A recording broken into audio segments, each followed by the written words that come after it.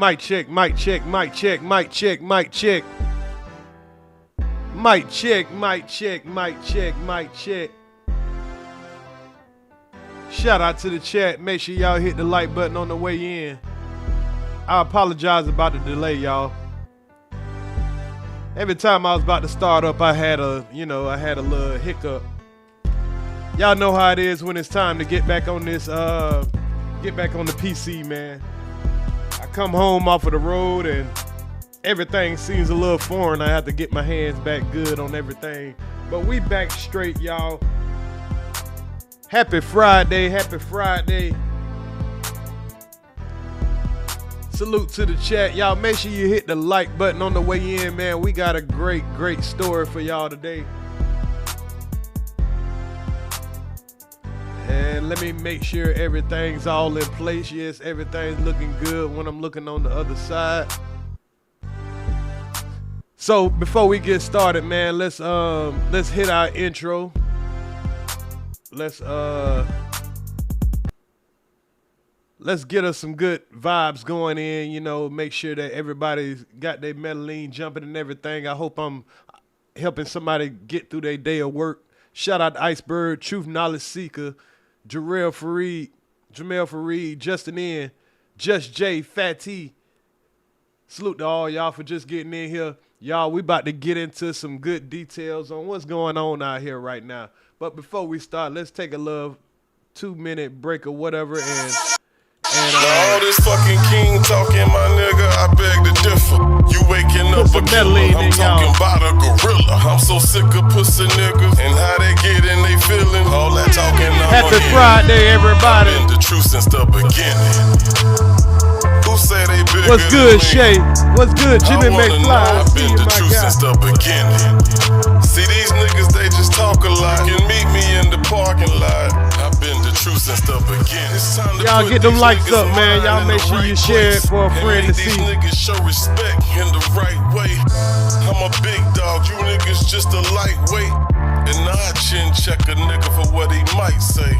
So many dark nights, a lot of bright days. Serving junkies at the guard, so many night plays. Too many niggas walking around with these pipe dreams. I know what it might say. Got the crown on the right, king. You looking at the boss, nigga. Ain't no might be. I know they tired of me. These niggas, they won't fight me. But more than likely, they sweeter than some ice cream. Catch me on the right scene, I promise I'll be Billy D. So tell me, who the one that made your team? Who the one that made your roster? I ain't asked the king. That saddens me. Now you just made some tragedy. Now it's a waste of time for you pussy niggas to battle. Now all this fucking king talking, my nigga, I beg to differ. You waking up a killer, I'm talking about a gorilla. I'm so sick of pussy niggas and how they get and they feeling. All that talking, I'ma end it. I've been the truth since the beginning. Who say they bigger than me? I wanna know. I've been the truth since the beginning. All right, y'all. I'm not gonna make y'all wait too long because I made y'all wait long enough for the intro. I mean, just for me to get on here. So we're gonna get straight to the news, y'all. We're gonna get straight to the news. We're gonna start out with just enough to let y'all know what's really going on, man. We're gonna talk about the prison break in New Orleans. What? Yeah, man. Well, it wasn't really a prison break. It was a jailhouse break. Let me make that clear. So, unless you haven't been paying attention to the news, one of the biggest stories that's been going on in the country right now, you got, of course, you got the Diddy trial. We're going to have more conversation about that on another live. Man, I got a lot of stories to go over, y'all, and I got a 4-day weekend, so y'all can expect to see Earz to the streets.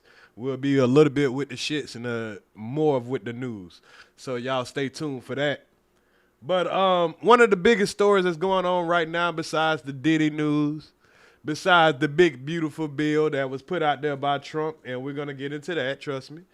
And we have a 10-inmate jailbreak.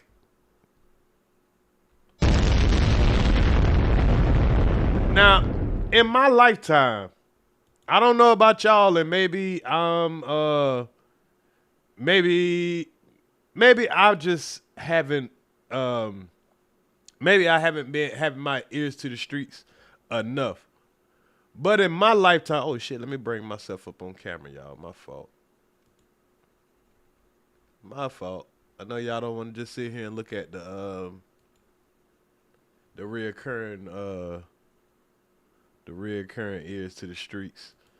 So in my lifetime, I've never witnessed witness as far as, of course I wasn't in jail, but in my lifetime, I mean not in jail, but of course y'all know what I mean. But in my lifetime, I've never seen a jail escape of this magnitude. I mean, we've all seen, I think, Shawshank Redemption. We've all seen, prison movies where, you see people try to escape out of prison and everything. But we never thought, especially in 2025, because the way technology is these days, you're like, man, nigga, you got a better chance of fucking leaping across the damn Grand Canyon than to break out of one of these jailhouses, especially a new one. Now, old jailhouse, yeah. An old jailhouse, yeah, because they might have some old stuff that, you might can get through, some old technology. But to see in 2025, people break out of jail, hey, man, it's almost unprecedented. So without me running my mouth too much about it, let me get actually into the stories. So, y'all, I end up finding a great article that's going to break down exactly everything that happened, but let's get into what the news said at first, what the news been telling us, and then we're gonna read it, and then we're just gonna evaluate everything, y'all know, the way that Ears to the Streets do. Shout out to everybody that's coming in. I keep it real. Salute Brittany Smith. So y'all, before we get into salute Monimo. So before we get into too much of just me giving my opinion about it, for the people who just don't know exactly what's going on, you haven't heard of it. I was talking to my niece the other day, and she was like, I don't know anything about that. Hold on, matter of fact, let me make sure I share this live to my niece so she can see the story also and share it to a couple of friends. Y'all make sure y'all share the live, man. So we're going to start out right here. We're going to start out with the actual news story, and we're going to find out everybody that's involved.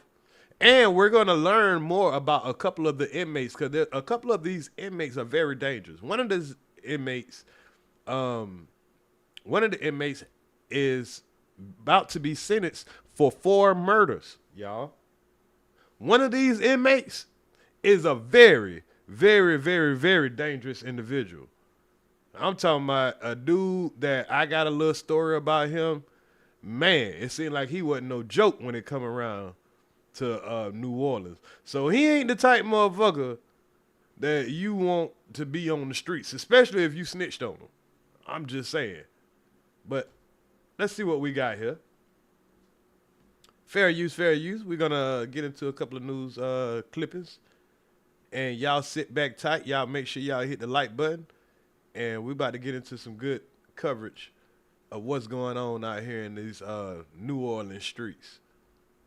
Which is it got to be a very scary time for, innocent civilians. Breaking news, Orleans Parish Sheriff's Office holding a press conference now updating us on the search for those 10 inmates who escaped from the Orleans Justice Center jail. So, like she said, it started off at 10. Now, right now, they got half of them. So, but we're going to start from the beginning just so we can see how the whole breakdown went. But it started off as 10, and now it's down to 5.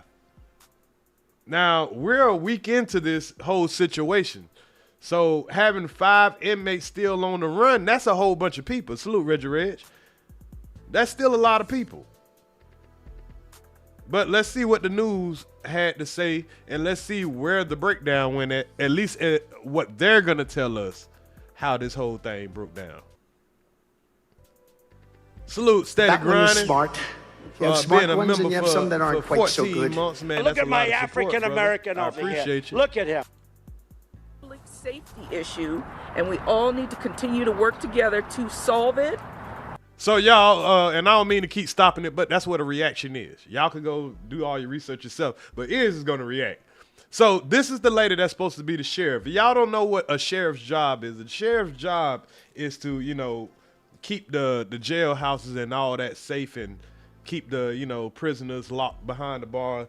Anytime you go to a jailhouse, you're always gonna see, hold on y'all, let me put my avatar up so y'all don't see me rolling my blood.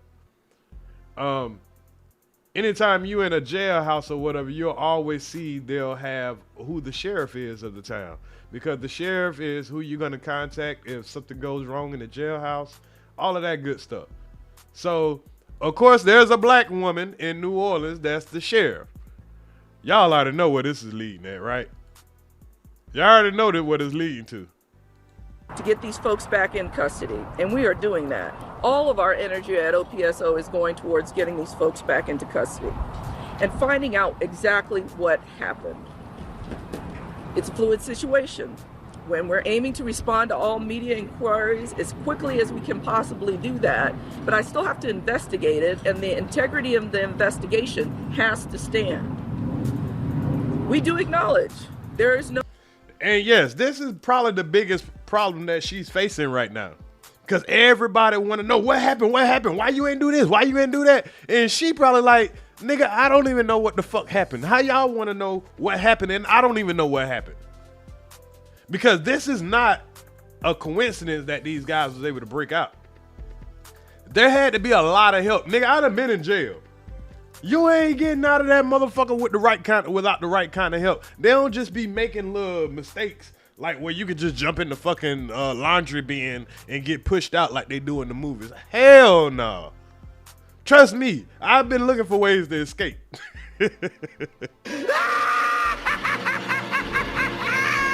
Even though it wouldn't have did me no good to escape prison when I was in that motherfucker. Trust me, it was times that I wanted to get the fuck up out of there.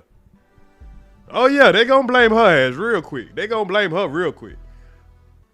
No way people can get out of this facility without there being some type of lapse in security. Exactly.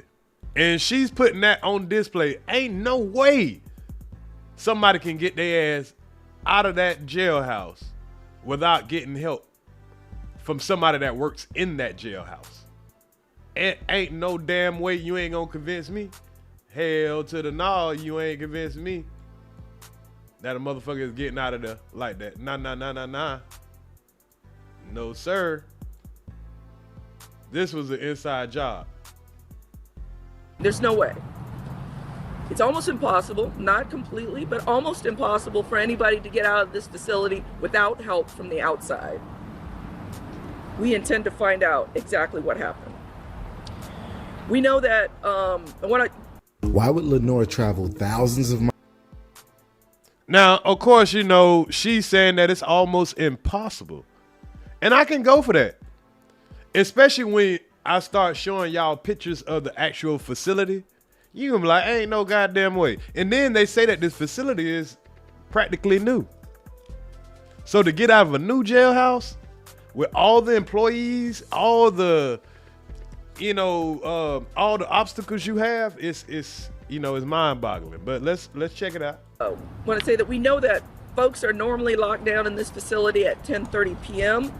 But these folks that were able to get out did so because of defective locks on the cells. Now that's mind-boggling right there. How do you have a new jailhouse and now you already got defective locks on the cell? Huh? And it was like, it was only one damn officer that worked the whole fucking jail. Every jail that I've ever been in, y'all. I've been to prison and I've been to county jail. They do several, what they call head count. They do several head counts. They do one, let me see if my memory still serves me right. I ain't been in prison in damn near 20 years, so y'all forgive me if I can't remember all of it. But I know for sure, they do a head count starting in the morning. No, let's say lockdown. Lockdown is like 10:30. They do a head count. Nobody comes out of their cell no more, except for the person that's cleaning the dorm. Then they do another head count at like 4 in the morning. Then they do another head count at like 8:30, 9 o'clock. Then they do another head count at about 12. Then they do another head count at about 4 o'clock again. So they do these head counts. They do probably like 6 head counts per day. But in between 10:30 and 9 o'clock in the morning, these people were not noticed that they were missing. So somebody didn't do a head count in the middle of the night like they were supposed to. I've talked about those locks since I got into office. I wrote a letter to the consent decree judge, to the city council, and everybody else who would listen. Oh shit, she trying to cover her ass now, y'all. Yeah, so the woman been telling y'all about the fucking locks on the door. See, and this is what happened when you have these states have to finance themselves. They don't have the government help like they need. They complain and tell they state representatives about, hey, we need new money for this. We need money for that. This is the same thing going on in Atlanta, in that Atlanta jail. They ain't gonna do shit until somebody escape out of there. Or until somebody die in there and they got a big ass lawsuit. They won't do shit until shit happens. So she's covering her ass like, yeah, y'all trying to blame me, but I been told y'all about that shit. Good job, ma'am. And every time I go to budget, I say the exact same thing. When you all covered our millage, I said the exact same thing. And it's probably on record. Go ahead, get him, sister. There are deficiencies in these facilities that cause public safety concerns. That's why the millage was so important. Now, y'all, I'm a little shocked right here. Because usually when you hear about a jail breakout, you don't see too many black folks. But when you're talking about New Orleans, Louisiana, every one of these motherfuckers was black. All niggas. Not one white boy ran out of that damn jailhouse. And some of these niggas are stupid. Now, the niggas that got like, the niggas that got murders and all that shit like that, I understand. But nigga, if you ain't facing at least 20 years or more, bro, go ahead and lay down and do your time. Cause it's not worth it to try to escape. And now you're gonna, in Georgia, they'll attack on the extra 5 years, which really ain't shit for escaping. But you can get, in different states, you can get more time. If you only escape and they caught you immediately, you'll get just 5 years. But what these niggas are doing right now, man, they gonna throw the book at their ass. I ain't lying. We'll get into that a little bit more as we move forward. I need to confirm that Kendall Miles is in custody. Well, Mo, if I don't know what the fuck I'm talking about, I ain't even said nothing yet. All I'm doing is going over the motherfucking news. So obviously you don't know what the fuck you talking about because we ain't even got into shit yet. I ain't said nothing of anything of facts or anything. All I'm doing is talking about the lady trying to tell them about how much she been reporting it. And that we got 10 niggas that escaped.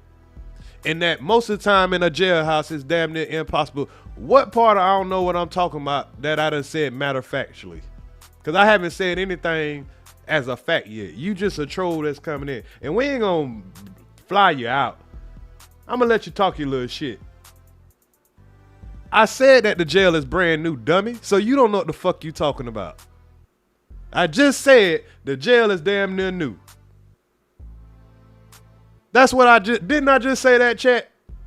We got a stupid ass motherfucker coming here and talking about, you don't know what you're talking about. The jail brand damn near new. I just said that, dummy. So you don't know what the fuck you talking about. And this a live stream. I'm supposed to cuss people out and talk a little shit every now and then. I know he just trolling. But I just want to he want to feel important. I'll give him a little, you know, I'll make him feel a little important. But don't come in here with that bullshit. Enjoy the show. He is being rebooked for simple escape as well. We'll get into that a little bit more as we move forward. I need to confirm that Kendall Miles is in custody. He is being rebooked for simple escape as well. OPSO deputies found him hiding beneath the car at the Hotel Monteleone. So they caught one guy damn near instantly. And I'm going to show y'all how they caught him. And we're going to get into how they caught the ones that they have caught. They caught 5 of them. And I guess that one guy, he just want to say that, oh, I'm from there. So that means he's supposed to know more than we know. Well, go do your channel so we can go and review your video. Come tell us some details that Earz ain't going to go over. Nigga just want to say, I'm from there. Nigga, I know people from there too. So the fuck what? He don't change the facts. Parking garage, and he was transported to OJC by the Louisiana State Police. We also need to acknowledge that Keith Lewis, who was previously reported as an escaped detainee, was in a different cell. So he had been moved, but it had not been updated. So he is not on the run. Now that tells you how incompetent these motherfuckers is. They had one guy that they was trying to say he escaped and the motherfucker was still there. Ain't that some shit? Yeah, y'all don't fly nobody out. Y'all don't fly nobody out. Y'all can let people troll and talk their shit. We ain't gonna be too sensitive. But imagine you being in the jail and these folks running around here talking about you escaped too. About to put a warrant out for you and you ain't did shit. There were 10, not 11, and he is in our facility and did not try to escape. The remaining individuals are being actively pursued, and our deputies, in collaboration with local and state law enforcement, are working tirelessly to locate and return them to custody. Now we're going to try and go through a little bit of the timeline of events, because what's being reported out there isn't accurate. What we noticed is that So what's being reported out here is not accurate, y'all. So everything we hear, that's why I'm here to break down shit. I'm here to put out all the evidence. Let's hear all the reports. Let's use our common sense. Let's listen to some of the people that's from the area. I got a couple of videos that we about to react to from people from the area that knows the reputation of some of these guys. And just, you know, let's just use our common sense. That's all we're doing right here. We're evaluating the situation. So we got 10 black individuals. All these niggas look like they from the hood. One nigga got tattoos all over his face. So he should be easy to identify. the detainees began yanking on a cell to pull it off track. These are the cells that we keep telling them that we need to replace at great cost in this facility. They were able to break, that was around. And that's crazy. They already got broken doors and this is a new facility. They already got doors that are broke and fucked up, and this is a new facility. That's crazy. 12:23 a.m. They were able to break open a door. There was a corrections monitoring technician in the pod module to be watching that. They were still able to exit the jail about 1:01 a.m. after breaching a wall behind a toilet in the jail. And based on video surveillance, they were seen exiting a door on the docks where we normally bring in supplies, scaling a wall and running across the interstate shortly thereafter. And we're gonna take a look at that. But that's amazing that for one, that these guys were able to break open the door without being seen. Because there's usually always an officer that's sitting in what they call a booth outside of each pod. There'll be like a center pod, and they might have like 3 or 4 pods. And the officers can see when somebody's trying to open a door. So I don't know how that ended up happening unless it was an inside job. Unless it was an inside job. It had to be the officers that intentionally took their eyes off of all these guys.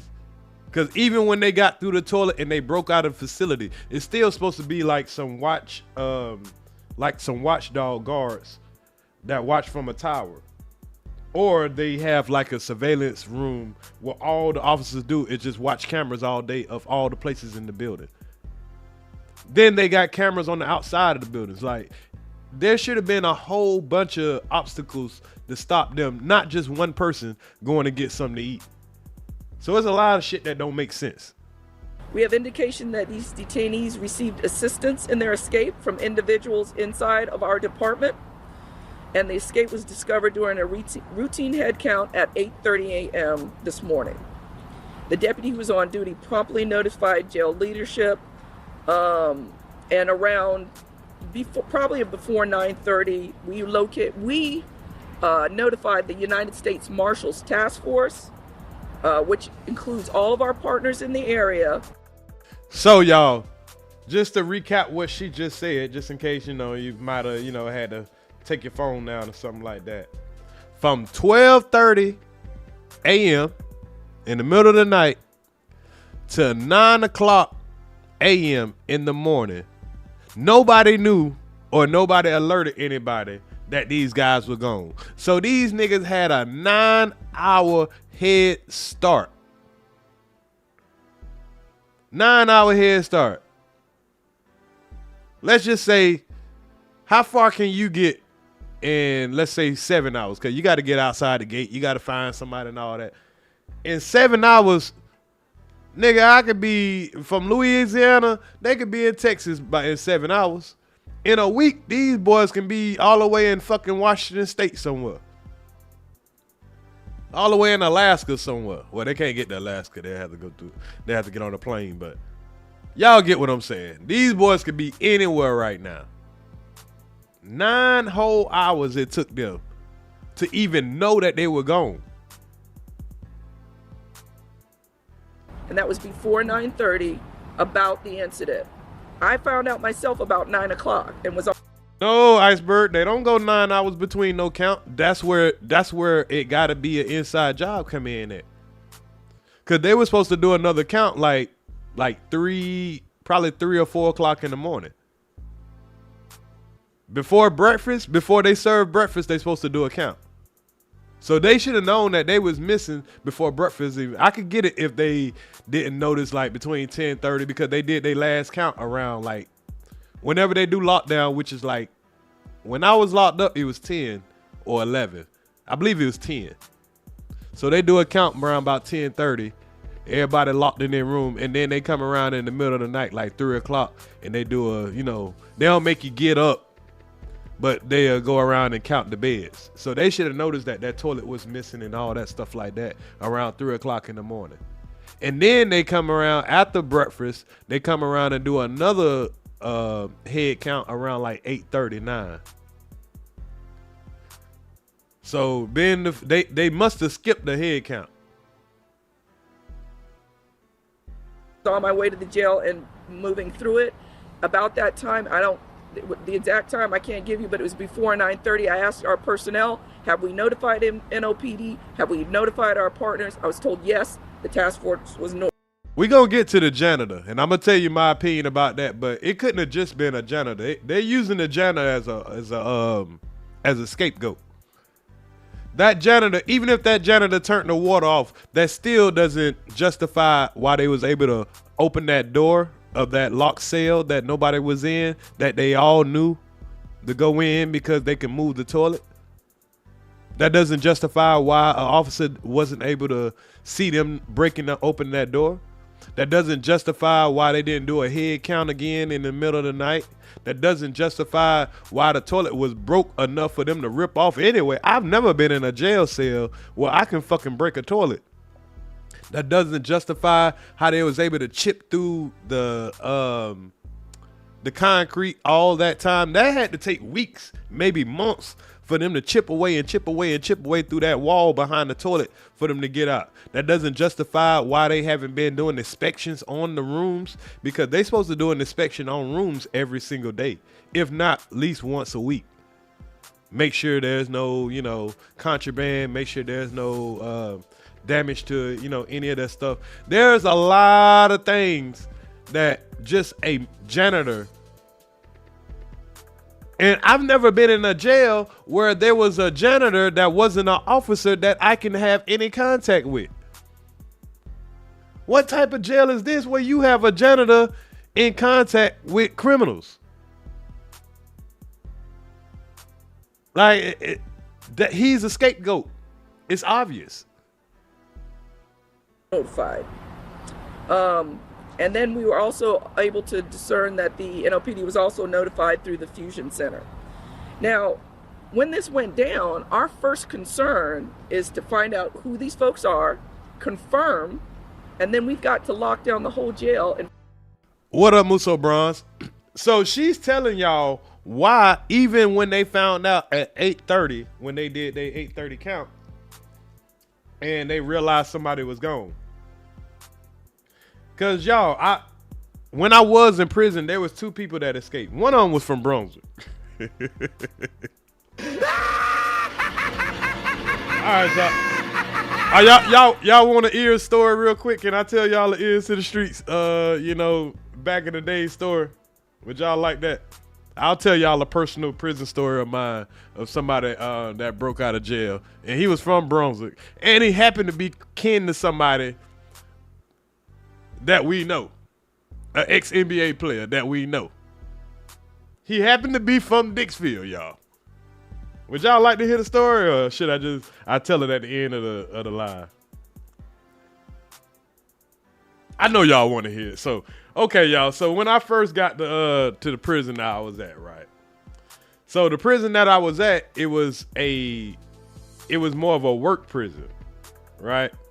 So it wasn't a state prison. A state prison, nobody's pretty much going outside because people got 3 life sentences and 1,000 years, all that shit like that. But the prison I was at, it was for more of people who had like 10 years or below.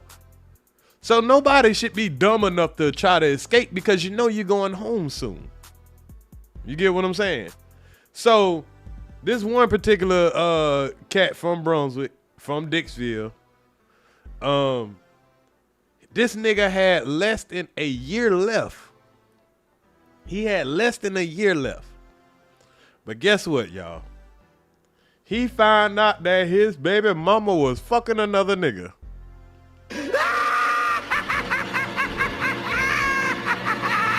One of those Tinder boys.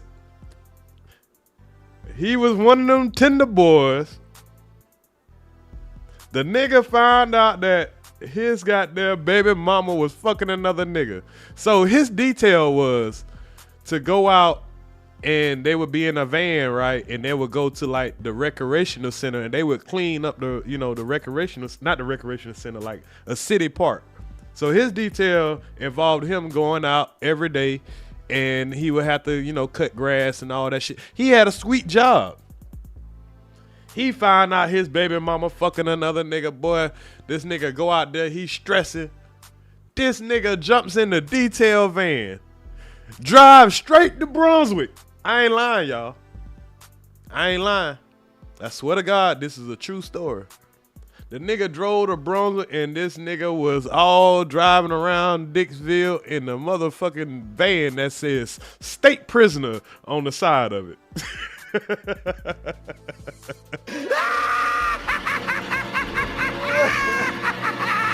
This nigga was driving around in the state prisoner van, y'all, looking for his baby mama. Just a dummy.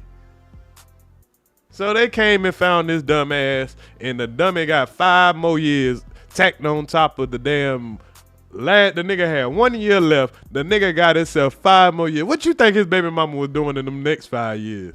If she was fucking around and you only had 1 year left, what you think she gonna do for the next 5 years? Just a dummy. And I would say the nigga name, cause I don't really give a fuck, man. The nigga had smoke and I can't tell you what I did to the nigga, but I ain't gonna incriminate myself, but I don't give a fuck about that nigga.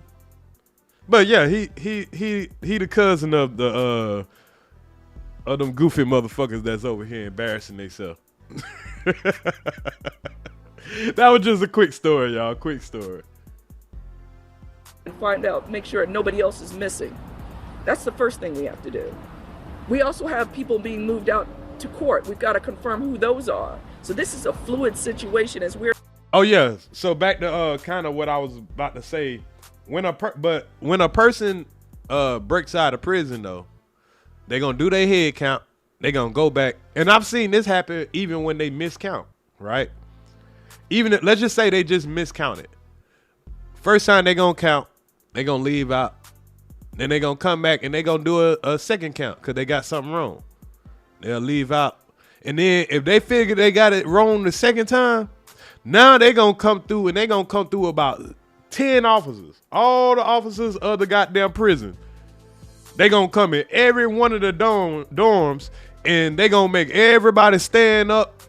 I don't care if you're in the bathroom, none of that goddamn, oh, we can count you. Because when they come in to count, everybody got to stand still. They don't want you walking around. A lot of times they make you stand right beside your bunk. You know, in the jailhouse where you got all these individual cells, they'll make you go to your cell. So pretty much it's 2 men to a cell most of the time. So when they get ready to count, they don't care if you're watching a basketball game. They don't care what you doing. Everybody got to go to their cell for lockdown for count time. So when they started counting in the morning, they probably had to count 3, 4, 5 times just to make sure they wasn't miscounting. And they were like, nah, we ain't miscounting no 10 people. And then they're going to start looking around the facility, see if niggas hiding and all that shit like that. And then they got to get it together. They got to call the warden. They got to put their whole story together. They probably found out at 4 o'clock that them niggas was missing. They probably didn't want to report it until about 8:30, until she probably woke up. They probably was calling the shit out of her ass. And she probably finally was about to get ready to come to work. And they were like, you know what? We got 10 niggas missing. Or the shift, because I think they switched shifts about 5 o'clock in the morning, 4 o'clock in the morning. I think the shift that the inmates end up escaping on, that shift didn't want to be responsible for that shit. They probably seen that shit at 4, like, hell nah, y'all ain't about to stop me from going home. So they're like, shit, we'll let the next shift worry about that shit. So they probably went home, said, yeah, we got the right amount of people, and just got the fuck on. So they can go pack their bags, especially if they knew they had something to do with it. If I knew I had something to do with letting guys break out of jail, trust me, I'm going to be gone before anybody that can, you know, put me in trouble about the shit show up. I'm about to get the fuck on. I ain't gonna be here when y'all find out these niggas gone. They're trying to get a handle on 1,400 people in this facility. 1,400 people in there? 1,400 people, y'all. So, it was a fluid situation. We're still gathering information. We are investigating our own to find out exactly what happened and where those lapses were. But there were supervisors on duty, there were lower level folks on duty, and they all had a job to do. And we're gonna find out exactly what happened. I'm gonna now turn this over to Chief Jay Mallett, our Chief of Corrections. That is crazy that out of 1,400 people, y'all telling me nobody seen these niggas escaping? If y'all got 1,400 inmates, y'all gotta have at least 700 officers. At least 500, 300. You telling me out of 300 people, nobody seen the cameras of the niggas escaping? That's crazy. To talk a little bit more about the cell itself. Good evening. This ain't looking good, y'all. Y'all know the white folks staying far away from this shit. Ain't not one white person gonna speak up and have no conference or nothing. They letting all the niggas do it. Yeah, this all them niggas' fault. Ain't no black sheriffs, ain't no white sheriff, ain't no white deputy, ain't no white warden, ain't no white nothing. Nigga, all niggas taking the blame for this.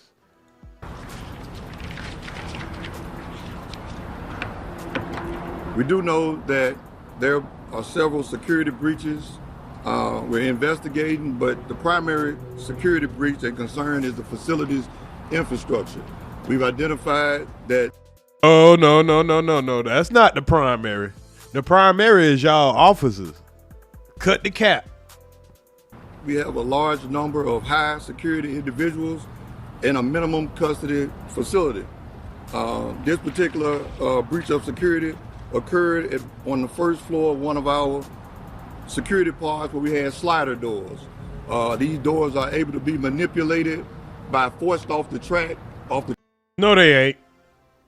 If those doors were new like they supposed to be, I ain't never seen a nigga being able to force a door off of the track.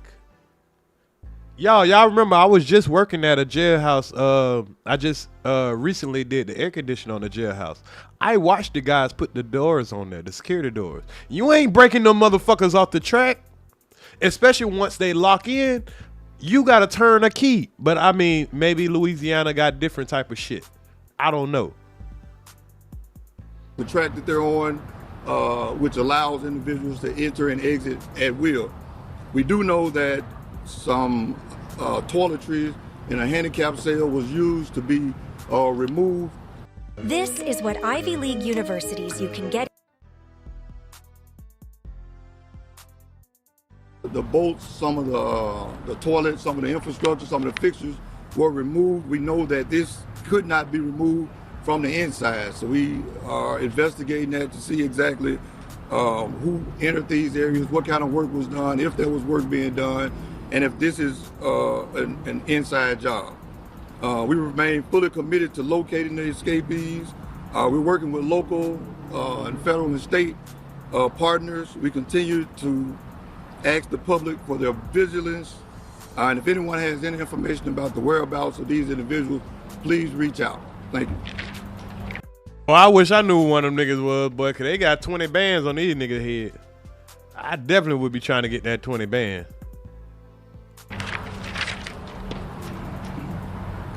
Thank you, Chief.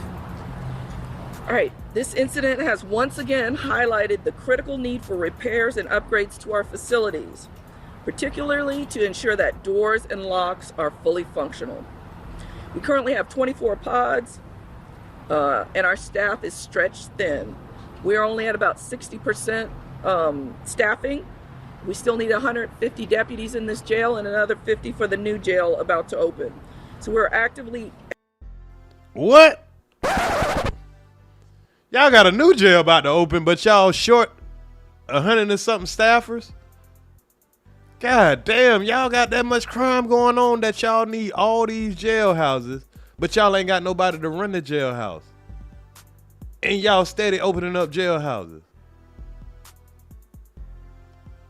And I have been actively advocating since I got into office. Hello, GWB.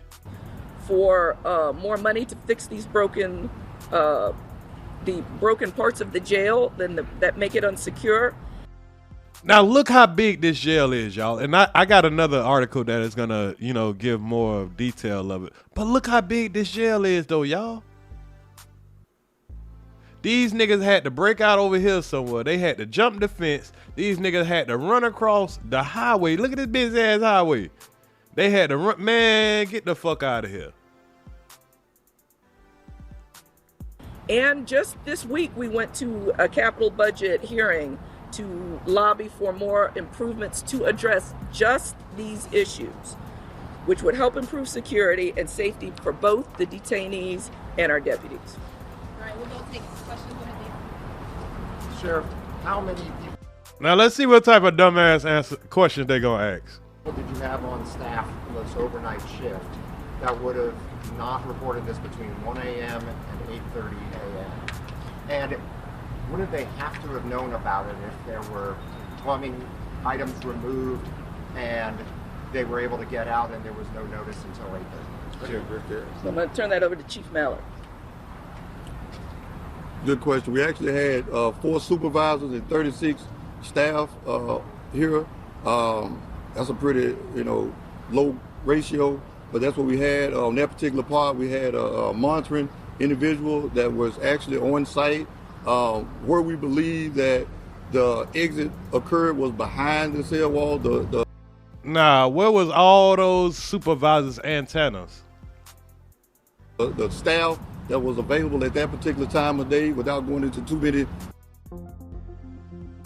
Welcome to CG.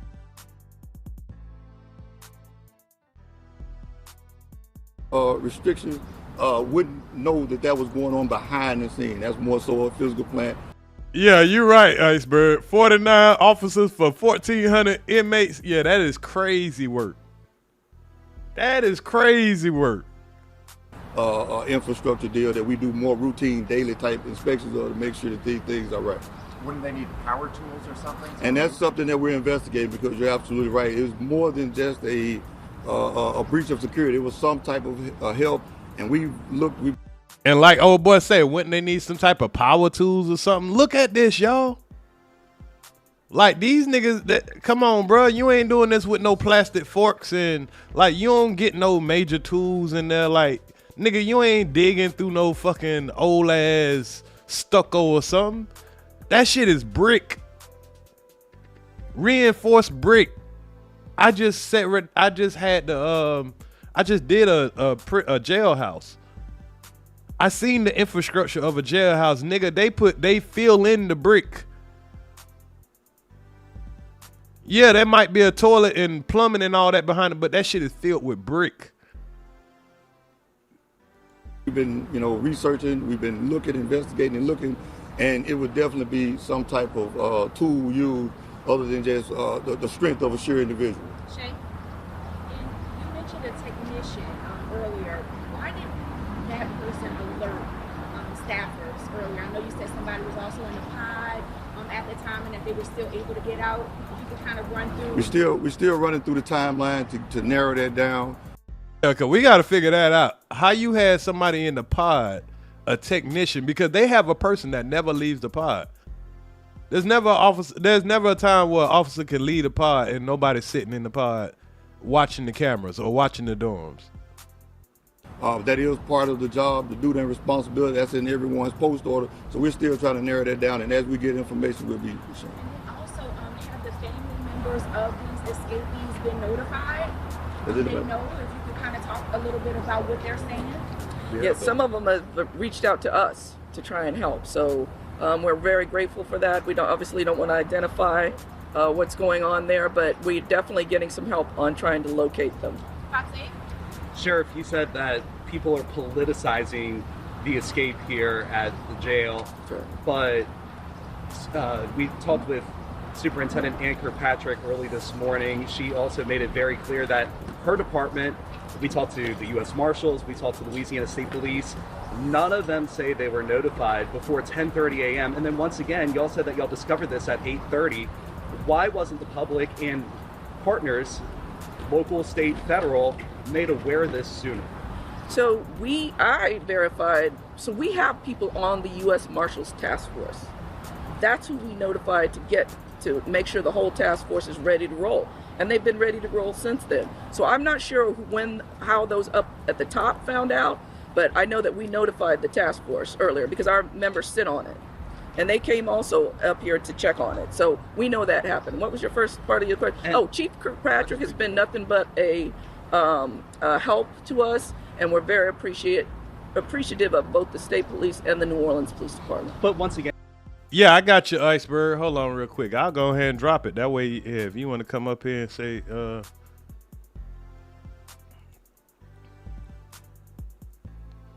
I hope this, yeah,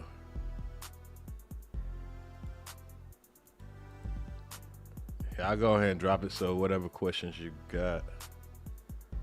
Damn, are we on? Hold on 1 second.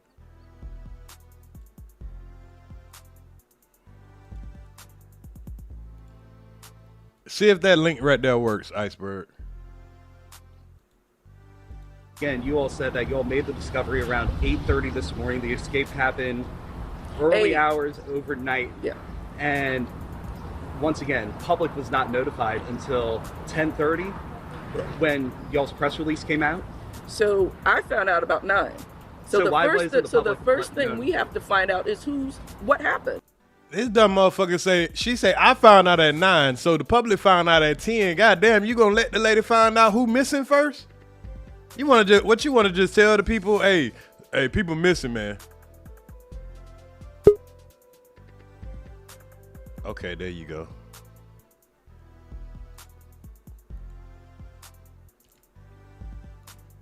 Hold on 1 second, Iceberg. Let me make sure you're on the stage. Can you hear me though? Yeah, I hear you. Okay, bet. Let me make sure you're on the stage. All right. Yeah, you good. Go ahead. Okay, no, you can keep going because they might answer my questions. I don't want to stop your show, but if they don't answer them, then I got some questions. Okay, bet.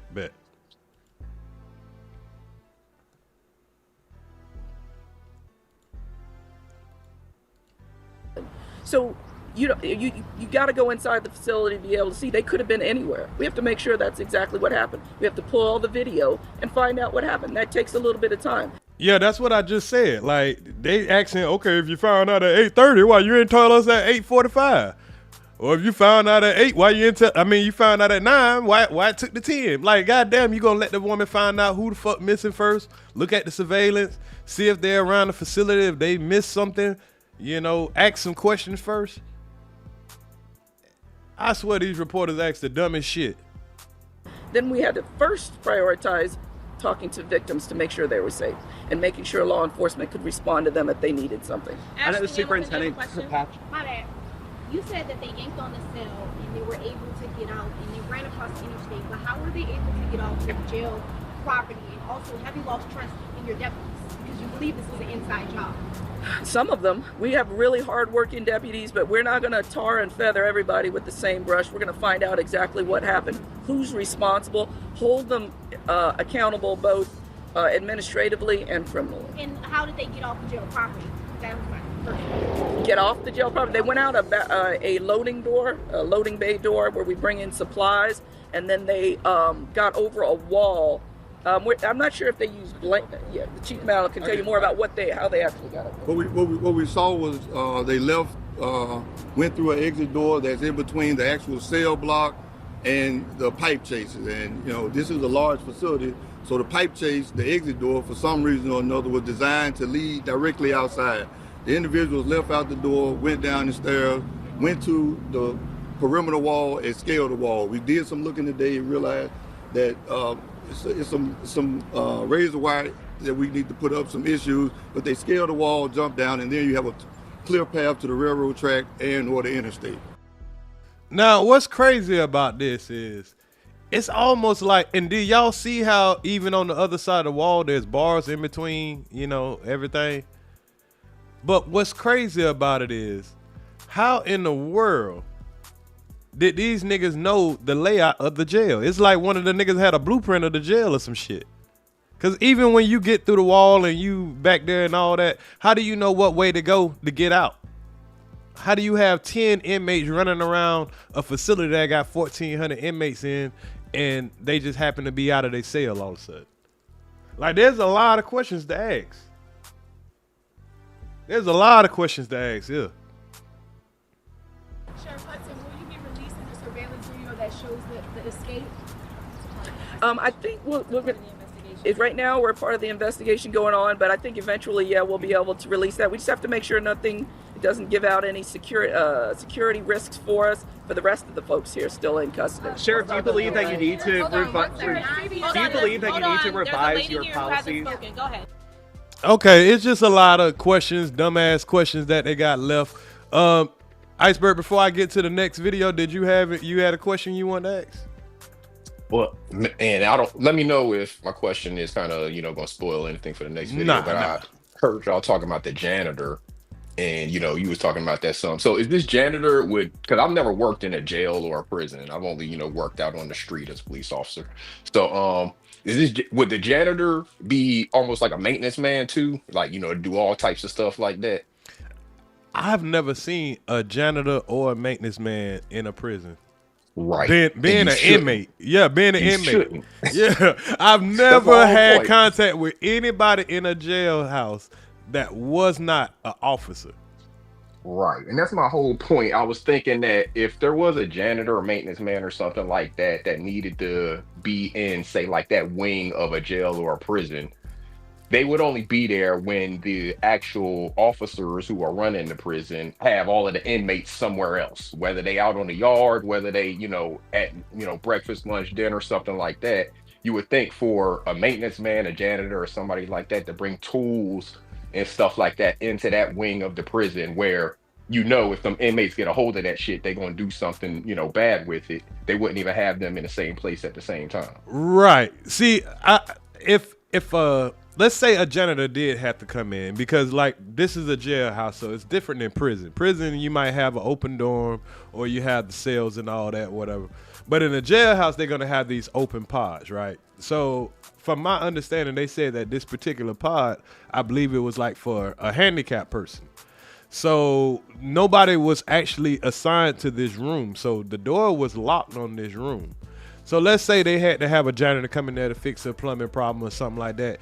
They're going to have probably an officer come in with the janitor. He's going to be in that room by himself while the officer probably stands at the door and he does whatever he has to do. Because he has to go off a work order. He can't just go and work on some shit, you know, by himself. Oh, it's a leak in there. Oh, let me go fix it without getting approval, without having the right security. I mean, these guys are in here for murder. Why the hell will I be in here working on some shit around some murderers?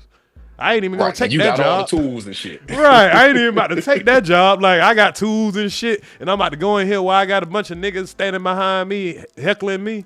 Because that's all niggas gonna do. Your ass. They ready to jump you. Take every fucking tool you got. For real. And that's what they're gonna do. They're gonna heckle you. They're gonna say little shit. They're gonna see if they can get something out of you. Like, there's no way that a janitor could have went and fixed the toilet or turned off some water at the request of an inmate. I'm not buying that. Right. Exactly. Under no circumstance is a janitor just willy-nilly going and doing a damn thing. I agree with you on that. It's got to be all official work orders. You basically watching that motherfucker from point A to point B, everything, you know. So I don't believe none of that. Me either. So let me go into what they got to say about the janitor real quick. So what we know about the maintenance worker. And I'm glad you brought that up because now I'll go into that segment first. So y'all, as we see, they want to blame it on the janitor. So let's see what they say about this janitor. And we're going to see what his lawyer has to say. Also, I have a clip of what his lawyer has to say. Oh, hold on real quick. Let me pull it in StreamYard. Oh, it's already here. Okay. More than 1 million inmates in America's prisons and jails tonight, minus 6, who are still on the run after busting out of a New Orleans jail on Friday. They were among 10 who escaped. The 4 others have been captured. Now a maintenance worker at the jail has been arrested for allegedly helping with the breakout. 3 other employees of the sheriff's department have been suspended. One of the fugitives is a convicted murderer. 3 others are charged with murder, so they are all. So let me slide back just a little bit. So look at the Poe brother. The Poe brother. Now, who the fuck hires a nigga? I'm not discriminating on how niggas look when they get hired. But let's just say I'm the hiring officer at a jailhouse. I'm not hiring this nigga to be around a whole bunch of criminals, bro. I'm just saying, he look like he might be one of these niggas' cousins or something. He look like he just got out. Right. So, I mean, goddamn, man. Like, these folks is all fucked up. His dreads just give me I'll let a nigga out of jail vibes. Like, like, come on. And they done look like they done put 3 officers on administrative leave. Well, no, they're not getting paid. So they got 3 officers that they haven't showed the pictures of. I wonder why. But they got 3 officers, probably the officers that was supposed to be watching over everything. For allegedly helping with the breakout. 3 other employees of the sheriff's department have been suspended. One of the fugitives is a convicted murderer. 3 others are charged with murder, so they are all considered dangerous. Katie Weiss is a CBS News correspondent in New Orleans. And Katie, what is the latest on the manhunt and the investigation tonight? Good evening. We're learning more about the maintenance worker who allegedly helped the inmates escape. He confessed to police how and why he did it. More than 2. Hey, you got a good point right there, GWB. Because there ain't too many people willing to work in the jailhouse. So, yeah, it probably was slim picking like, oh, shit, we got a nigga willing to come in here and work. Willing to be a plumber in here. And probably, that's a fact. And probably was taking, peanuts. Yeah, that's a fact because you couldn't get me to do that. Whenever we was in the police academy, they took us on a tour just around the jail. It smells so pissy. I was like, there ain't no way in hell I could ever work up in here. Right. Hey, Dead Blacks, you got a great point, too. You say, now here's a possibility. The janitor could have mapped out the facility for him. And that's possible because somebody had to map out that facility for him. When you come in the jailhouse, you don't know. All you know is when they take your ass to your goddamn dorm into your cell. outside of that, you don't know the map of the place. So even if you did break out of your dorm, you don't know how to get back to the main entrance way. And y'all see this part right here? This is called the Sally Port. This is where, like, you come to jail, a vehicle has to drive in there, and then they close that, and then they bring you into the booking and all that. So, like, to get out of here, you got to come out of here. This may be the visitation area right here, but even then, you got door after door after door, lock after lock after lock. I know of a little town like Brunswick got all that security. A fucking city like New Orleans, come on now. That's crazy. 200 police officers are hunting for the 6 prisoners still roaming free. Here's what we know about their escape. It started. Now look at this right here. Hold on, let me take this caption off, closed caption. So you got niggas sitting right here in plain daylight, and you got a camera on them. So who is the person that's supposed to be watching the camera? What if somebody was getting stabbed up right now? I guess nobody would have saw it, huh? I've never seen a door where you can fucking pull on the door and open. These things supposed to have locks on them. These must be the cheap versions that they're putting in out there. Started after midnight early Friday morning. Investigators say 33-year-old Sterling Williams, a maintenance worker at the Orleans Parrish prison, turned off the water to the cell. The prisoners, using a tool, then removed a toilet and sawed through steel bars to break out. What the fuck tool they used to get, first of all, to get that toilet off of there? What tool did they use that was strong enough to get that toilet off? Then cause look right here. Look right here. You ain't just pulling these shits off the steel, bruh. Then not only that, once you pulled that to the side, what other tools that you can get your hand? Nah. He can't even bring in no shit like that. You think they don't search him when he come in? Williams was arrested and charged with helping the inmates escape. According to an arrest affidavit, inmate Antoine Massey threatened to shank Williams if he did not help. Massey previously escaped from another Louisiana detention center in 2019. Well, damn. So y'all just got a problem, because I got another guy that escaped too. We ain't got into everything, but y'all got a problem with niggas getting out of y'all detention centers. So now you're saying that this guy here, he said that the guy said that this guy here told him he was going to shank him if he didn't turn off the water. Nobody gives a fuck. How does this man even get close enough to an employee to threaten to shank him? That still don't make no sense to me, bro. Doesn't make any sense. At 1:01 a.m., surveillance video shows 10 inmates running away and scaling. Y'all see this goofy ass nigga falling? At Look at that goofy 1:01 nigga. a.m., surveillance video. This nigga ain't got no athleticism. Bitch, you jumping off the motherfucker, that little ass porch. Video shows 10 inmates running away and scaling a prison wall before crossing a. Now look at all of these obstacles you got to go through. They're getting out somewhere around here. They're running across these railroad tracks, and then they got to run across traffic. I guess it's a good thing it was like in the middle of the night, because, you know, they got openness where they can run across. But how's none of these cameras, no alarms went off? No alarms went off. They don't have any kind of sensitivity on the gates or something like that. Motion detectors. Like, what the fuck? Y'all putting all this money into this jailhouse and you don't got no kind of. Go ahead, Iceberg, my bad. My damn Ring camera annoys me and alerts me so much about motion. They ain't got no kind of motion detectors at this damn jail to understand when somebody is getting escaping out that mud. I mean, real talk. I got a Ring camera on my house, and that thing annoyed the hell out of me, giving me notifications of people walking by and shit. The prison can't see nobody. And then this place is supposed to be fairly new, so they should have all the latest technology.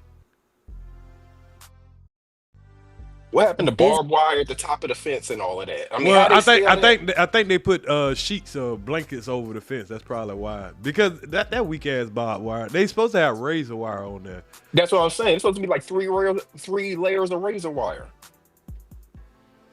I guess when they put the blankets over it, because you did see one dude running with a blanket, but I don't know if that shit would have stopped them from cutting up themselves. But Man, they should have been all cut the fuck up. Just follow the blood trail. When you trying to get the fuck up out of that shit, I wouldn't give a fuck about no cuts. Nigga, I would have jumped over that bitch, nigga, belly flopped over that motherfucker if it's for my freedom. Especially if I'm like that one, especially if I'm like the one guy that got, I think he got 4 bodies, and we about to get into him in a minute. But yeah, him, I understand why he escaped. But, you know, yeah, if I had that chance, yeah, if I was him, I don't give a damn about them razor wires. My bad. Go ahead. I think you were about to say something before I said something. Oh, no, I'm good. I'm good. Go ahead. Busy highway. It took more than 7 hours. Okay, now that we can see it in the daylight. So, what part of this fence that they probably, like you say, they got razor wires. But them niggas had, boy, when a nigga is desperate, them niggas got over this gate. Look at all the razor wires, and it's kind of high. So if I was, let's say I was trying to run out of the spot that I probably would pick would probably be this top part up here, because the razor wires aren't as big as the ones over here. And then this has this slant where it's coming in. So you know what I'm saying? So I probably would go right here. Go straight up, put my blanket over it or whatever. Get to the top, and I would have just fucking jumped down. As soon as I would have got to the top, I would have probably went right here in the middle where it's a pole. That way, once I got up there, maybe would have grabbed it with my blanket to get up top. Yeah. I would have stood up here and probably would have came down this pole. Pause. Yeah, that razor wire right there, that's not leaning, it's just going straight across. That's easy for them to go across with them blankets like you're talking about. Right. Hours before they were discovered missing during a routine head count. 2 hours later, law enforcement notified the public. Louisiana Attorney General Liz Murrell. I think they've had the capacity to leave the city. Just the time involved with them being out gives them the capacity to leave. Now, the reality of that is they have to get resources to be able to leave. Now, that is true. Because once you get out, and we could tell that a lot of these niggas, they didn't think this shit through. Some of these niggas did not think this shit through, because once they got out, they didn't know what the fuck to do. Nobody, man, I wish a nigga would call me talking about he just broke out. If you don't get your ass the fuck away from me, nigga, what the fuck you call my phone for? Where you at? So I can tell them and collect this reward, you dumbass. Don't call me stupid. And then you got these dummies. So these are some of the first dummies that got caught. These dummies are walking downtown in the French quarters after they done broke out. Now, as you can see, they don't have on prison clothes no more. Where did they get these clothes from? What's up, Lovelace? Nature over everything. What's good? In hours, police were able to pick up. And why are y'all niggas sticking together? Nigga, get the fuck away from me. Like, nigga, don't be hanging around. Don't follow me. Shit. Do not follow me. You gonna get killed fucking with me. Like, nigga, I'm not going back. If I'm gonna escape, they gonna have to kill me. You ain't about to come and just find me and drag me back, because they not gonna send you back to where you just came from. They gonna send you to some shit. They gonna throw you under the jail. Kendall Miles. He and another inmate were spotted by facial recognition cameras walking down none other than Bourbon Street. The other you gotta be a dummy. You walk down the hottest street. Nigga, I ain't never been on New Orleans, but I know a Bourbon Street. You go walk down the main fucking road. You know they got cameras. God damn, these boys dumb. Remains at large. Are you fearful for your safety as a result of these people being back on the streets? I'm not fearful for my safety. I am concerned about the safety of all of these individuals who have a direct relationship with these individuals' cases. Katie, I just don't get how that many humans can run out of jail and not be noticed for 7 hours. It is quite remarkable. There were many infrastructure failures here at this facility in New Orleans. But at the end of the day, investigators say this was an inside job. There's no doubt about that. So far, 3 staff members here have been suspended, and we're told that more charges, criminal charges, could be coming. Boy, I feel for those jail staffers. So let's see what this the janitor lawyer had to say. What was his excuse? 2025 IRS tax forgiveness. Sorry about that, y'all. So let's hear what the lawyer had to say.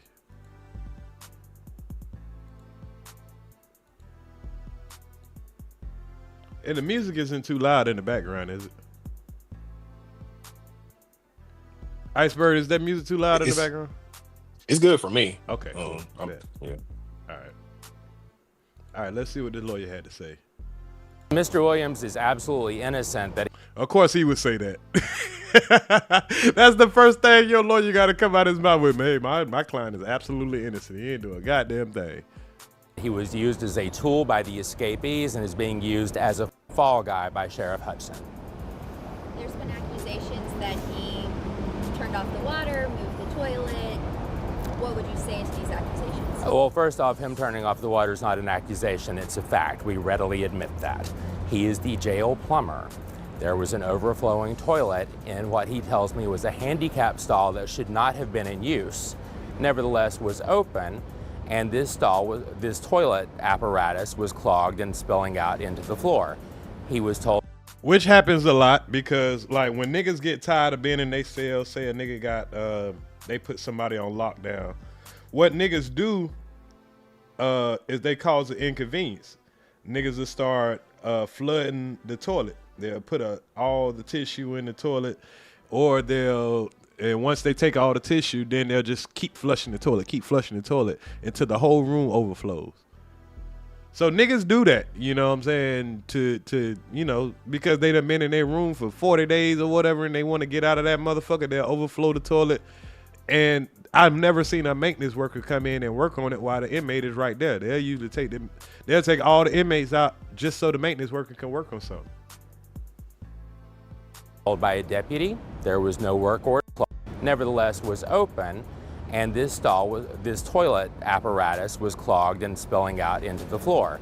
He was told by a deputy there was no work order. He asked, and the deputy convinced him that as he was there, could he just look at it? He assessed the situation, determined he would have to shut off the. That ain't his fault. That's the deputy fault, because there's supposed to be a work order. You're telling the man, hey, a toilet is flooding, all of that. Yeah, just go work on it, man. You can go in there with all the inmates, you know. Just let me know when you're done. Way they can screw both of them, though, is that he probably not supposed to do any work without a work order, whether them deputies ask him or not. So they can kind of screw him that way. But at the same time, it's that deputy's fault for asking. So I think they could kind of both get screwed in that. Right. That deputy probably one of the ones that the deputy was on the end. Right. The deputy is definitely on the end for sure. You know, it sounds like, and he just got this maintenance dude. Oh, he cool with me. He gonna do it if I ask him to do it. He did it before, so just start asking him to do random stuff. Right. Salute G Mama Body. The water to fix it, which he did in his role as jail plumber. What has your client said about the threats that he may or may not have received from? That is a complete mischaracterization by law enforcement. Mr. Williams had a passing exchange with one of the inmates wherein he was assessing the toilet, made the determination he needed to turn off the water. The inmate, as he was there, happened to say something about shanking him. He didn't take this as a threat. He wasn't acting out of fear. He was taking this as normal jailhouse banter. He reported it during his interview with law enforcement because it is a fact that happened. But certainly, as lawyers and journalists both know, not all facts lead somewhere. Now, this is a prime example of, I don't give a fuck what you are accused of. When you get into that investigation office, just shut your goddamn mouth. I don't know nothing. Hey, I ain't gonna say nothing till I see my lawyer. And he messed around and told them that, and they used that. And y'all see how they're using it in all the story. Well, he said he did it because an inmate threatened to shank him or whatever, so it justifies that he did it. But like now his lawyer is saying, well, he just, you know, tried to be transparent and just tell him, hey, somebody did say that or whatever. Because Buddy was really trying to find an excuse of why he did what he did. But now his lawyer got to clean that shit up.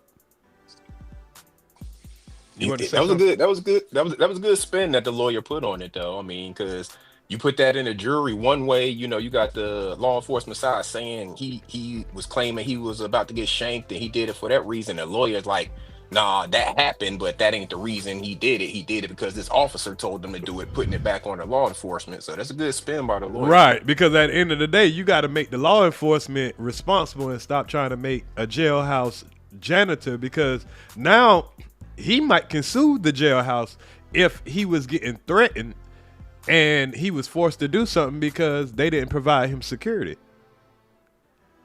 And if he has proof that he was told to go in there, because how else would he get in there? How else would he get in there to work on the toilet and all that? He can't go in there on his own. You can't just act like he was just roaming around the jail and he made decisions on his own. Mm-hmm. Not in a jailhouse with 1,400 inmates. And only 40 damn staff. That's the craziest thing I ever heard. Right. I mean, all jailhouses are understaffed.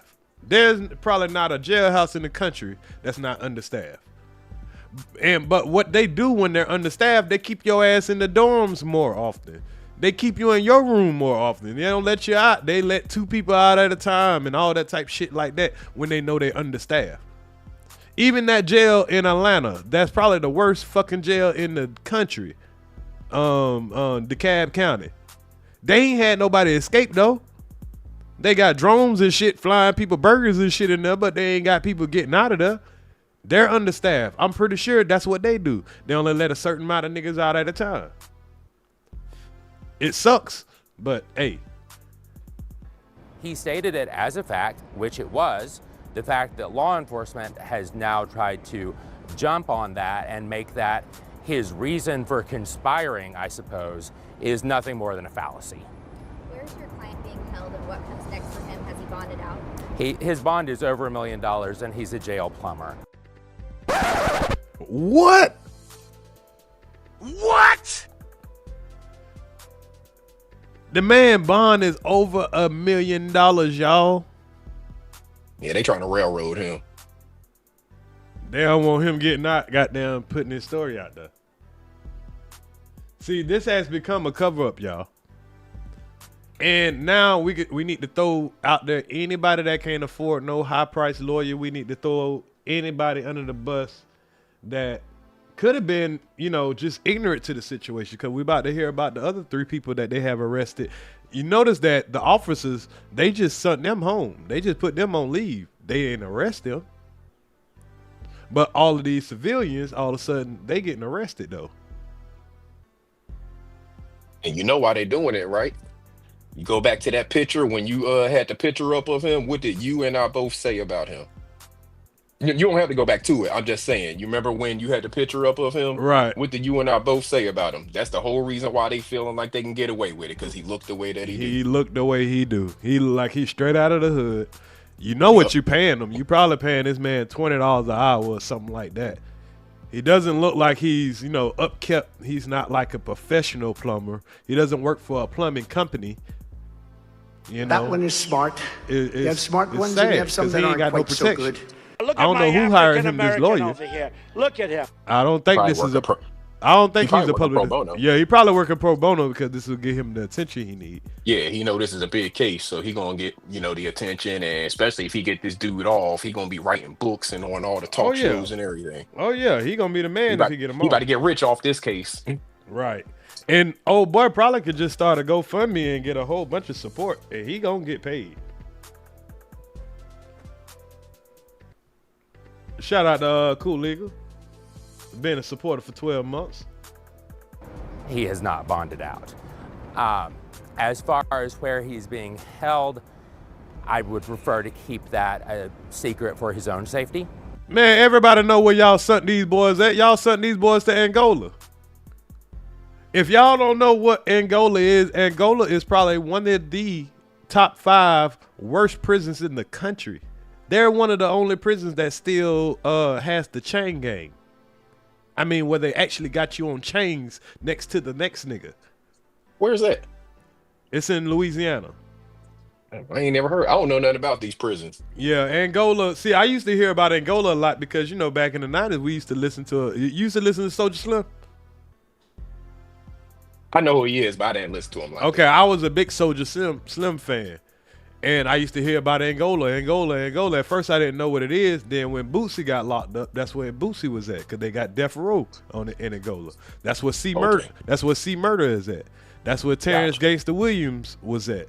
This is a prison that has people that are never going home, ever. Niggas with 500 years. Now they're not gonna have them in general population, but they're sending them to their biggest state. Facility. And this man hasn't been sentenced. Here you got this jailhouse janitor, never had any crimes on his record, never been to jail, no, none of that stuff like that. And now you're sending this man to the most fucked up jail, well, not even a county jail, a state prison. And he's not even found guilty. They just flipped this man's life upside down. Now, if he was involved, he flipped his own life upside down. But I'm thinking that the man is innocent until proven guilty. So I'm going to treat the man like he, like he was just doing his job and something, unfortunate happened. What did y'all think about the bond that was set? That I was not in court for that. I was appointed afterwards. So they railroaded him before the man got a lawyer. Yeah, we're going to give you $1 million bond. You ain't even got a public defender in this bitch. Which they shouldn't even gave him a bond without having at least a public defender. That's crazy. $1 million bond. They gave him 10 counts of, I guess, whatever they give you for trying to help somebody escape. So that was $100,000 a piece? I guess. Say, based upon the charges, I understand this is a high-profile, nationally covered case. Nevertheless, when you look at what he's actually charged with versus the amounts, they are way out of bounds. That is completely ridiculous. This is a 33-year-old hometown man. The furthest he's gone away is college just a little up the road, where he was a tuba player in the marching band. He has worked at this jail for 5 years. He has never been arrested before. Damn. Hey, this lawyer, he killing it now. He's stating the case for the brother, because he got me feeling sorry for the brother. Man, is the man a tuba player? He sound like he clean cut in the nerd. He just happen to have braids. Right. All that man want to do is just come to work, go home, smoke his little weed, and goddamn play the game or something. He ain't got nothing. Man, niggas around New Orleans is wild. Niggas killing this shit, and he managed to dodge all that, and he just minding his business. He been here for 5 years. And that could hurt him too, though, because he been there for 5 years. That mean that he could know a lot about this jailhouse. And when they're trying to figure out how somebody coordinated their way out, and if they can find some kind of connection to him and one of these guys, maybe they went to high school together, stayed in the same neighborhood or whatever, where they can find some kind of connection before, outside, it could be bad for him. But I don't see nobody pre-planning to go to jail and breaking out. So if somebody was in jail, it ain't like they put together this, master plan to get out. But if those guys were in jail for stuff like murder and stuff like that, they might have been there for a couple of years. So when this guy goes home and these inmates that seen him every day, and, or I don't know if they seen him every day. Like I said, I never saw a janitor while I was in jail. But the fact that somebody done seen him and like, they can call home and like, hey, go put pressure on that dude there to do such and such. Tell him what all to do. Make him tell you, the layout and all that, this and that. That's possible. That one is smart. Oh my God! Some that aren't quite so good. Loki 420 subscribed to the channel. Look at him. Shout out to the new supporter. And now suddenly he's being shipped off to a secret location, housed separately from other inmates under a $1.1 million bond that there's simply no need in. You think there was someone else inside the jail that was helping these inmates? Do I think so? Yes. Do I have any proof of that? No. And does Sterling? No, because he was not part of any conspiracy. He was doing his job and was apparently used. And let me be clear, I don't think they used Sterling specifically. I think it was using the toilet specifically, and he had the misfortune of being the plumber on duty. What comes next now? Boy, he got a good defense though. Like I say, long as they don't find some type of connection between him and one of the inmates as far as outside of the jail, just saying, hey, you were just a plumber on duty and you did what the officer told you to do. Hey, but they gonna drag that nigga. They gonna drag him and he gonna have a fat ass lawsuit. This is just messy all around. This is messy all around. This is embarrassing. I know y'all were in court yesterday, or your client was. What comes next now for your client? What should come next is my client going home, where innocent people belong. And I think they'll do themselves some justice by giving that man a reasonable bond and letting him go home. I think they're gonna make their own. They're gonna make an uproar and end up pissing people off by holding this janitor responsible for, that small, very small role. Unless they have some more evidence to prove that he intentionally did something as far as, communication with other people. Any evidence, because so far I haven't even heard anything that's actual evidence of him doing anything wrong, other than possibly breaking a protocol and doing work without a work order. But outside of that, he was just following instructions of a officer. That's impossible, though, Iceberg.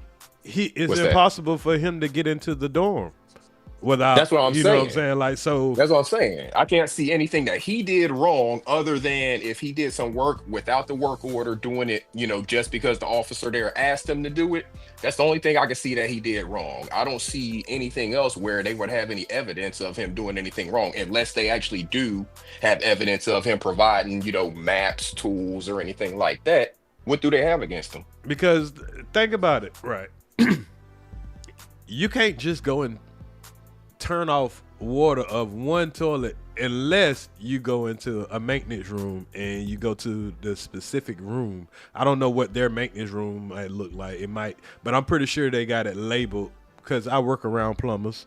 So when they're doing the new construction of it, if they're gonna have individual water lines, and they probably will have a valve on there, but they're gonna have every one of them labeled. So let's say that room is room 101. So he would still need to get into a locked room, which would be a maintenance room, to go turn off that one, unless you're turning off all the water. So did he turn off all the water? For one. And two, even if he turned off the water, he didn't move the toilet for him.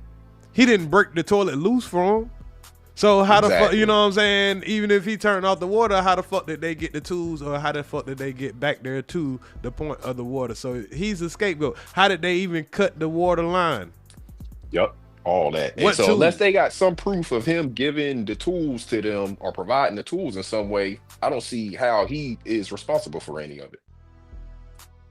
There's a lot of questions to be asked, and the fact that they'll lock this man up and just say the only thing he did. Now I can see if they say he had some kind of communication or whatever, this and that, but the only thing you're saying is because he turned off the water and that allowed them to cut the line. Nah, that's bullshit. I cut off the water. I got $1 million bond, and I'm being held responsible for 10 people escaping because I turned off the water and I don't have access to the water without an officer. Why isn't whoever the officer was that's supposed to be watching the monitors, why aren't they on $1 million bond? Because that motherfucker ain't say shit, obviously. Right. Whoever's supposed to be watching the monitors didn't say nothing. Right. Whoever those officers is that y'all sent home, they ass should be locked up too. You can't, because he works for y'all, they work for y'all, but y'all saying him turning off the water justifies him getting locked up. So why wouldn't that officer that went to go get something to eat while these people were breaking out, why wouldn't they be locked up? It took that person an hour to go get something to eat. And then while that person was eating, why wasn't there an officer that came in to substitute or held down their station for him while that person went to go eat? What happened to the people who are watching the cameras when they of every door? You got a control room. You got a camera room. You can't tell me you don't have a camera room and you got 1,400 inmates. I'm not buying that. You got to have 2 or 3 officers that their only job is to look at all the cameras from the fucking jailhouse. You got a big ass room full of cameras. I'm not buying it that there's not a room where just somebody's watching all the cameras. They got them in casinos. They got them everywhere. Right. Well, 1,400 inmates, and he said only like 40 officers on duty. You know, they're pretty much doing everything based on those cameras. Exactly. It'll be more effective to have them in the camera room than actually on the floors. The only time you really need them is when it's time to do count time. And if you don't have enough officers for each pod, then that means that these motherfuckers gonna have to be on lockdown a lot. You only can let 8 people out at a time. Shit like that. I've seen jailhouses do that. It's crazy. Like they're hiding now. Now they're having to try to throw little misdirections to cover up a lot of other negligence that they had in this jailhouse. It done got bigger than them boys breaking out. Now it's a fucking spotlight on the jailhouse with a lot of, just y'all can't be this incompetent.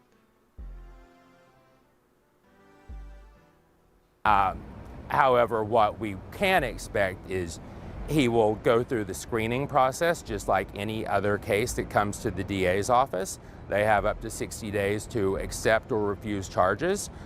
Presuming they choose to accept some charges against him, then we would be set for arraignment and allotted to a court. So they got 60 days to just hold this man in the jail. So 60 days ain't shit to them. But 60 days changes a nigga a whole fucking life. And they just throw out that 60 days like that shit ain't nothing. That's crazy.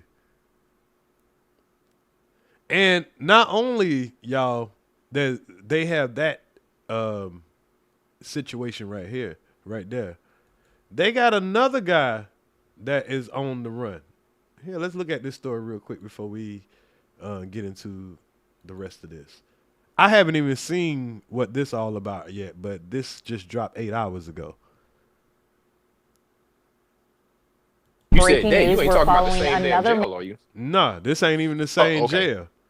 This a Tangapia Parrish Sheriff's Office searching for escaped inmate. So you would think Parrish though? Yeah. So some more Louisiana shit. Yeah, some more Louisiana shit. Hey, New Orleans, boy, y'all looking bad right now. I ain't saying y'all, but I'm saying your system is looking bad. And I ain't gonna lie, I'm rooting for the criminal. Not rooting for the criminal, but I kind of like that y'all looking bad, but I know it's going to be fucked up for the niggas that coming behind them. But, I hope one of these niggas get away. I don't want them to hurt nobody. But I just want to expose, I guess sometimes you root for the villain sometimes. I'm still going to say he a dumb motherfucker, but sometimes you root for the villain. But being that they gone for 7 days, I mean, they feeding the YouTube streets right now. But jeez Louise, boy, another nigga done escaped in a New Orleans jail. So I'm telling you, you better not snitch on a nigga in New Orleans, boy, because them niggas will break out of jail. Breaking news, we're following another manhunt underway this morning, this time for an escaped inmate from Tangipahoa Parish. The sheriff's office. And what, do you know this nigga here crazy? He ain't got it all. This nigga smiling in his mugshot. Because when you got on orange, you in there for probably murder, rape, or, something violent. Ain't shit to be smiling about. It says Trayvon Johnson, a suspect in a deadly home invasion, escaped Thursday afternoon, but he wasn't discovered, missing until hours later. WTSU reporter Nam Siddiqui. Again?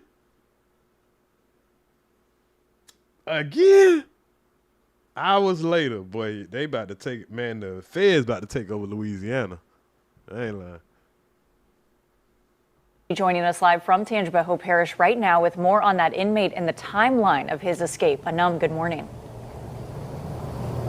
Yeah, good morning, Daryl Morgan. We're told by Tangipahoa Parish Sheriff's Office that Johnson escaped around 4:30 in the afternoon yesterday. Right now, take a good look at your screen. We do have a photo. This is who officials are looking for, Trayvon Johnson. Hey, man, I ain't lying, man. That nigga look too close to me, my nigga, without dreads.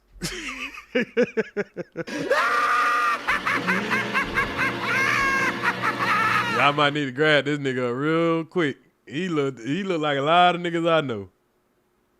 I ain't lying. Y'all make sure y'all hit that like button, man. But he look like a lot of niggas I know. Y'all know a nigga that look like this nigga. Go on, grab this nigga up for the wrong nigga get mistakenly round up fucking with him. He was awaiting trial for his alleged role in a 2022 Hammond home invasion. That incident killed a man and injured his daughter. Now, let's review the timeline of events from Thursday. Oh, hell nah. You done injured somebody's daughter, innocent? Nah, bro. I ain't got no problem with niggas that just be handling their street beef and all that shit. You know, whatever. But nigga, you hurting kids and shit? Nah, bro. According to the sheriff's office, around 4:30 p.m., another inmate helped Johnson escape by lifting him over the perimeter fence. Ain't no damn way I'm about to help a nigga. Bruh, if me taking the chance on me getting away, that's one thing. I ain't about to, man, hell nah. I ain't about to get some more time for helping another nigga escape. Then just before 10 p.m., the sheriff lifting him office around 4:30 p.m., another inmate helped Johnson escape by lifting him over the perimeter fence. Then just before 10 p.m., the sheriff's office says they received a call from someone in the community asking if Johnson was still in custody. We're told that's when the head count was immediately done, and that is when officials discovered that he did escape. So hold up. They wouldn't even know he was gone then if somebody wouldn't have called and said, hey, is Trayvon still in custody? Did you hear that? I did. What make you think that person called? You think his dumb ass got out and called somebody? Stupid motherfucker. He went out and called whoever he called, but he can't trust. He probably called somebody, hey man, I'm out. And they probably like, you lying, call the jail. It probably was one of his dumbass females and shit, and they know they fucking around. So when they fucked around and heard this nigga out, they was like, hell no, that nigga ain't not. And they can't get in contact with him because he ain't got no phone.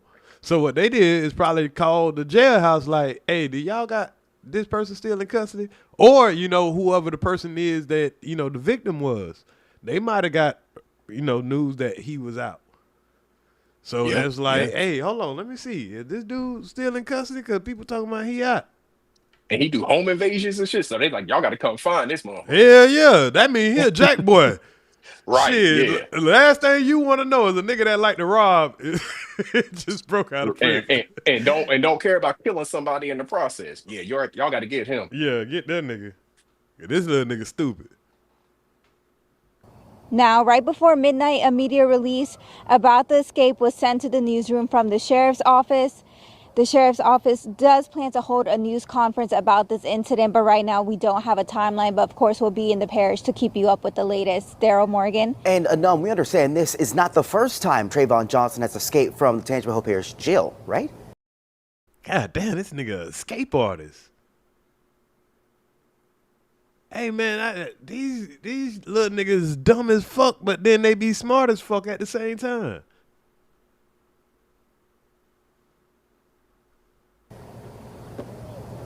Yeah, in May last year, he did escape along with a few other inmates. So those inmates were also facing charges. Oh, hell nah. These little ass boys, these little kids escaping. Niggas been doing all this time, and these little niggas, these little goddamn, these little crack babies. This little nigga look like he done killed somebody. And this nigga here, he look like he about to go ahead and be somebody's girlfriend. in that same deadly home invasion. We're told that 2 of those inmates that he escaped with were found days later, and one of them was actually then found in November. Now, in regards to this escape, we're told that officials here in the jail and the sheriff's office, they are contacting victims and just making sure that they're taking all the right steps. Hey, boy, it got to be scary for a victim in Louisiana. Because now in the back of your head, you going to be thinking, even when the police get a nigga, you going to be thinking they going to escape that motherfucker. Louisiana is one of the poorest states in the country. Unless they just going to put all their resources into this shit, I don't see no end to this shit coming. They known for trying to keep a nigga in some hellhole shit. They don't want to have to upgrade their jail. Pay motherfuckers to actually guard these people. So let's see who else they got in the mix of this shit. People ask me all the time, Chris, if you could... Let's see who else then got caught up in this shit. We got 2 women that have gotten caught. Let's see what they got going on. In that ongoing manhunt for the remaining inmates who escaped last week from the Orleans Parrish jail, state police just announcing the arrests of 2 women accused of aiding those escapees. 32-year-old Courtney Harris of New Orleans and 38-year-old Corvante Baptiste of Slidell are charged with accessory after the fact. Salute TNA Travel. Now, accessory after the fact. That means after you done got your ass out, and all it takes for a nigga to call you, and they'll lock your ass up just because they're gonna be like, well, why you ain't call us? So a nigga could put you in a situation just by calling you. You don't even got to know that he, done broke out. And he could call you and be like, hey, let me come over there and get some clothes real quick. Oh, baby, you out? I didn't know how you got out. Yeah, I just bond out or whatever. And nigga could lie to you. Oh, yeah, come on by, get you something to eat, baby. You know what I'm saying? These could be naive women. Or they could, be full lot. Oh, shit, you broke out, nigga. Come get you something to eat. And you know what I'm saying? Be willing to risk it all. I'm just playing both sides. But I'm telling you how a nigga could get you in some shit on accident, or how you could get yourself in some shit just being ignorant. Or just, being a dumb motherfucker. But either way, the nigga done came under these women, got them something to eat, got them a change of clothes, because we seen one of the dudes with new clothes. And now look at you. On Earz to the streets. Investigators say the pair helped some of the fugitives after their escape. As reporter Ryan Chandler shows us, this news comes just hours after the arrest of a 5th escaped inmate. Overnight, authorities capturing a 5th fugitive, 19-year-old Corey Boyd. 19 years old. With a headline like that.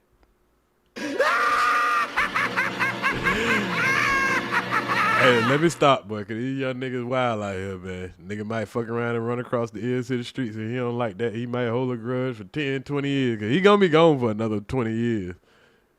And he'll be 40 and I'll be 60, so I don't want no smoke. But let's see what he's charged with. Was it worth him trying to make that escape?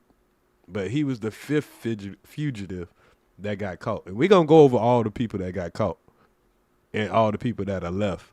And I got an interesting story about one of the guys that has escaped. And I believe he probably will be, if any, the one that be the hardest to catch. Facing 2nd-degree murder and aggravated battery That nigga got that. Nah, I ain't gonna. I'm gonna keep it clean. Charges. Boyd, the youngest of the 10 inmates who broke out of this New Orleans jail. And that nigga, hold up. Let me go back to that part right there. Boyd, the youngest of the 10 inmates. These 2 niggas with all orange on right here. I bet they probably was. I know they got caught. Because in jail, you got 2 options. You got your sweatpants, jogging pants, a sweater that you could wear, and your long johns, or you got these all orange shit. And these are people that are usually got murders, armed robberies, and stuff like that if you ain't orange. Big dummies. Fucking got on the brightest orange they can damn wear running out the jail. Yeah, you could tell those some of the niggas that didn't plan this through. They just heard that the nigga was running through. See, it was probably only a plan for like one nigga, but all the other niggas were like, shit, he going, shit, nigga, I'm about to take my chance too. So I think one nigga had a plan, but the rest of a lot of these niggas did not have a plan. They just They saw a big ass hole in the wall. They couldn't resist. Right. Inmates who broke out of this New Orleans jail. Because remember, it took 9 hours for anybody to find out. So anybody who wanted to could have hauled ass. Any and everybody in that dorm who felt like, hey man, I'm guilty as a motherfucker. I just want to go get me, one last stroke of some coochie or something. That's probably what a lot of niggas said. Like, you know what I'm saying? If I know I'm about to be gone for goddamn 40 years, I know I'm dead to the guilty. Hey, I would have been through that hole and I would have took my chance too. Fuck it. Just the last little breather of freedom. At least you know you about to go to jail this time. Last time you didn't know. This time you know you about to go. But like I said, knowing how jail is, if I know I got a long sentence, I'd rather them folks just take me out of my misery, bro. You know what I'm saying? It's better to be that than dead than alive. Like a lot of people, want to go in there and find Jesus and all that shit, man, please. You can have hope for 40 years and all that shit like that. Okay, sit your ass in that cold ass cell. An operation officials are calling an inside job. On Tuesday, jail. An operation.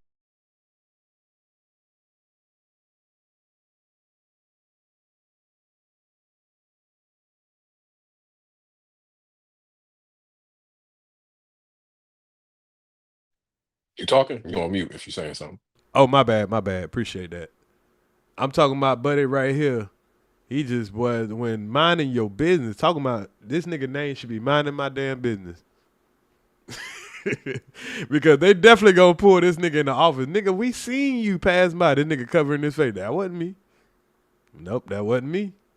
We seen you. Now, who was the dude that nope, that wasn't me.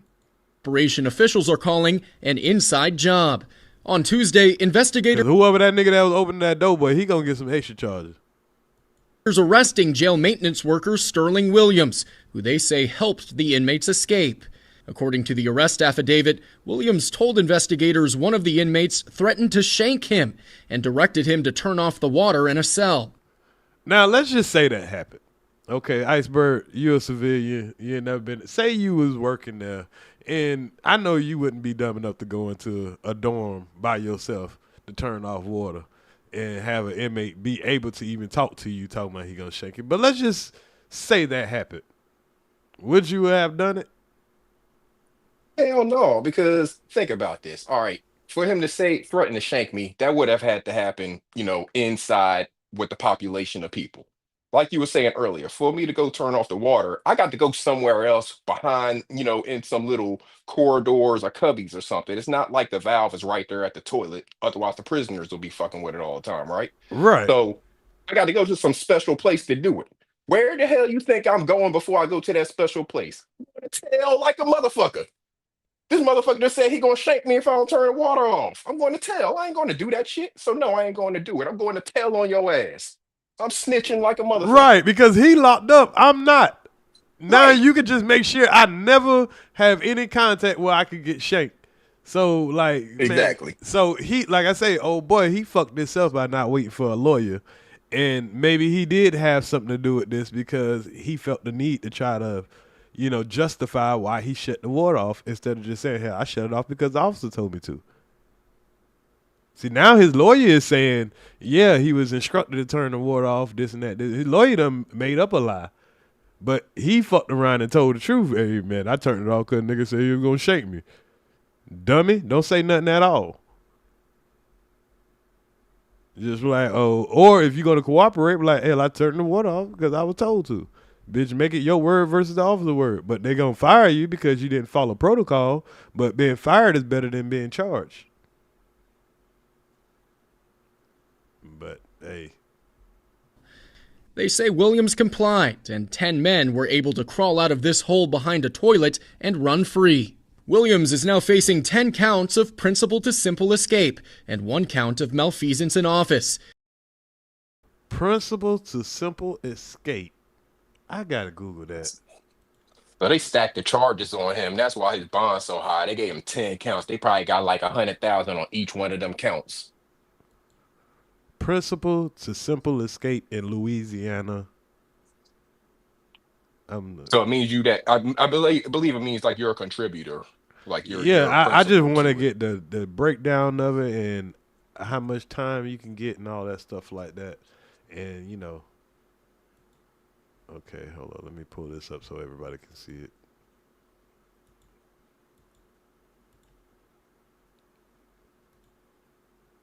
Yeah, they might be trying to make him the mastermind of it.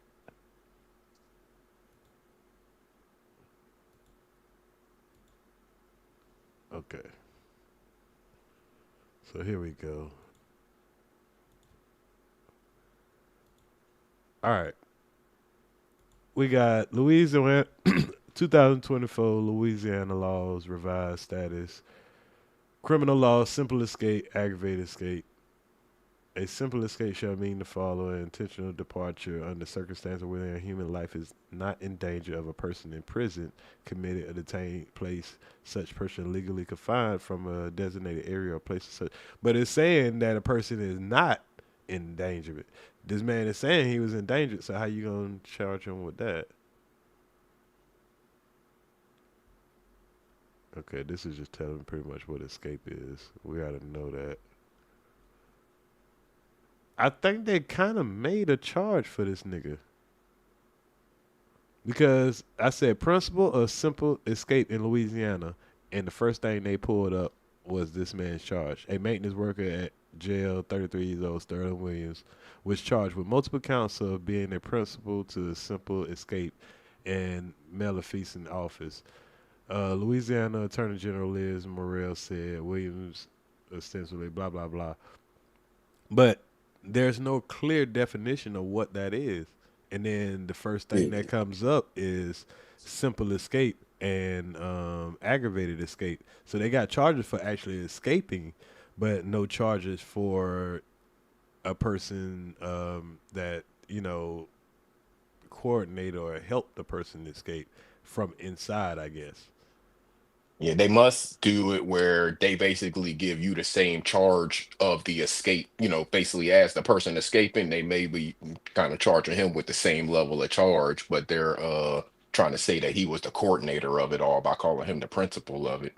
Right. That's crazy. They'll just make almost like conspiracy, but you know, they just say principal in a different way almost.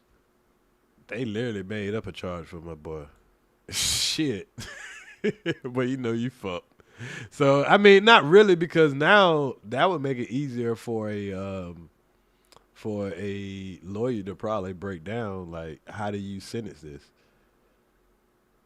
Yeah, I see. We know what the lawyer was talking about with the 60-day thing. Right. If they do decide to continue with these same charges, that lawyer is going to try to tear that stuff apart, you know, and saying, you know, how they can't charge him with that. But it's a possibility that they may not even come back with them same charges, like he was saying with that 60-day review.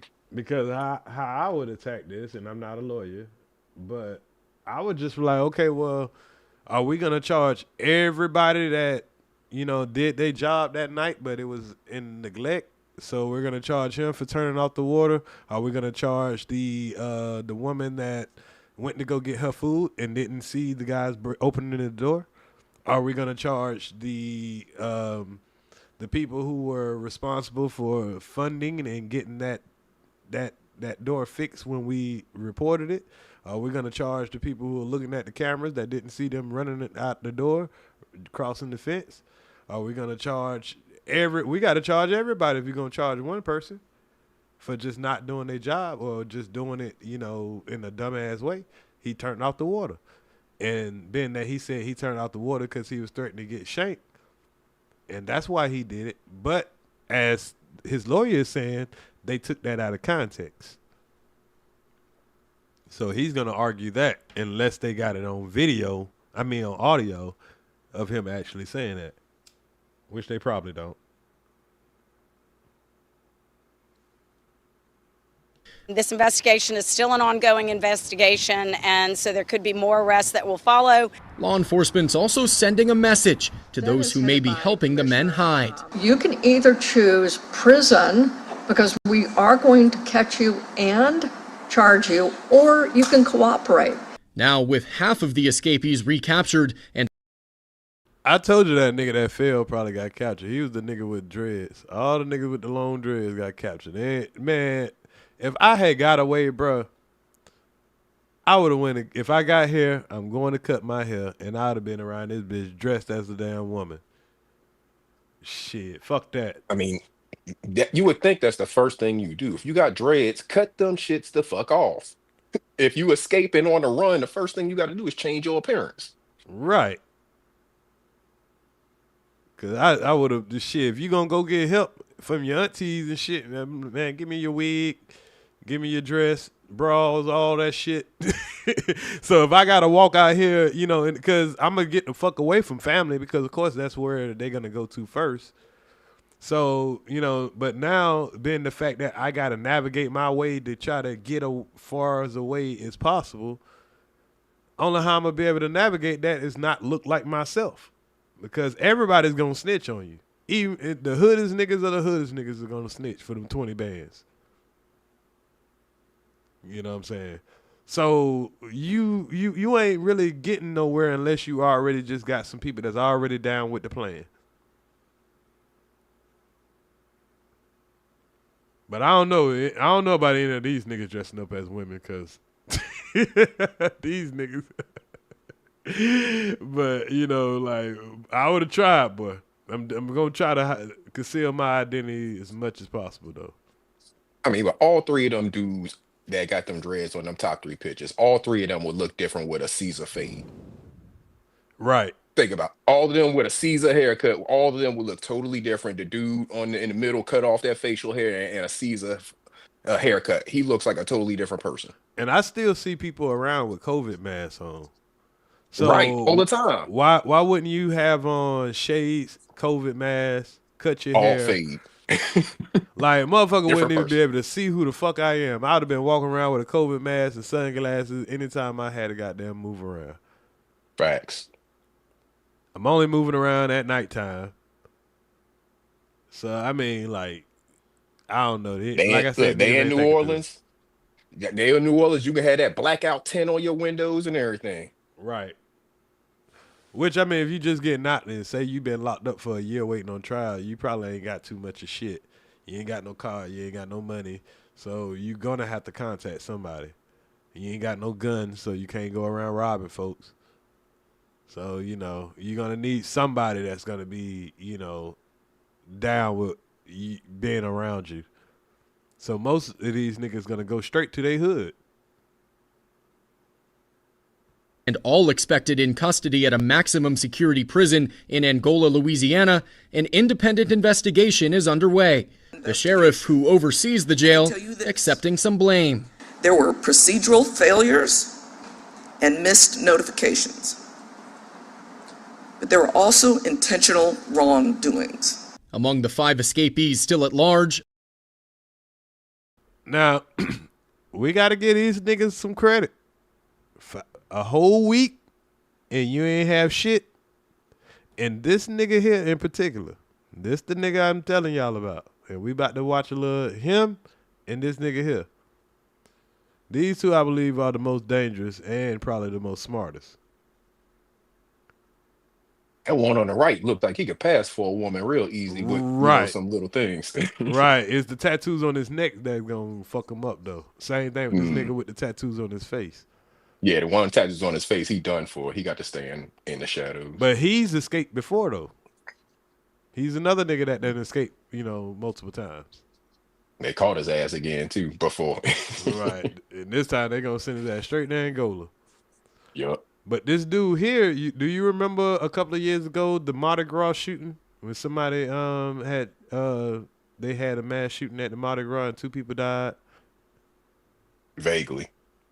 Right. He's the dude that was responsible for the Mardi Gras shooting 2 years ago. And he kept going to court, kept going to trial. He kept getting a hung jury. He kept getting a mistrial. And the third time they finally convicted him, and he's waiting on his sentence, like in the next couple of weeks. So he's been in this jail probably most of the time. A murder takes about a year to go to trial, sometimes 2. So if he had a double murder, he probably was sitting in that jail probably 2 years, at least. And if he had 2 mistrials, he's probably been in that jailhouse probably longer than any of these niggas. That's why I say it was probably only meant for him, and the rest of the niggas like, all right. It probably meant for him and him. Because he look like he done been in this bitch 100 times, so, you know, he might know the infrastructure of that motherfucker. A convicted murderer and a man who broke out of a different Louisiana jail in 2019. In that case, he was found within hours just outside of Dallas. But see, when he broke out last time, he at least was smart enough to get his ass out of Louisiana. He got all the way damn near to Dallas. And they said in a couple hours too. Yeah, and they knew he was going immediately.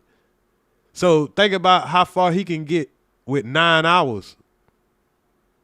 And think about last time when he got caught, he was like, you know what, I should have did this. I should have did that.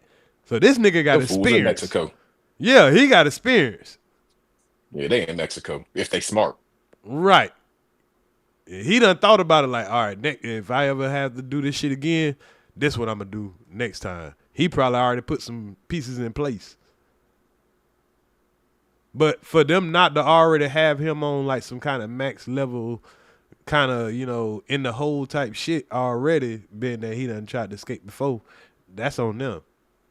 You can't blame that on the janitor. You can't blame that on the janitor. You already knew this nigga was an escape artist. He was supposed to be on high alert. Yep, dumb on their part.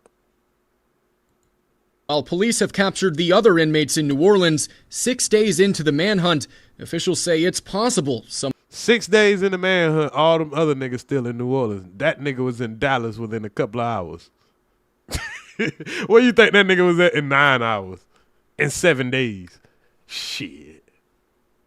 of those still What's on good, Mom Boss? The run may have fled to other cities or states.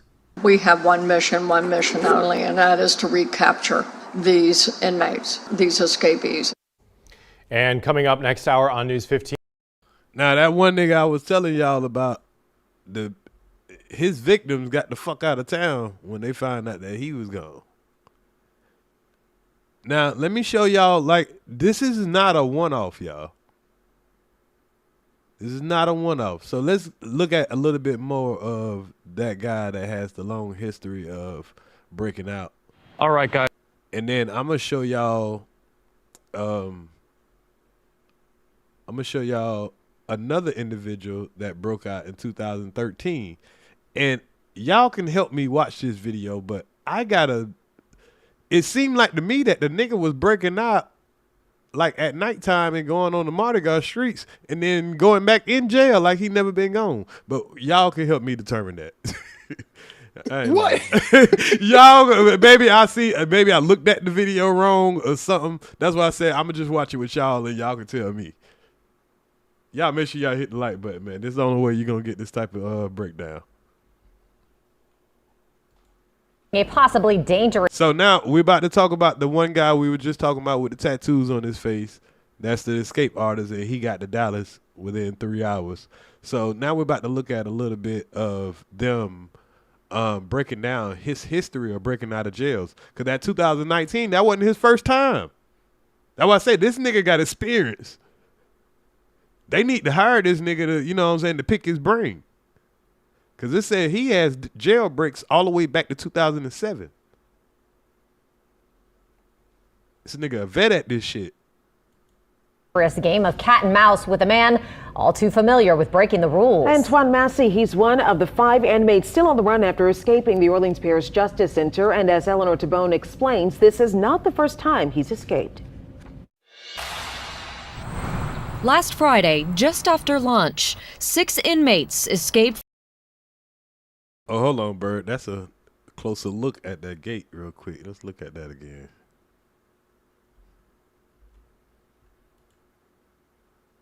And while you're getting back to that, Tabone see this right explains here. this is not. Oh, my bad. Go ahead. This tells you that these jails and prisons and stuff ain't about rehabilitation and stuff like that. So think about this. Just go with me real quick. I'm sorry, I'm going to tangent just for a second, Go right? ahead. Do your thing. I ain't got nowhere to go. I'm off today. The dude that escaped, he escaped in 2007 the first time, right? And he didn't escape multiple times.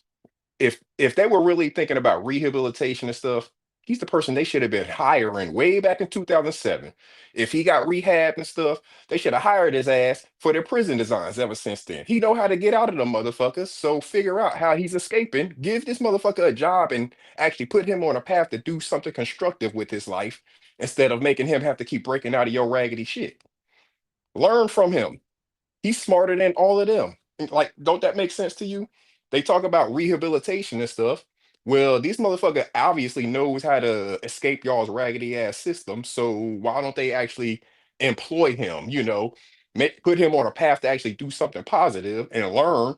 Make this motherfucker the designer of prisons going forward because he know how to get out of them. So he would actually know how to prevent those breaches, right? Just makes sense to me.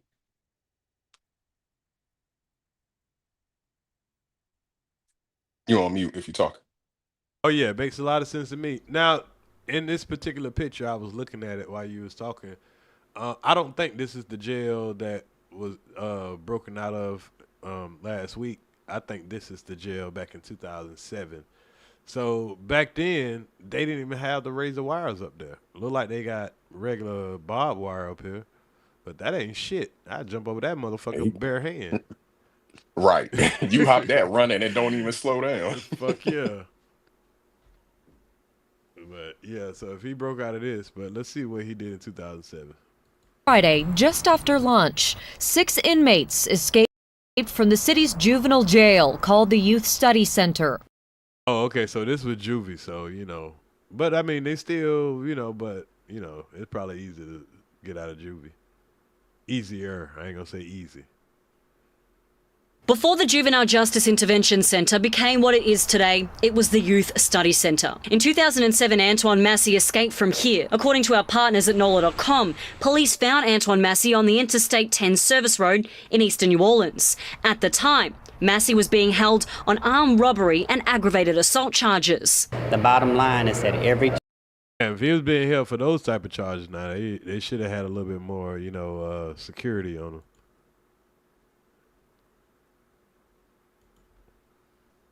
child that's detained in that facility poses a great and grave risk to public safety, and that's the reason they're detained there. NOLA.com reported at the time the juveniles took advantage of a broken lock to get into a room that contained metal shackles, then used the heavy objects to break a window and escape. Fast forward to 2019. He escaped from...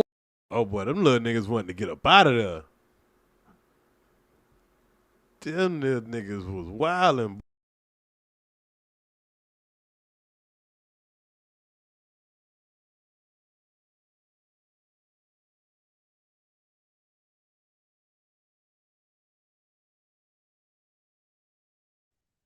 Oh, the ears get kicked, y'all. I don't know. Oh, my fault.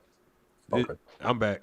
So, with them little niggas really wanted to get up out of there. They say they took some shackles, bust through the window, and the type of serious charges that they had at the time, shit, I would have been trying to get the fuck up out of there too. But the fact that they could have had those kind of charges and still was able to see daylight, within a couple of years, that's amazing to me.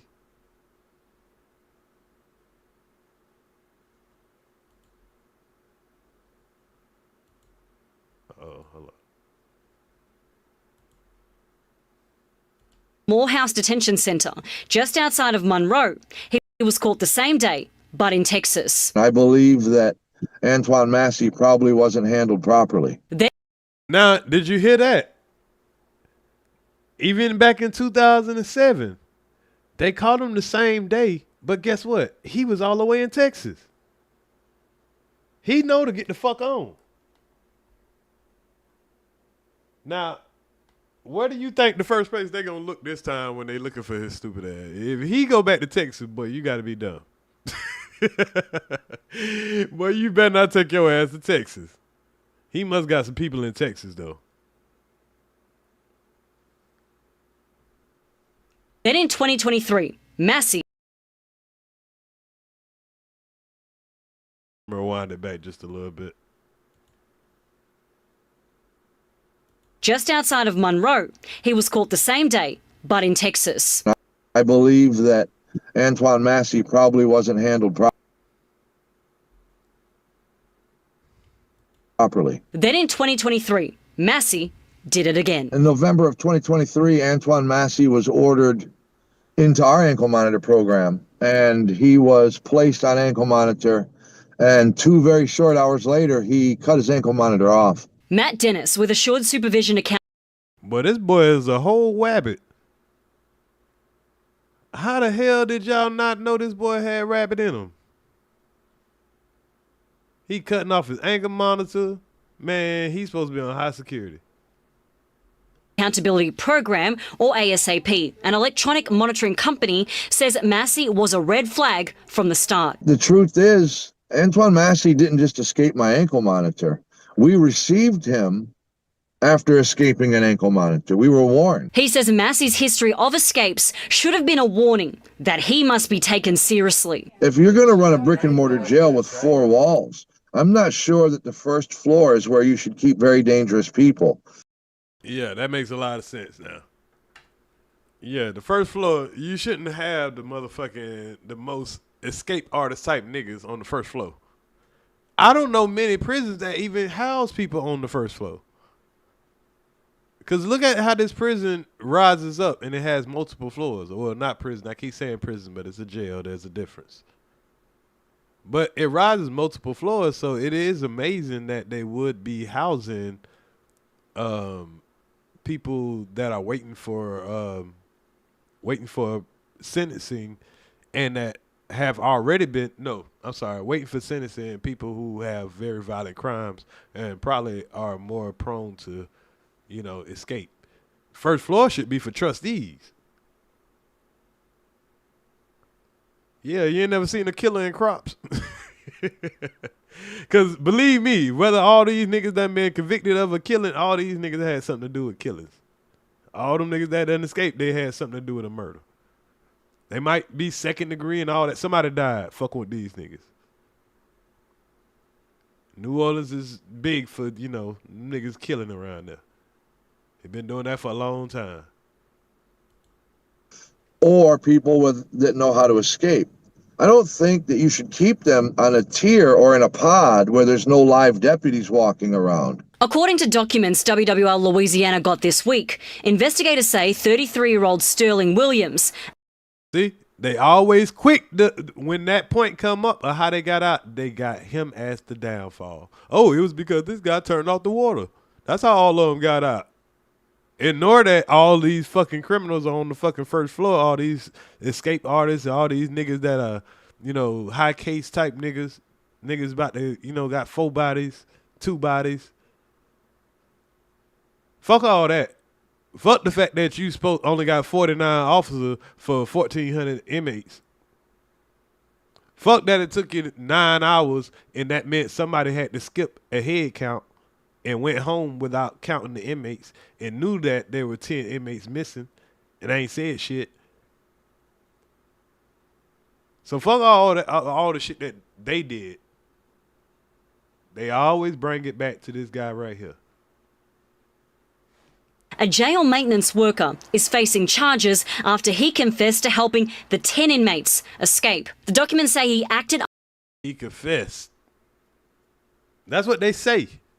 I want to hear him say, yeah, I helped all them niggas get out. And media ain't shit, boy. He ain't say that. He ain't confessed to a damn thing. But if you say that he confessed, everybody will be like, all right, well, if he said he did it, that's, And media ain't shit. Under orders from escaped inmate Antoine Massey, who allegedly threatened to shank him if he refused. Antoine Massey doesn't belong on an ankle monitor. Antoine Massey doesn't belong on the first floor. of an unsupervised pod. Eleanor Tabone, WWL, Louisiana. And we reached out to several agencies to determine where Massey was placed on an ankle monitor before the 2023 incident, and we're still waiting to hear back. Man, this shit is crazy, boy. They don't want to take no accountability. None at all. So, y'all, they done start rounding up a lot of these niggas. You know what I'm saying? Of course. Now, I'm going to show y'all one more video about a dude that escaped back in 2013. And then we're going to start talking about the people who got caught and the people who are left, and then how dangerous the people who are left can be. In the summer of 2009, escaped inmate Arthur Johnson was arrested in St. Landry Parish after being on the run for almost 3 weeks. So, here go a nigga here, mean mugging. Do he look like a nigga that escaped? But let's see. He was returned to the Orleans Parish prison, and here's what Johnson told us as he was re-entering OPP. Don't worry about it. Saying they ain't gonna get the story, you heard me? I got live footage, street tapes. They put up safe. Believe that. Iceberg. Bird. I heard him. I can't make this shit up, Bird. And the way that this nigga going in the jail, you can tell he got something up his sleeve. Yeah. For sure. Like, let's go back just a little bit of how happy this nigga seemed to be coming in this jailhouse. He making funny faces and shit. He was on the run for 3 weeks. And, okay, now that he said he was on the run for 3 weeks, I think that's what the video footage we going to end up seeing. For almost 3 weeks. He was returned to the Orleans Parish prison, and here's what Johnson told us as he was re-entering OPP. Don't worry about it. Saying they ain't gonna get the story, you heard me? I got live footage, street tapes. They put up safe. Believe that. The tapes Johnson is referring to could be the ones played in open court Tuesday as part of the federal consent decree hearings. Now look at these videos, y'all. How the fuck do somebody get a video camera inside the jail? He's filming passing up the jail. Passing up cells.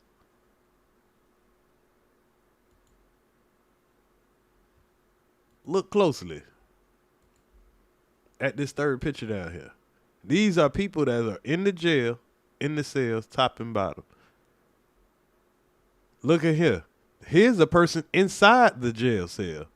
Because this is how niggas run around the cell. It be hot as a motherfucker. So you'll have your jumpsuit, tied at your waist or whatever. You walking around with no shirt on. Only an inmate can see this part of being in jail. Open court Tuesday as part of the federal consent decree hearings. Take a look at Johnson's mugshot sent out by the sheriff in July of 2009. Now look at this man on the video released Tuesday. On one of the tapes, a man looking strikingly similar to Johnson is seen giving a guided tour of all of the cells. Now look how fucked up this jail look. This is why you don't want to get your ass in that jail cell, boy. You got 6-man cells. You got a phone right here.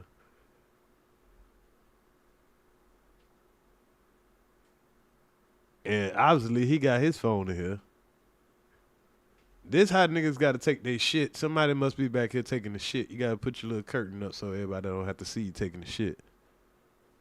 Yeah, shit real. Similar to Johnson is seen giving a guided tour of all of the cells. The nigga got cash, money in there and everything. This shows you that even when you coming in, that they ain't searching niggas that good. The nigga got somebody taking video of him, and he got a phone in his hand. And in another, he's seen roaming Bourbon Street and the French Quarter, talking to cops and exotic dancers.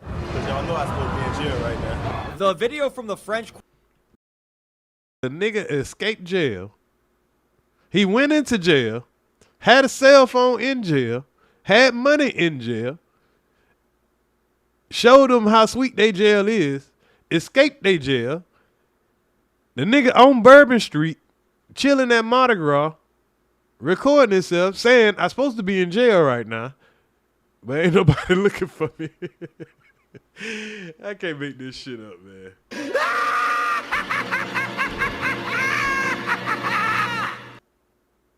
Man, you better not. This is why niggas don't snitch in New Orleans. Yeah. Because these niggas will break the fuck out. Quarter was recorded on a phone and runs about 7 minutes. In court, attorneys for the city of New Orleans did not say when the video was made, but mentioned that the inmate seen in it, believed by the I-Team to be Arthur Johnson, may have been allowed to leave prison on several occasions.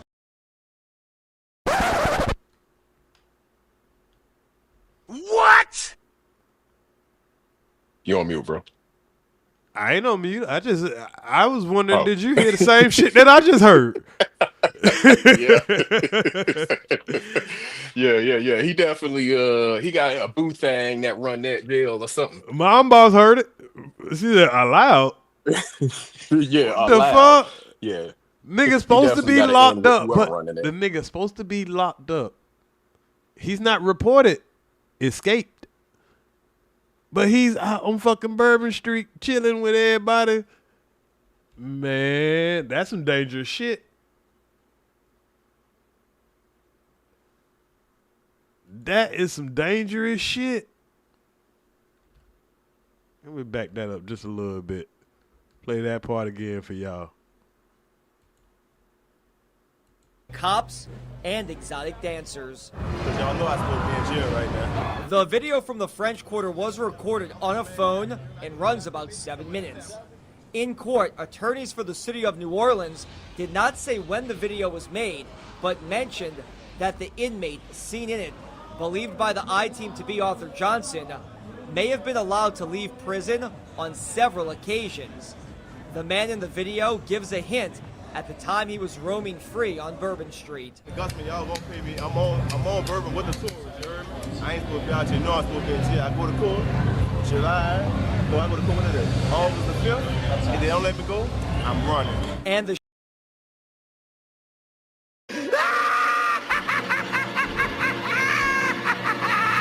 the nigga said, the nigga literally is telling y'all, I'm showing y'all I can get out your jail. And all I got to do, and then when he coming back to jail for escaping, he was like, shit, all I got to do is get his footage to goddamn CNN, get me a bag, go do my little time. At least I got a bag when I get home this time. He pretty much extorting New Orleans, you know, blackmailing them. Nigga, I can expose y'all jailhouse, y'all security system. And he could have been did it. But this must have got brushed under the, you know, under the rug. What you think about that, Bert? Yeah, I agree that he definitely had a plan when he was shooting them videos, and I mean it's smart on his part. He might be crazy or something, but he ain't the dumbest. It's smart on his part to shoot them videos. I mean, he's doing a whole lot of talking, but at the same hand, it may be benefit him on the end of it. But I think he meant to do that talking to show them like, yeah, nigga, you see, I'm out. I'm supposed to be locked up. Yeah. I'm not reported out, but I'm out right now. How did I get out? Right. And do y'all want this to hit the media? So yeah, Right. you can Got you to can be lock me inside back. job. You can lock me back up. Cool. But how am I getting out? Mm-hmm. Yeah, he exposed them for sure. The sheriff says on July 22nd, 2009, Johnson and another man did exactly that.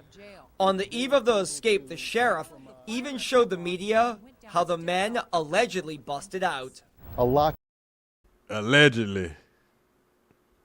mechanism for the fire exit stairwell. But now, legal. A locking mechanism for a firewalk in the stairwell is how a man broke out of jail. Play that again. A locking mechanism for the fire exit stairwell. But now, legal analysts say there are new questions. Did Johnson break out back in July of 2009, or was he allowed to go free and roam the streets as the city alleges? Legal analysts Had to be, because he came in the jailhouse with cell phones, money.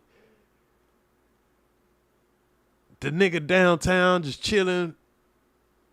Man, talking about a nigga. And instead of him using that power for when he really need it, he just used it to fuck off. Allegedly. Because I would have been, man, please. He was treating it like a hotel, going out, coming back, just chilling, doing everything he would normally do, but he had a free place to stay. Wow. Yeah, you'll think niggas will get out and go spend that time with their kids. Nigga be right out there, you know, on Front Street. I'm pretty sure a nigga like that got like 10 kids. And they ain't taking care of none of them, of course. Because, nigga, you're locked up, taken away from your kids, and then you get a couple of hours where somebody will let you out, and you'll think a nigga go say, man, let me go spend this little time with my daughter or my son, go play with them or eat dinner with them or something, and then I'll go back to the jailhouse like ain't nothing happened. I'll be spending, you know what I'm saying? Man, He going trying to make another baby. Nigga out on Bourbon Street. On the phone with somebody else, baby mama. Hey, man, that's how it works. say this entire situation surrounding Johnson is very problematic. And it borders on malfeasance and many other criminal charges by the federal government. This is awful. A sheriff's office spokesperson would not comment about this specific matter.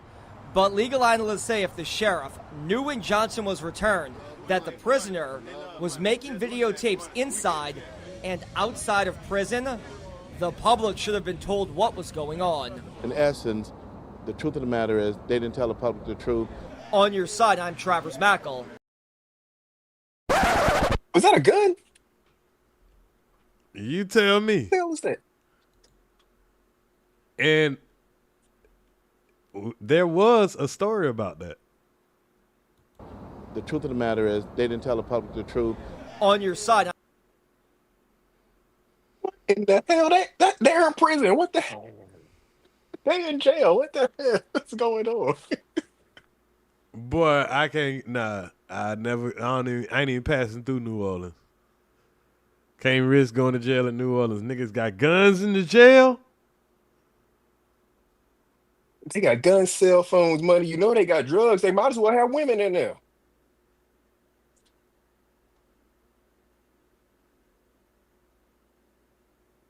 So, what they say? Hanville says at a time there was an organization trying to get the jail torn down. So they set all those videos up to extort the city to go to do right by the prisoners because the jail was inhumane. That does make sense because these videos seems like a setup. Why these videos ain't been came out? But a nigga with a gun in jail is wild. I seen phones, drugs, all that, but a gun, and I do remember seeing a story about somebody snuck a gun in the jail. It just wasn't big, big news. Hold on, let me Google that real quick. Someone sneaking a gun into a jail. Let me see. Teen smuggles gun into jail, kills himself within. That was in Texas. Man smuggles 38 caliber in jail, North Carolina. That was 2014. Missouri woman has been sentenced 10 years smuggling a loaded gun in prison. Man charged with having a gun inside Cook County Jail. That's in Chicago. Man accused of sneaking the gun into jail in wheelchair. Damn, that was just recent, in 2004. In Harris County, that's in Texas. Suspect allegedly smuggled 10-inch gun in his rectum. What? Hey, boy, when you go to looking for one thing and you start finding all kind of crazy shit. Jeez Louise.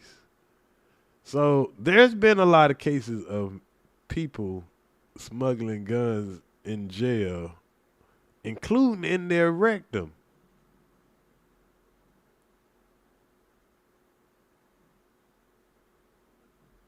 Wow. I've been searching. I don't even know how you get past that because, I mean, it couldn't have been in a regular entry. I wouldn't think. It had to be like one of those people out on a detail or something that brought it back in because they make you squat and cough when you do regular intake and stuff. Oh my God. Yeah. I don't know if they got a New Orleans store, but I knew I had seen some stories on it. But yeah, me doing that little research, it is possible, and there's multiple times where it has happened. I see a lot of them in Chicago and Texas, and the fact that they got shit on here with, they got a woman that snuck a gun in Toledo 2023. Like, what the fuck is going on? People's putting the shit in their ass and shit. Like, it's crazy. 10-inch gun in his rectum. Wow. But this shit is crazy, bro. I didn't think I would find all these stories. Like, jeez Louise. But anyway, let's get back to this. But yeah, as y'all can see, nigga got a video of a nigga with a gun. This had to, when the New Orleans Sheriff Department saw this, whenever it came out, or however they saw this had to horrify them. We got a gun? We had a gun?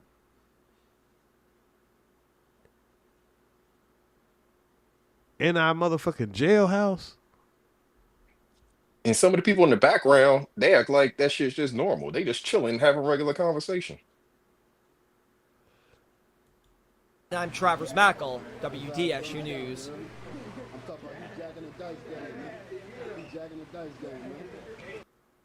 Nobody wins. Yo, this shit is crazy. Can't make this stuff up, man. It's, you know.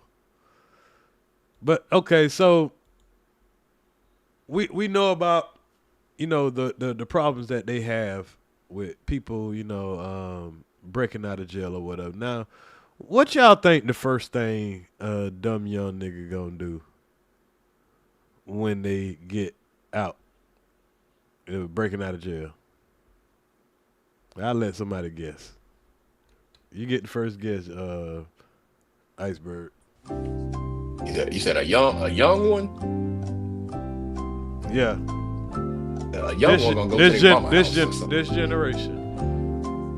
The young one's probably gonna go to their mama house. Go to their mama house. Iceberg say go to their mama house. What y'all got in the chat?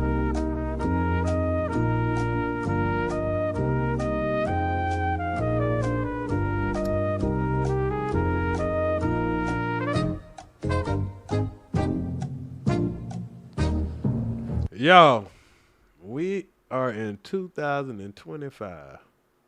Y'all know what the first thing niggas gonna do when they break out of jail? They gonna get on social media. Yeah, I forgot about that. I don't even be thinking about that. They gonna get on social media and self-snitch on their motherfucking self. Hey, nigga, yeah, nigga, you know, I'm a young nigga, a young dummy. He said, I missed that. I wouldn't think.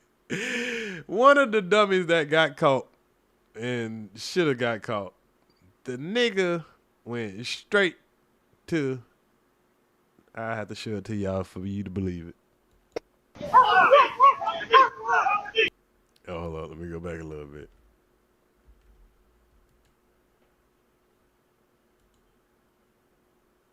Yeah. Get up with me. All right.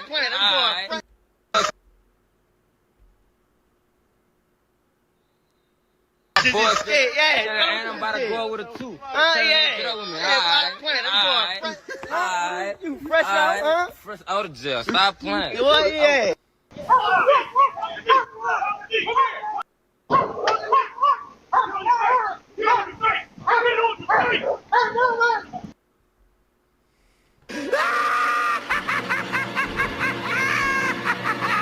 What a dummy.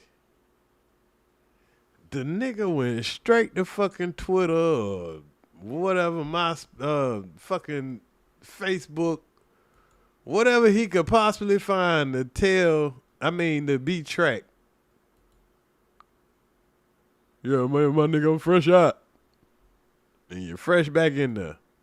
He just had to go try to kick it with the homies one more time. Had to go smoke a blunt.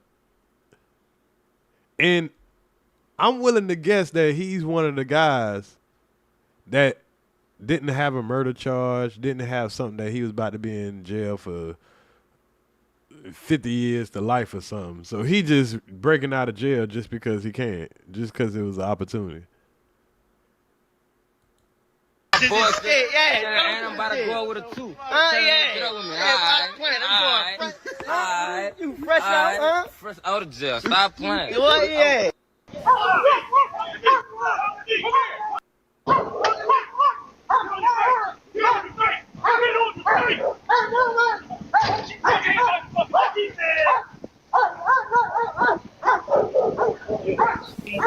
We didn't know what was going to happen. Wednesday, Jamar Robinson's family celebrated his birthday. Love you, miss you. 2 days later, they were in hiding after finding out that the man convicted of his murder had escaped from prison. Just get all our family members out of the city. We had to get everyone out of the city. Didn't know what way we was going. Where we was going. Crying, devastated. 2 of Robinson's family members spoke with us over the phone. Now, think about how they still got to be panicking because they probably thought, okay, yeah, we got to get out of the city, and thinking that, oh, in a couple of days, the police, have this all under control. But here it is a week later, and you left the city thinking that in a couple of days you should be good, but the nigga's still on the run. You spending all this money and shit and all this, hoping that you going to be protected and all that. Now you got to go back home, and they still ain't caught him.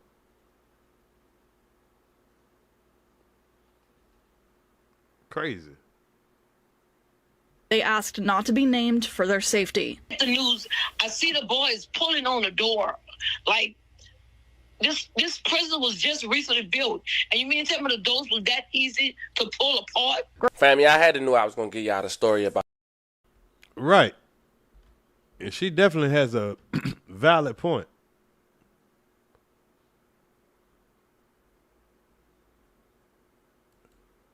Brand new facility, and the doors already. The last person who's going to be apprehended. Now, one of the last people who's still free is a man who some would say not to be F with. A man who accused of killing 4 people. Just so happens to break out just 2 days after one of his victims' birthday. And as I went over his case before bringing it to you guys' attention, I gotta be real. This man managed to escape life in jail twice, which we'll later discuss. And on the 3rd time, he took a plea in less than 2 months before his sentence. After the state been trying to fight against this man for almost a decade, he managed to escape prison. Now, while everybody making sports bets, you got real life victims' families who's fearing for their life.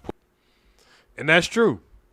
Like, it's content and everything, and, we're all amazed about it, but in real life, man, there's some people right now scared to freaking death. And I don't blame them. Because once we go over one of these guys' reputation and all that stuff like that, I believe this is the video we about to go over a little bit. You'll see why. Who don't know what to do as this suspect walked the streets free. Today we're going to go in chronological order who got caught. Briefly talk about their charges, but I want to go over the... Okay, so yeah, this video right here is we're going to go over all the people who broke out, what they were charged for, what they did. And this guy did a great job of, breaking down all their charges and what they did, because I know everybody wants to know that now and how they got caught. So this channel is called The Family. I'm going to drop the link in the chat. It's one of my favorite channels. He definitely keeps his ears to the streets and does a good job of breaking down a lot of good content. So I definitely want to show some appreciation.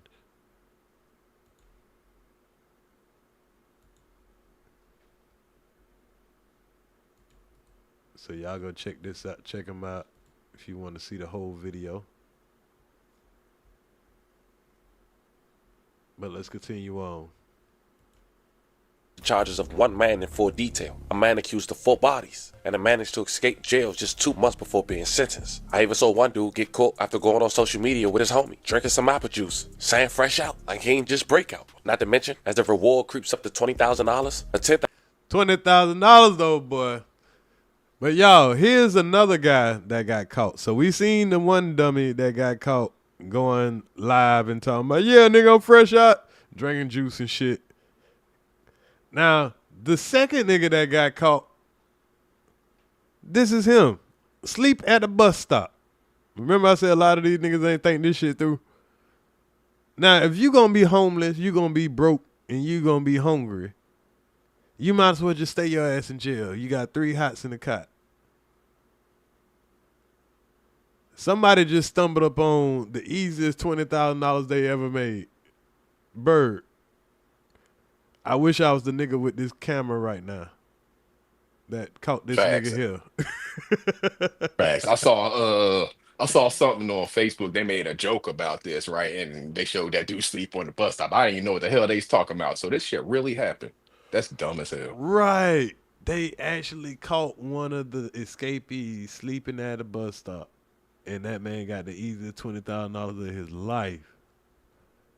Damn. $1,000 reward was given to a man who found one of the inmates just sleeping at the bus stop. He tapped him on the shoulder as he recorded before calling 911. Today, I briefly show you each scenario. Now, look at this dusted. This nigga got on some dirty crops.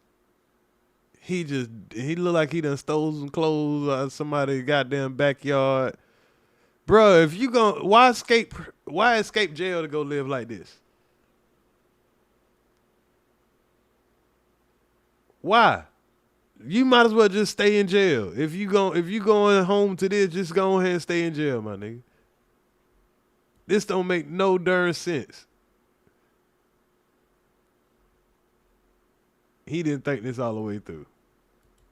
Before we go over this one, I want you guys to remember, I won't give you no angle. I just give you the story. So with that being said, make sure you like, comment, and subscribe. We're going to jump right to it. A manhunt for inmates who escaped from a New Orleans jail. He looked like he ain't washed since he got out of that jail. He ain't washed since he got in the jail.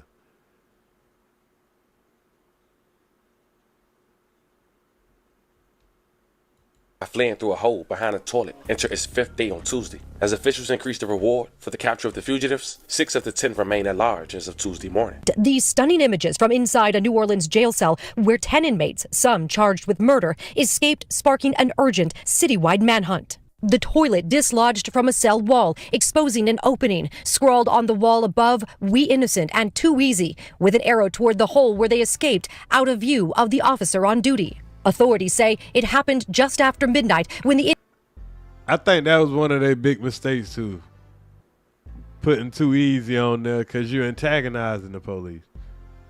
Like that don't make no sense.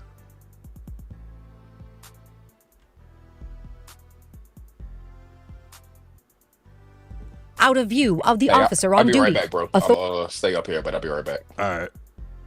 Authorities say it happened just after midnight when the inmates broke a lock on a cell door. Earlier today, the Orleans Parish Sheriff's Office discovered that multiple incarcerated individuals escaped from custody. What we know right now is that during a routine head count at 8:30 this morning, it was determined that several detainees were unaccounted for. Immediately upon discovery, OPSO activated emergency protocols and launched a coordinated response to locate and return these individuals to custody. That had breached or escaped our custody. So those individuals right now were named. So 1 through 11, Antoine Massey, Linton. All right, so here got all the people. Because it's that back you got right there made me think about out there. So we heard about the Antoine Massey, so let's hear the other guys. Date of birth, 1998. Jeez Louise. I was already goddamn in high school then. So I think one of them is 98. Yeah, 98. I had already graduated. Shit. I graduated in 97. Well, we got guys from, I think that the oldest was 42. So the oldest was, a year older than me. And the youngest was 19 or 18.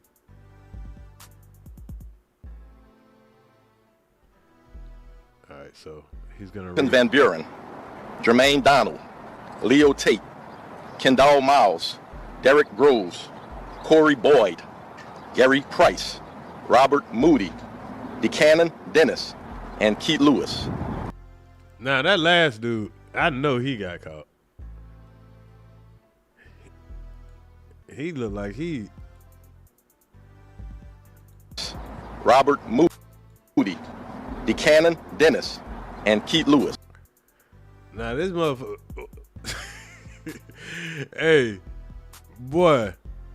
But this motherfucker like he'll kill you real quick though. But for him to only be 35 years old, boy. Yeah, but it would have seen some hard days. 36 years old. All of those suspects are considered to be armed and dangerous. Why would this guy get new permanent teeth in? On Tuesday, May 20th, 2025, a Norlis Parrish maintenance worker was arrested on Monday on allegations he helped facilitate the escape of 10 inmates from the Orleans Justice Center last Friday. Sterling Williams, 33 years old, was booked on 10 counts of principal to simple escape and 1 count of misconduct. Sources say on everyone arrested. I want to briefly go over everybody's criminal history, or at least why they was arrested. Gary Price, 21 years old, charged with attempt first-degree murder, domestic abuse, and aggravated assault. Gary was... All right, so attempt first-degree murder, domestic abuse, and I think he said simple assault. So that sounds like the nigga damn near killed this girl or something. I don't know if Iceberg back. Do you think that's what that sound like? Say it again. I What said was it said attempted murder, domestic abuse, and simple assault is what he was. So what about with. it? I was saying it sounded like he damn near tried to kill his girl or some shit. Oh yeah, absolutely. That's absolutely what that is. He tried to, but he didn't succeed. So they charged him with all that stuff. That's exactly what that is. Price, 21 years old, charged with attempt first-degree murder, domestic abuse, and attempt first-degree murder. So he must have shot her or some shit. Domestic abuse. Yeah, he don't need to be back, because where you think he gonna go at if he escape? Who he going at? He ain't got nothing to live for right now. He feel like that female did it all to him. He want to go goddamn kill her motherfucking ass. So yeah, that had to be scary for that young lady to find out this nigga done escaped. I think this the nigga that got caught on the bench though, if I ain't mistaken. An aggravated assault. Gary was the 4th of the 10 inmates who was captured after. Yeah, I think that was him.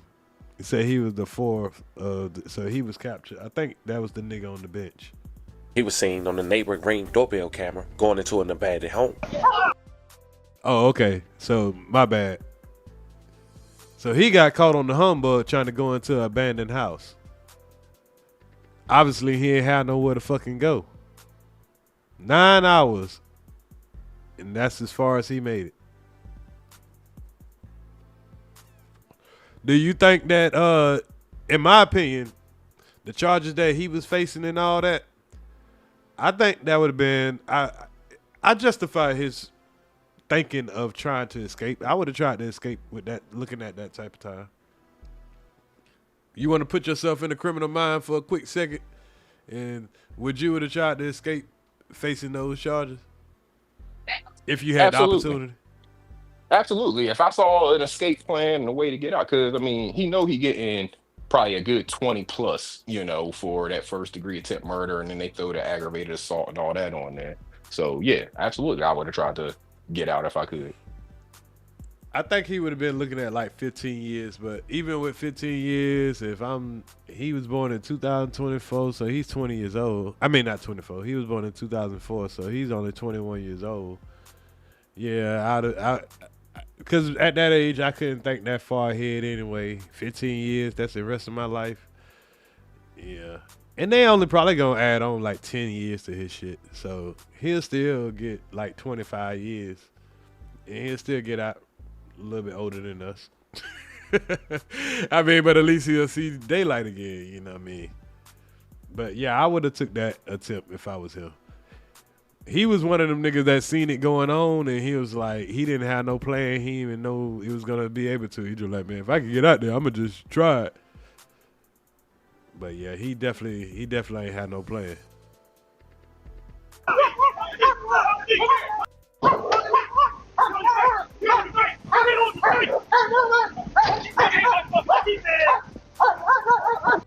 But at the same time, I probably would have let them goddamn do something to me on that. If I done broke out, fuck it. I'm out.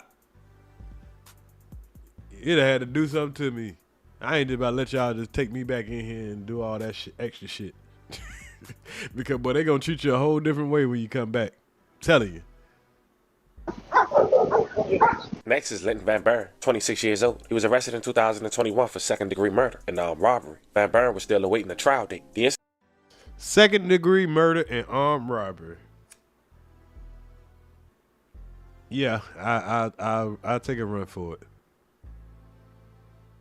If that's what I'm charged with, and I know I'm dead to the wrong. Because you tried to rob somebody, you know, and probably shot them, and they probably didn't die immediately. They probably, you know, died at the hospital or something, so that's probably why they dropped it to second degree. But it's the same as a murder, nigga. You about to be gone for, you about to get 30 years. At a minimum. You running, Bird? My bad, I was away. I didn't even hear it, bro. I said, so he got second degree murder, armed robbery. You running or nah? Depending on what they giving for armed robbery and second degree down there, but in Louisiana, I mean, probably still. Yeah, I'm probably still running. That's looking like 15 and 15.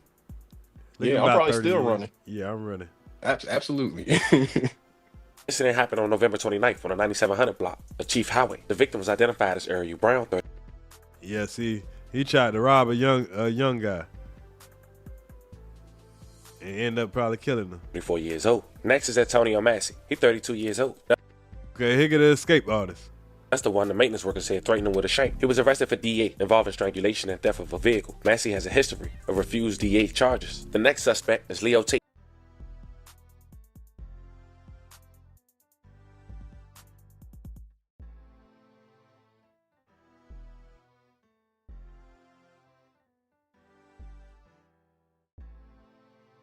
Strangulation and theft of a vehicle. Massey has a history of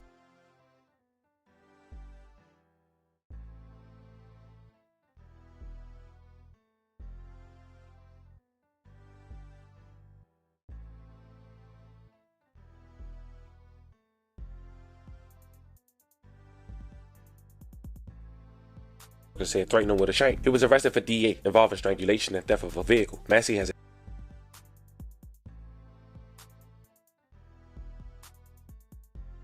Oh shit, my bad. I'm on mute. So I'm trying to hear what they're trying to say that he did. They saying it's involving strangulation and theft of a vehicle. He ain't got no murder, no nothing, none of that shit like that.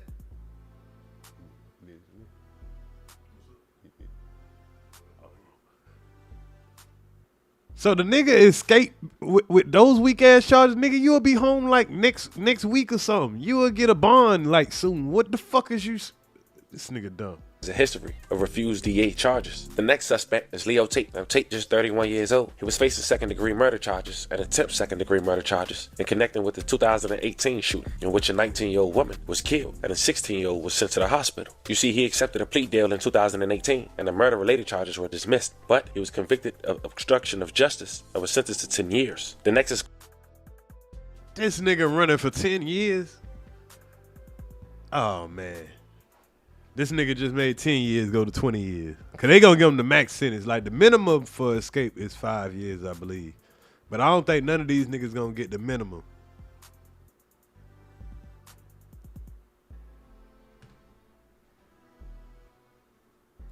Corey Boyd, 20 years old. He was arrested back in May of 2024 and faces charges of second-degree murder, attempt second-degree murder, obstruction of justice, and threatening a law enforcement officer. Second-degree murder, attempted second-degree murder. So that means he probably shot in the crowd or some shit like that. He probably killed one person, shot another person, and shit, I ain't got to hit them other charges and shit they talking about, because them two right there going to send that nigga up the road for at least 30. So I get why he got there broke out. Boyd was among 3 people who were charged in the death of a man who caught the group burglarizing cars. Next is the oldest of the group, 42-year-old Jermaine Donald. He'd been charged with second-degree murder, aggravated battery, and possession of a firearm. Now, Kendall Miles, second-degree murder, aggravated battery. So that sounds like probably another situation. Maybe he done pistol whooped a nigga, shot a nigga, and all that. But yeah, that's carrying about 25. So I get where you say you're expecting what he's expecting to go. Shit, I mean, if you're gonna break out, you need to have a plan. I'm expecting your ass to get as far away from, population, to get as far away from the city as you can go. But like you say, you can't call no family members, you can't call no friend. You better be really affiliated. 20 years old. Miles was among the escapees, but was captured by the Louisiana State Police. Miles is facing charges of attention to conceal a weapon, introducing contraband into a prison, and possession of contraband. So this dude here, he ain't got no kind of murder charges, none of that. All he got is contraband charges.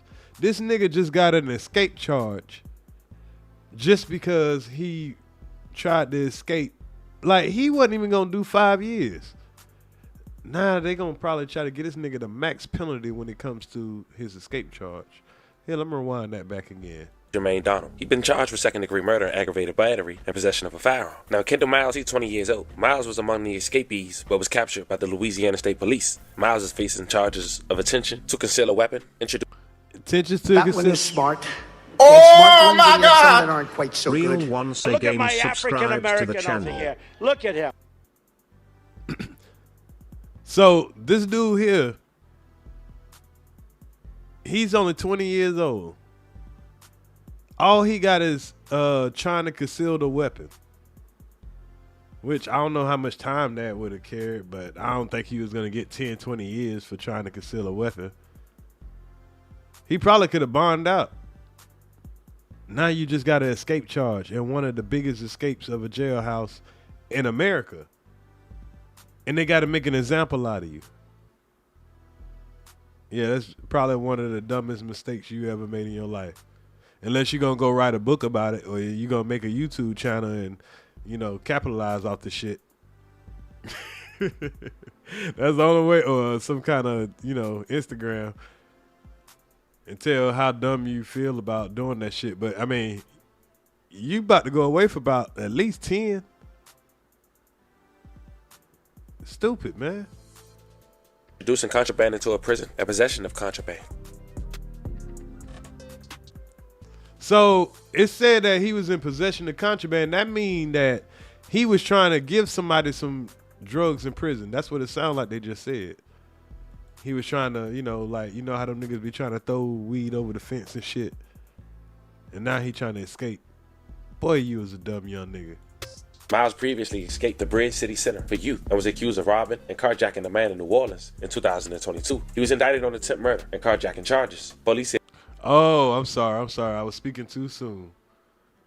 So he escaped that detention center, carjacked somebody, got a second-degree murder, and now he is trying to escape again.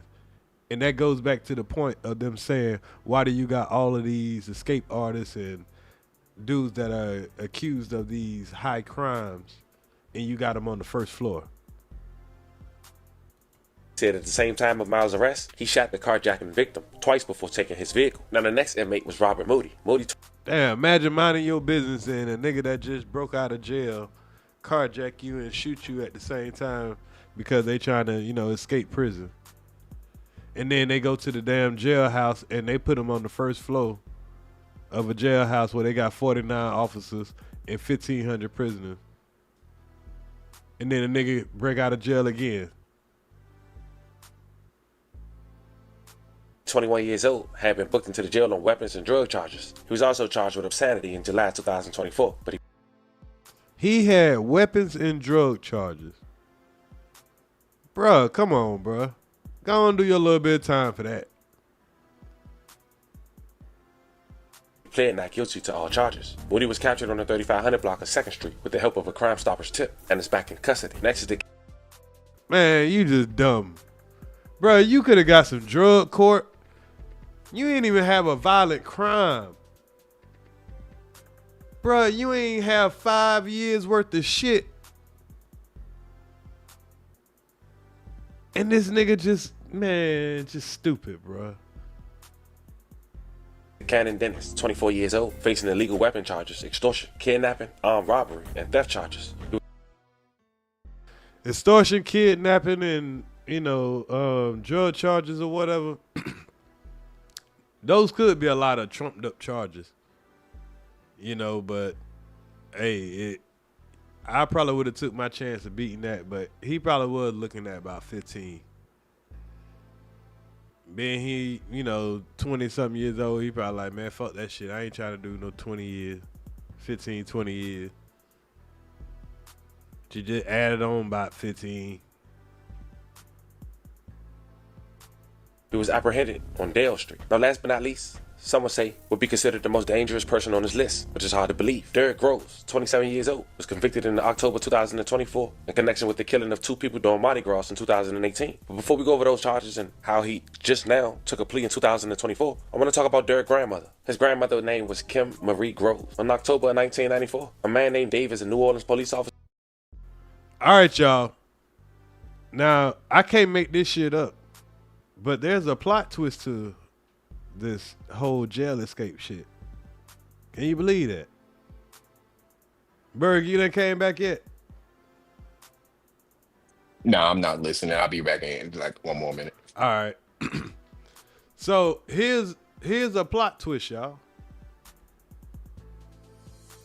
And it almost starts making you root for the goddamn nigga that, you know, got away, but at the same time, he killed 2 innocent, I don't know if they was innocent, but he killed 2 people at Mardi Gras. And was reported to have other murders that they couldn't solve that was on him. Grandmother's name was Kim Marie Groves. In October of 1994, a man named Davis, a New Orleans police officer, targeted Groves because she filed a complaint against Davis with the Internal Affairs Division of the New Orleans Police Department, alleging that he engaged in police brutality. Davis had a relationship with Hardy, a New Orleans drug dealer, in which Davis exchanged police protection for favors. Davis recruited Hardy and Hardy associate, causing to kill Groves. Davis and Hardy planned the murder and subsequent cover-up. Hardy was the trigger man who killed Groves. And how we know all this? Because his partner later testified against him in cooperation with the state for a lesser charge. Wow. Just wow. Who knew?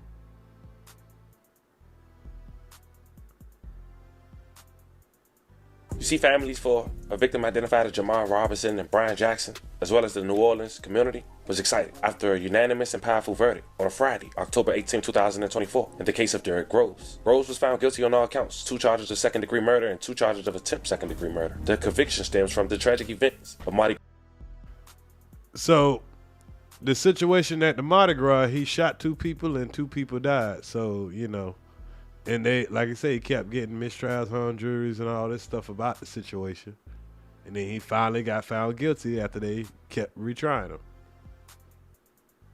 And that's justice for a certain family. But what we're seeing is a young man that's a product of his environment. Because when his mother was being murdered, his grandmother was being murdered, or unalived. I'm sorry, I don't know if I wasn't supposed to say that word if I'm not describing what situation is, but when his grandmother was being unalived by the police department, he wasn't old enough to be doing any crime and all that stuff like that. So you created a child that wanted justice served for them, but the police officer turned around and took her life and probably left his family in a situation where he grew up in the, you know, getting into a life of what he done. I mean, you could believe that, you know, certain things don't take an effect on people's lives if you want to, but that type of shit does take an effect on people's lives.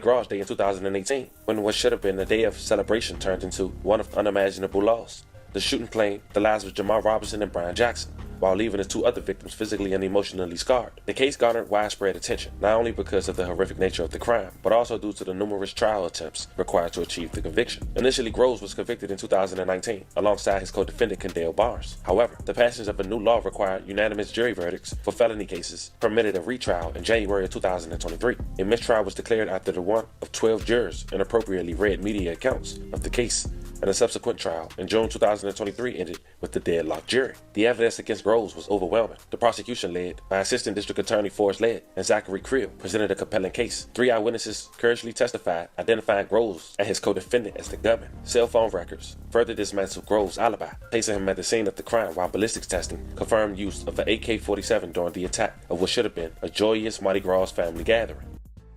So if they had that type of evidence, you know, I get it, you know. And a lot of technicalities is what kept them mistrialing and hung juries and all that stuff like that.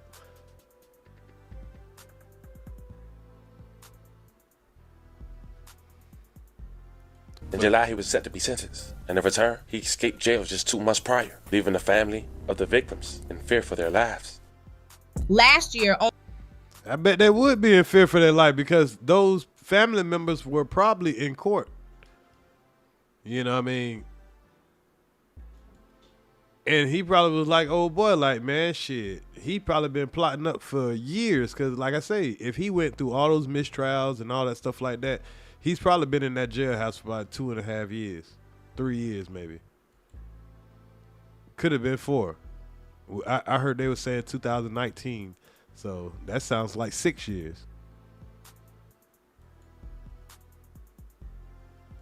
Years in the making, a man accused of killing 4 people, 2 on Mardi Gras Day back in 2018. He was found guilty on several charges, including second-degree murder. WDSU reporter Ariel Brumfield joins us live from the DA's office with how this verdict is impacting the families involved. Ariel? Well, guys, this guy has hurt a lot of people, and it's been several years at this point. Investigators in this case says that Derek Groves, he is going away for a very long time. Now, y'all, this is what they were saying before this whole prison escape happened. So this is a reminisce of the 2018 Mardi Gras Day killing. Do this remind everybody of that situation a couple of years ago? About 7 years ago when there was a shooting at Mardi Gras. This is one of the guys. FBI Homicide Unit Chief. A guilty verdict now landed 6 years in the making. Derek Groves, a man accused of killing 2 people Mardi Gras Day in 2018 and injuring several others, pled guilty on Wednesday to several charges. A jury returned a unanimous and powerful verdict in the case of Derek Groves. Now, Groves was found guilty on all counts, 2 counts of second-degree murder and 2 counts of attempted second-degree murder. Investigators say Groves opened fire on a house party on St. Claude with AK-47 rifles, killing Jamal Robinson and by. Jeez Louise. But this nigga's a menace. Yeah, keep him locked up. Yeah. AK-47, you can spraying people, you need to stay locked up. This nigga just spray up the whole party. This nigga is, oh hell no, you see all them bullet holes in them cars and shit? Yeah, this is a dangerous ass nigga here. Reckless. Just reckless. But we ain't finished. I got some more information about it. It's always gonna be some people from New Orleans that have more information about these people. So we're gonna get into a little. As we see though, he did have a situation with the police killing his grandmother. And that probably affected his family and put him in a slum where he learned this type of violence. That's kind of how it happens in the cycle. in Jackson. 3 eyewitnesses and cell phone records helped dismantle Groves' alibi. In the trial, District Attorney Jason Williams says was nothing short of complications for the prosecutors and the victims' families. The weight of their grief has been immense and a constant companion through every hearing daily, every delay, every setback. And while no court decision can bring back their loved ones or fully heal their wounds, this verdict provides a measure of justice. But we learned Thursday justice is being served once. A measure of justice, then a nigga break out of jail.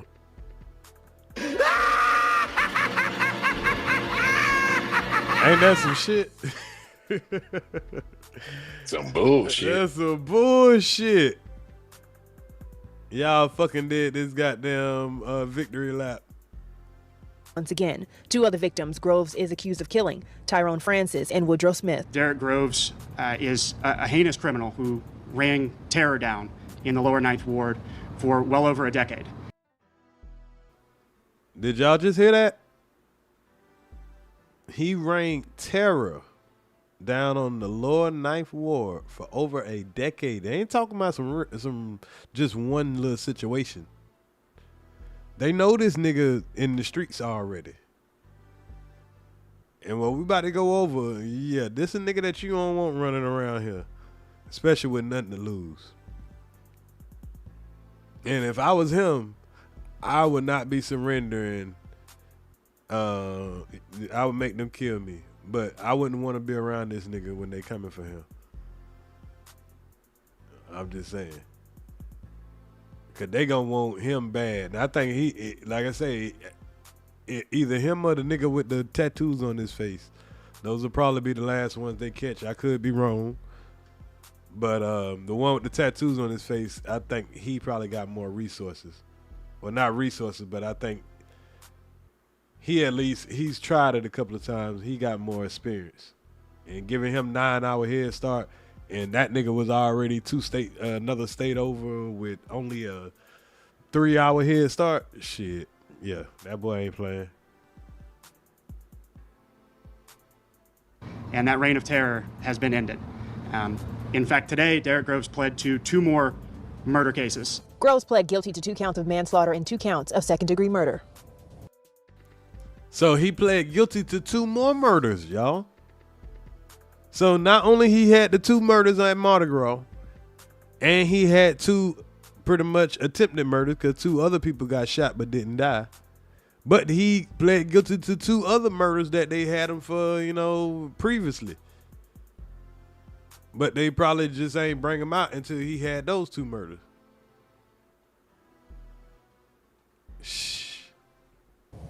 Yeah, so he got to run to the death because he ain't gonna see the light no more if they catch him. And we're if they got the death penalty still, that nigga gonna get the chill. He gonna get the needle. He done made them look stupid, and he done made them people fear for their life and all that shit. They gonna have to get that nigga the death penalty. And he got how many bodies? Shit, 4? on paper, shit, 4. Yeah, 4 plus 2. With right, 2 bodies. positive, then he escaping. Plus 2, yeah, plus 2 just shot and didn't die, but they still got shot with goddamn AK bullets. So right. they probably wish they probably wishing they was dead. Shit. Yeah, they gonna get him up out of here if they catch him. And you escape. And the longer you away, man, he, like I say, if he let them catch him alive, he'll be a damn fool. In my opinion. Yeah. That's a setup for a death by cop situation. Right. But he'll kind of go out like a gangster though. And right. Yeah, man. Like right now, he just dedicated his life to the thug life. You know what I'm saying? He doing a good job staying away. But if he can get himself to Cuba or Mexico or whatever, but he black, so I don't know how that's gonna work for him. Dude with the tattoos on his face, he might can go for the other places and shit. Like he might got some connections, but they got some dark people down there. He'll be all right with it tan on. He could pass for one of them. He got to learn the language or something, but he could pass. Right. But the video, this one only got a couple more minutes. But the video I'm about to show, it seems like he might be tapped in. He might be tapped into the right type of people, but we'll see. Joe Groves will be serving his sentences consecutively. No one tell us anything. You know, we got to leave work. We didn't know what was going to happen. Wednesday, Jamar Robinson's family celebrated his birthday. Love you, miss you. 2 days later, they were in hiding after finding out that the man convicted of his murder had escaped from prison. Just get all our family members out of the city. We had to get everyone out of the city. Didn't know what way it was going. Where it was going. Crying, devastated. 2 of Robinson's family members spoke with us over the phone. They should be able to sue the city. Because all this money that they having to, you know, all this misfortune and all this getting out of the way, you know, they should be able to sue the city and recuperate the funds and the pain and suffering that they having to deal with, in my opinion. Yeah, I agree, because they tax money is supposed to be paying for them to, you know, kind of be protected within their city. You paying for the cops and all of that, and you can't feel protected in your city because they can't hold these fools in jail. I agree with you. Right. So, y'all, I'm about to go over the reputation, and this is from a person I watch this channel a lot. It's called 504 Street Stories and Gangster News Network. I'm gonna drop the link in the chat. But I catch a lot of their videos, especially when stuff that happens Louisiana related. And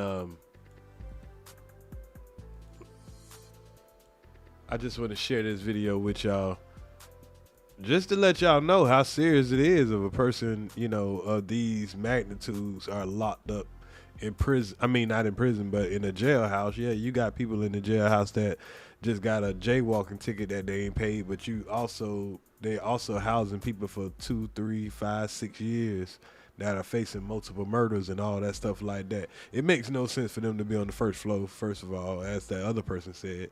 And 2, especially if you're understaffed and all that, like, you got to make it difficult for them guys some kind of way. Like, if they had to get all the way down to the first floor, that would have been different. But come on now. But they shouldn't even been in a general population like that. You know what I'm saying?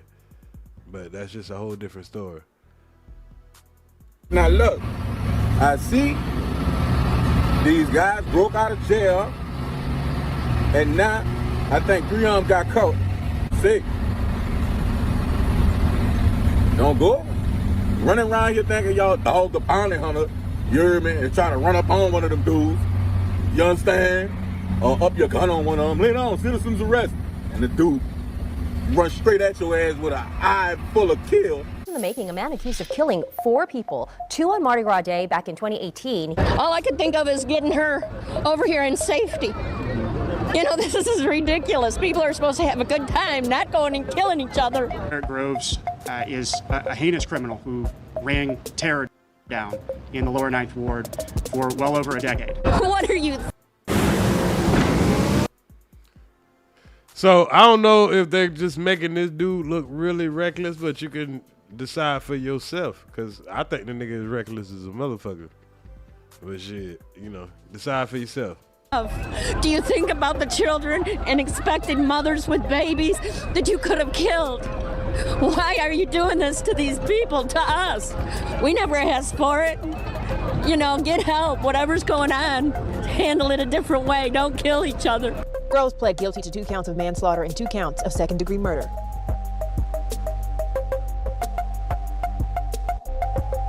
Choppers hit even harder. It's the big video. Welcome. I'm back with another video. Welcome to New Orleans, where the brass man hit the streets, but them choppers hit even harder. It's the big easy, but ain't nothing easy about surviving in the NO. Under all them Mardi Gras masks and crawfish balls lies a war zone. Youngin' chasing respect or revenge. And in the heart of that was one name that rang out heavy. Derek Groves, aka Woo. He ain't just no hood myth or some name on the news. Nah, Woo. So now we understanding the background of the man. Woo. Now that makes more sense, because I know this nigga ain't running around with the name Derek Groves. Which ain't nothing wrong with that name, but you know what I'm saying? Let's find out that street background, because this would really make some motherfucker dangerous. Who was a storm, on in them same streets that raised soldiers and took them. He came up round dope boys, stick-up kids, murder charges, and police task forces breathing down his neck. And still he rose, violent, loud, untouchable. Wu was born into the heat, grew up where the only job that paid was hustling, school, and that was just something to walk past on the way to the trap. Wu learned fast, keep your mouth shut, stay 10 toes down, and never let no man disrespect you on these streets. His name started ringing at a young age. First for petty shit, jacking bikes, flipping nicks, pressing other little crews, but it ain't take long for the stakes to rise. By the time he hit 16, they say Wu was already carrying a stick and moving past like a grown man. He wasn't just in the streets, he was the streets. And the feds, they was watching, cause they knew Wu wasn't no average corner boy. He was organized, dangerous, connected, and worst of all, he ain't fear nothing. 2016, a body drop, then another. People ain't really talk, but the 2016, we're talking about bodies dropping. Allegedly. whispers all said the same thing. That was that boy Wu. Detectives started stacking cases. Homicide units looking for links. But in the hood, he ain't need no paperwork. Everybody knew Wu was moving militant. By the time the calendar flipped to 2018, it was already too late. Wu's name was cemented in the streets and his hands was tied to blood, allegedly. Multiple murders, firearms, drug runs, and that Mardi Gras shooting, that one made national headlines. Might have would have got away with it if he wouldn't have did it at Mardi Gras. Hi, I'm Jessica Cartalia. Police in New Orleans are investigating several shootings that happened during the city's Mardi Gras celebrations. The first two shootings happened in the afternoon when fights broke out near the traditional parade route. 2 more shootings were reported over the course of the day across the city. 3 people in total were killed, 5 more were injured. But we gonna get to that, cause see, Wu's story. 3 people killed and 5 were injured in one day. Possibly connected to this nigga. Hey, let me ask you something real quick, something that he said, and you can probably help me, just kind of street lingo. When he said his hands is tied to blood, is that a reference to being connected to the blood gang or talking about like having bodies? That is talking about his hand is tied to all the violent acts where you can, you know what I'm saying, pretty much bleed, whether you're shot or dead. Gotcha, So, gotcha. Yeah. Okay. All the bullshit that's going on with the shootings and shit, some type of way he got something to do with it. Whether he's shooting it, his crew shooting, or somebody shooting at him, you know, that's pretty much meaning. Gotcha. And somebody bleeding, he got something to do with that shit. Right. Just like when that whole Young Thug thing was going on in Atlanta, in the YSL versus the YFN or the Lucci crew or whatever. They was pretty much saying the same thing about Thug, like nigga, somebody shooting about you or you know trying to prove themselves to you, or y'all niggas got too much going on. Little kids getting shot in the mix, innocent people getting shot in the mix, just being around you and shit. Y'all niggas could kill each other all you want to in your hood, but don't bring that shit over here to us. Right. Your name come up every time. Right. Gotcha. And nobody ain't willing to testify, but nigga, we know it's you, but nobody ain't stupid enough to talk about they about to testify because nigga, you a tricky nigga.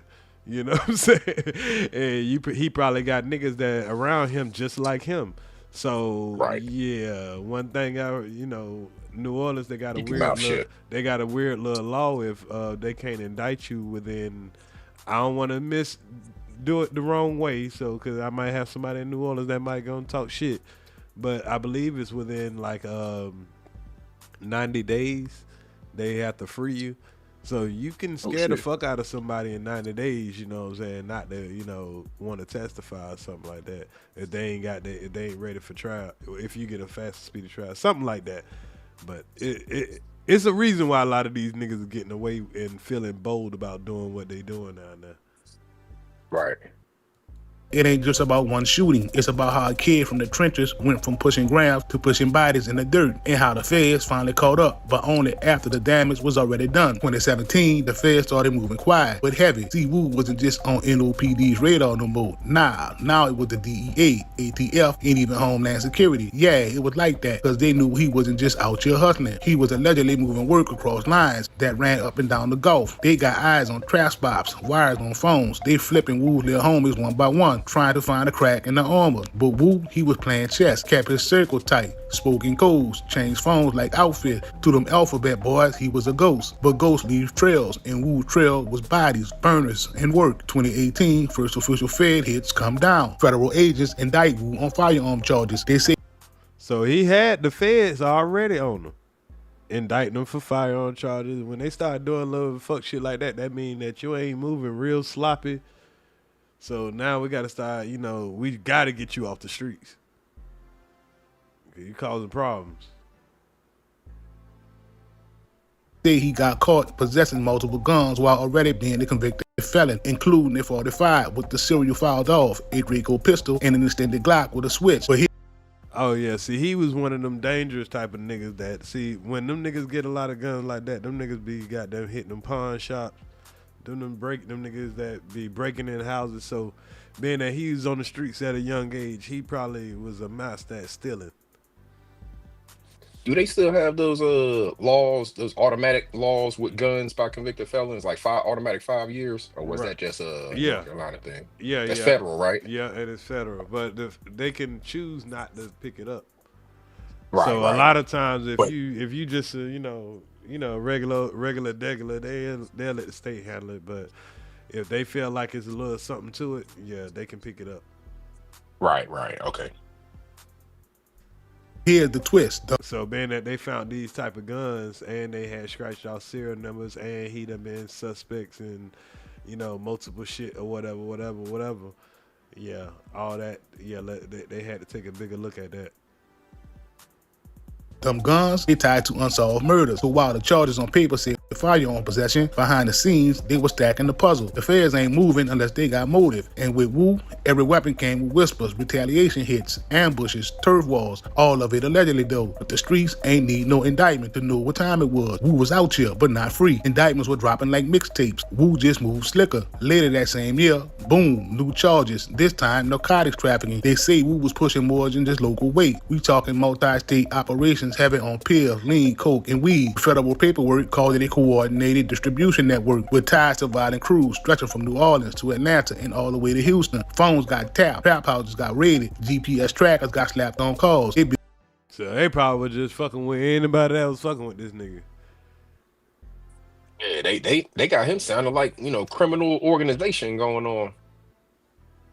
In a case with layers stacking, every text, every dollar, every burner phone Wu ever touched. Still nothing stuck heavy yet. Wu was moving smart, only dealt direct, never hand to hand, always behind layers of Fall Guys. But Fall Guys talk, and eventually so did the walls around him. Then came the one that made Wu infamous, the 2018 Mardi Gras mass shooting, February the 13th. Streets was packed, floats rolling, brass bands playing, tourists everywhere. Then out of nowhere, gunfire erupt. Multiple shooters, over 20 rounds fired. Chaos, blood on the pavement, right there in the aftermath. Now at 8:12 last night, a group of people were in a car on Andrew Street in the lower 9th Ward when another group started firing shots. One victim there died on the scene and another died at the hospital. 3 other people from that shooting are recovering in the hospital here this morning. Now again, 2 of these 3 shootings did take place near the parade route, and those on the parade route, the witnesses say that all of this violence has to stop. Feds ain't officially confirming at first, but inside them sealed affidavits, they believe Wu orchestrated the whole thing, allegedly over a turf beef behind something personal. Wrong look, wrong time, wrong block. And then when the city flipped, Wu wasn't just a suspect. He became a headline, the face of the city's spiraling violence. The mayor gave statements, NOPD increased patrols. ATF called it a major escalation in organized urban warfare. After Mardi Gras, the gloves came off. They raided everything, stash houses, baby mama cribs, cousins' apartments, scooped up phones, pills, straps, burner accounts, even old Snapchat stories. Yeah, that's about the only time they're going to start doing the full sweep, when it starts getting into, you know, the tourist areas and all that stuff like that. You get that reckless behavior like that. So it's just pretty much, if he was a rapper, this would be, you know, it would have been like, you know, and he got locked up. But the crazy thing about it, this is a guy that just broke out, and they definitely are going to make the situation highlighted of every single one of these guys. This is they're gonna frenzy off of this for a long time, trust me.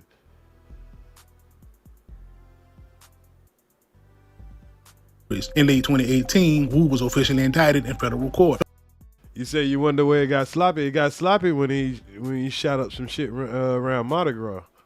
Cause he could have killed them dudes in the hood and it would have been all good. He'd have still been moving about his way. And yeah, they was, like you say, the feds was trying to put together their cases and all that. They, you know, got gun cases and all that. But you still gotta, actually have him doing it. So they probably was putting together a RICO case, and they probably figured, hey, we got him locked up right now. We done did enough, but now the nigga done broke out. You had him on the first fucking floor, dummies. Charges read like a mixtape track list: narcotic trafficking, felon in possession of firearms, and furtherance of drug trafficking, and suspected links to multiple murders. They painted Wu like a criminal CEO, running crews, setting hits, pushing dope, stacking bread, and even inside them courtrooms, Wu ain't flinch. No cooperation, no plea, just that cold stare, like he already knew the life he had chose. But the feds, they don't stop, and they had time. And see, he got a dude that was sticking to the G code, and obviously the niggas that he was fucking with, they were sticking to it too. One thing I don't understand though is if the feds is on them like that, building a RICO case, and then they finally get him locked up for whatever, whether it's the guns or whatever, why they got him in that little just local jail? Why don't they have him in an actual federal place, awaiting trial? Well, that's a good question. In a lot of local facilities, they will house federal inmates, because they get paid more for them or whatever. Bronx does that. So it's... I mean, I would think, though, the feds being on this dude and building this type of case, I mean, this is really, movie RICO case type stuff. Like, they should make a movie about this dude if all this stuff they're saying they built against him is true. You just gonna house them in some little regular... Well, I'm gonna New Orleans, or I just thought Louisiana about jail. something. I just thought about something. The reason why they possibly would have him still there. Okay, so he's waiting for trial. He just went through trial because he was getting mistrials and all that stuff or whatever. So now they finally found him guilty, and he's supposed to be going for sentencing in 2 months. So initially, they're gonna still keep you in the county jail of where you got your sentence at until you get sentencing, and then they're gonna send you to state prison. So that's why he would be there. Fucking up. Now I don't know You're right. why. You're I don't right. know That why is they the would. process. I don't know why they would still have him on the bottom floor now. That's crazy. If you got that's crazy. Right, because he ain't going nowhere. If he's already pled guilty and he getting some time, he's not going anywhere. So put him upstairs somewhere, and the one day that he has to go to court for his sentencing, or however many days it takes, then you bring him downstairs. Right. Evidence, witnesses, and he planned to bury Wu under the jail. 2020 hit, and the case against Wu, it came heavy. By now, the feds have been building for over 2 years. Surveillance, wiretaps, informants. They were stacking statements, phone records, jail calls. Every brick in Wu's empire was being documented. And then, folks started flipping. People who used to ride with, eat with, call bros, started signing them proffer agreements, testifying in open court. I was saying, pause real quick. He just said it, it answered my question. The feds, the reason that they ain't, Steady Grinder said he ain't got no federal charges, right? And the dude video you listening to, the feds is listening to his jail calls. That's why they wanted to leave him there local, so he can still be running his organization, and they could be just listening through wiretaps. So they still building their case on him while he's in jail, because the dude who's doing the review, he said, the feds is building their case and they listen to the jail calls and all that. So that's probably another reason why they not even really... the feds, they probably not really involved with him as far as his jail and all his court and all that stuff right now. They just listening in the background. Right. And there's probably somebody else that there's a bigger fish. See, he's probably just a soldier. Right. Yeah. And especially if he in jail and the organization, all the crime and all that stuff still happening, they know it's somebody on the outside that's still making the calls, for him. So they want to bring it all down, not just him, nail it all to him. Because right now, if he go down, it's still going to keep going. Because right now, somebody's helping him. And it has to be organized. It ain't just his grandma helping him. Like right now, somebody helping him, outside of his immediate family. Exactly. And if he's as criminal as they making it out to be, RICO wise and all that, he probably does have contacts abroad. Because say it's a criminal drug organization. Right. If you were bringing in stuff, you got to have a contact somewhere else, Colombia, Cuba, somewhere that's shipping you the product, So he probably got some contacts outside of the United States. Right. Telling stories about drug runs, stash spots, even bodies that never made the news. Witness 4 say Wu gave the order for a hit on a rival crew leader back in 2017. Witness 6 say Wu kept a Draco under his seat every time he rode. Witness 9 claimed Wu bragged about airing out the Mardi Gras shooting like it was Baghdad. Some say they was lying, others say they was scared. But in that courtroom, them stories stuck. The feds ain't just relying on witnesses though. Nah, they came with the evidence mountain. Phone taps from Wu's Galaxy burner where he had talking in code about zips, sticks, and slides. GPS log showing him outside the rival's house the night before a retaliation hit. Photos pulled. GPS of you outside a nigga's house right before it hit. Oh yeah, nigga. Yeah, because they said they had put them trackers on all their cars and stuff. The feds put all them trackers on their cars. Right. Got you talking in code on the phone. Yeah, that nigga was a hot boy. He's a real hot boy. Pulled up from deleted Snapchat stories showing stacks, straps, and lean cups in the background. They even had jail calls, Wu talking reckless, using coded language that the feds decoded later. Calls where he mentioned dudes had crossed lines and needed to be put to sleep. Wu's defense tried to play it down. Said the feds. Oh shit. That nigga putting hits behind the walls. See, yeah, they was gonna hit him with a RICO eventually. They probably wanted to see if he was gonna beat these, them attempted murder charges, and those was the easiest ones to give him. So what they're gonna do is gonna give him a max sentence for all those. He was gonna be doing like 60 years anyway. Right. So the feds wouldn't even have to worry about spending the money to try to put their charges against him if the state got him for 60. Right. So what the feds gonna do now? They're gonna hit him with something, probably whatever they can within this shit. He'll probably get caught with a gun. Right. But if he goes across state lines, they're gonna make sure they get involved so they can send him the what that shit is, that shit out there in Colorado, that Supermax prison out there in Colorado. So they're gonna want to make sure they house him. Right, exactly. Yeah. Once they catch him this time, the feds gonna hold on to him. They're gonna put something on him just so they can hold him to finish building their case. Right. And if he need to go back to New Orleans for that the murders or whatever, the feds gonna be escorting him. He just waiting on sentencing.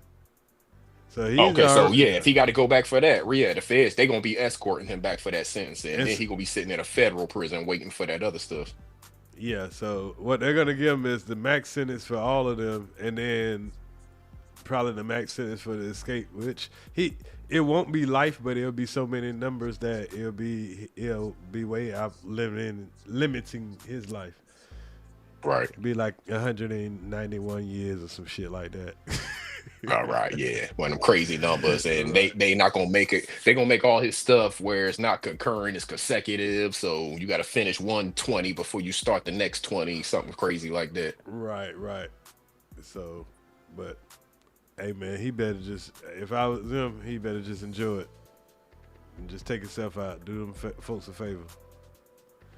But he need to record. Hey man, he need to record everything that he doing and drop that. Have somebody drop it as soon as they kill him, or he kill himself, whichever one, because that'll take care of the rest of his family for the rest of his life. I know that sounds crazy, but boy, that's the only thing you got left that you can do. Because I really want to know what the fuck you thinking. Yeah, he got a movie for sure. Yeah.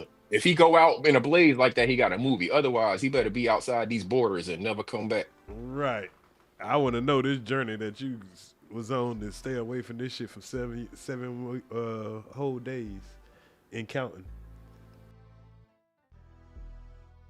Were fabricating, stretching slang into conspiracy. But in the jury's eyes, that pile of proof was looking way too high to ignore. It all came down to that one day, room packed, media lined up. The jury came back after 3 days of deliberation, and the verdict, guilty on multiple federal firearm charges, guilty on possession with intent to distribute narcotics, guilty on possession of firearms and furtherance of drug trafficking. And the murders are not charged directly. It was considered relevant conduct, meaning they counted when it came to sentencing. Judge ain't hold back, called Wu a danger to the community, said his.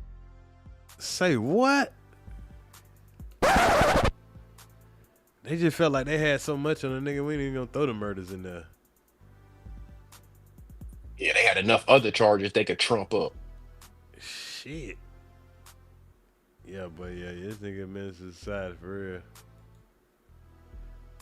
real. conduct, meaning they counted when it came to sentencing. Judge ain't hold back, called Wu a trafficking, and the murders are not charged directly. It was considered guilty on possession of back after 3 days of deliberation, and the verdict, guilty on multiple federal firearm charges, guilty on possession with intent to distribute narcotics, guilty on possession of firearms and furtherance of drug trafficking, and the murders are not charged directly. It was considered relevant conduct, meaning they counted when it came to sentencing. Judge ain't hold back, called Wu a danger to the community, said his leadership turned neighborhoods into combat zones, and dropped the hammer. Life in federal prison, no parole, no second chance, just cold steel bars. That's kind of bullshit. That's kind of bullshit the way that happened. So you heard what they said, right? They got him guilty on like the firearms and the drugs and all of that other bullshit, right? Not the murders. Right. And then they said the murders are considered relevant conduct. So that's basically saying we're not going to decide whether or not he's innocent or guilty of the murders. We just going to assume that he's guilty of the murders, but we're not even going to go through the process of finding out whether he is. Just when it comes time to sentence him, we're going to assume that he did do the murders. Because how do you consider it relevant conduct if he's never been proven innocent or guilty of it? I think it can't be considered relevant. I think that means, and I'm just taking a swing at it, being optimistic about it. And like, say somebody died, but we're charging you with the guns from the murder of somebody. So we know it's your gun, and we know it's the murder that you're being investigated with, and that was a mistrial on that, but you still had the gun. So it's kind of relevant. I don't know. So when I sentence you, I should sentence you on the high end. So instead of sentence you on the low end for that gun, because it's relevant to a murder. I agree with how reckless he is, but in terms of the fairness of that, to me, it sounds like they are taking that murder into account. But murder is a crime. Right. That's not like, the killing of somebody is what actually happened. Murder is the crime. And how do you take that quote unquote murder into account when that has never even been proven to have happened? That's my point. Nobody's been convicted of that murder. Right, so how is that murder even taken into account in my sentencing? Right, unless he had a co-defendant. Right. If somebody had been convicted of that murder and then they said he provided the guns and all of that stuff, that'd be something different. But they're not even saying anybody was convicted of that murder, unless I'm just not understanding it. Nah. Well, unless they're talking about the murders of the 2 second-degree murders with the Mardi Gras shit. But still, unless he, I don't know how it all went down, so I may be confusing myself on it, but it almost sounds like to me, the way that I'm interpreting it or understanding it is that not him or anybody else was actually convicted of. You know what? I just thought about something. So, okay, so the second-degree murders and all that he's been charged with, all that would be in the state. He would be going to state for that or whatever, and that would be the state prosecuting for that. The only thing the feds are prosecuting him for is the guns that he had during the commission of the crime, because like you asked earlier, don't the feds give you a certain amount of time for, having firearms during crimes? So if they're charging him for those firearms by the feds, they're saying, hey, besides the murder shit that the state got going on and they convicting you for, we are convicting you for having these firearms and you weren't supposed to have them, and we can give you all of this shit. Gotcha. So this is a federal judge that's convicting him on the firearms and all that other bullshit, but the feds didn't charge him with murder. But they saying that he's still being charged with that murder at the state level. Right. Gotcha. The state the state got all that, and even if they ain't got all that, federal, because he'll start his fed time first. They'll say, hey, for those, we giving you a life sentence or whatever. I don't think they gave him a life sentence, or maybe that was the state. Maybe he was in the county jail waiting on his state sentence, but he already had his fed sentence. Because usually feds get their shit out of the way first. That just seems backwards to me, though, because it seems like the feds would be the ones holding on to him and basically presenting him at the court and stuff like that. It seems like he would be in Fed custody, and they would just have to, you know, take him to court. He could be in Fed custody, but he could be at a county jail in Fed custody. Like I say, oh, that's that bullshit. For an example, for an example, like Brunswick, they house Fed inmates. You know what I'm saying? Right.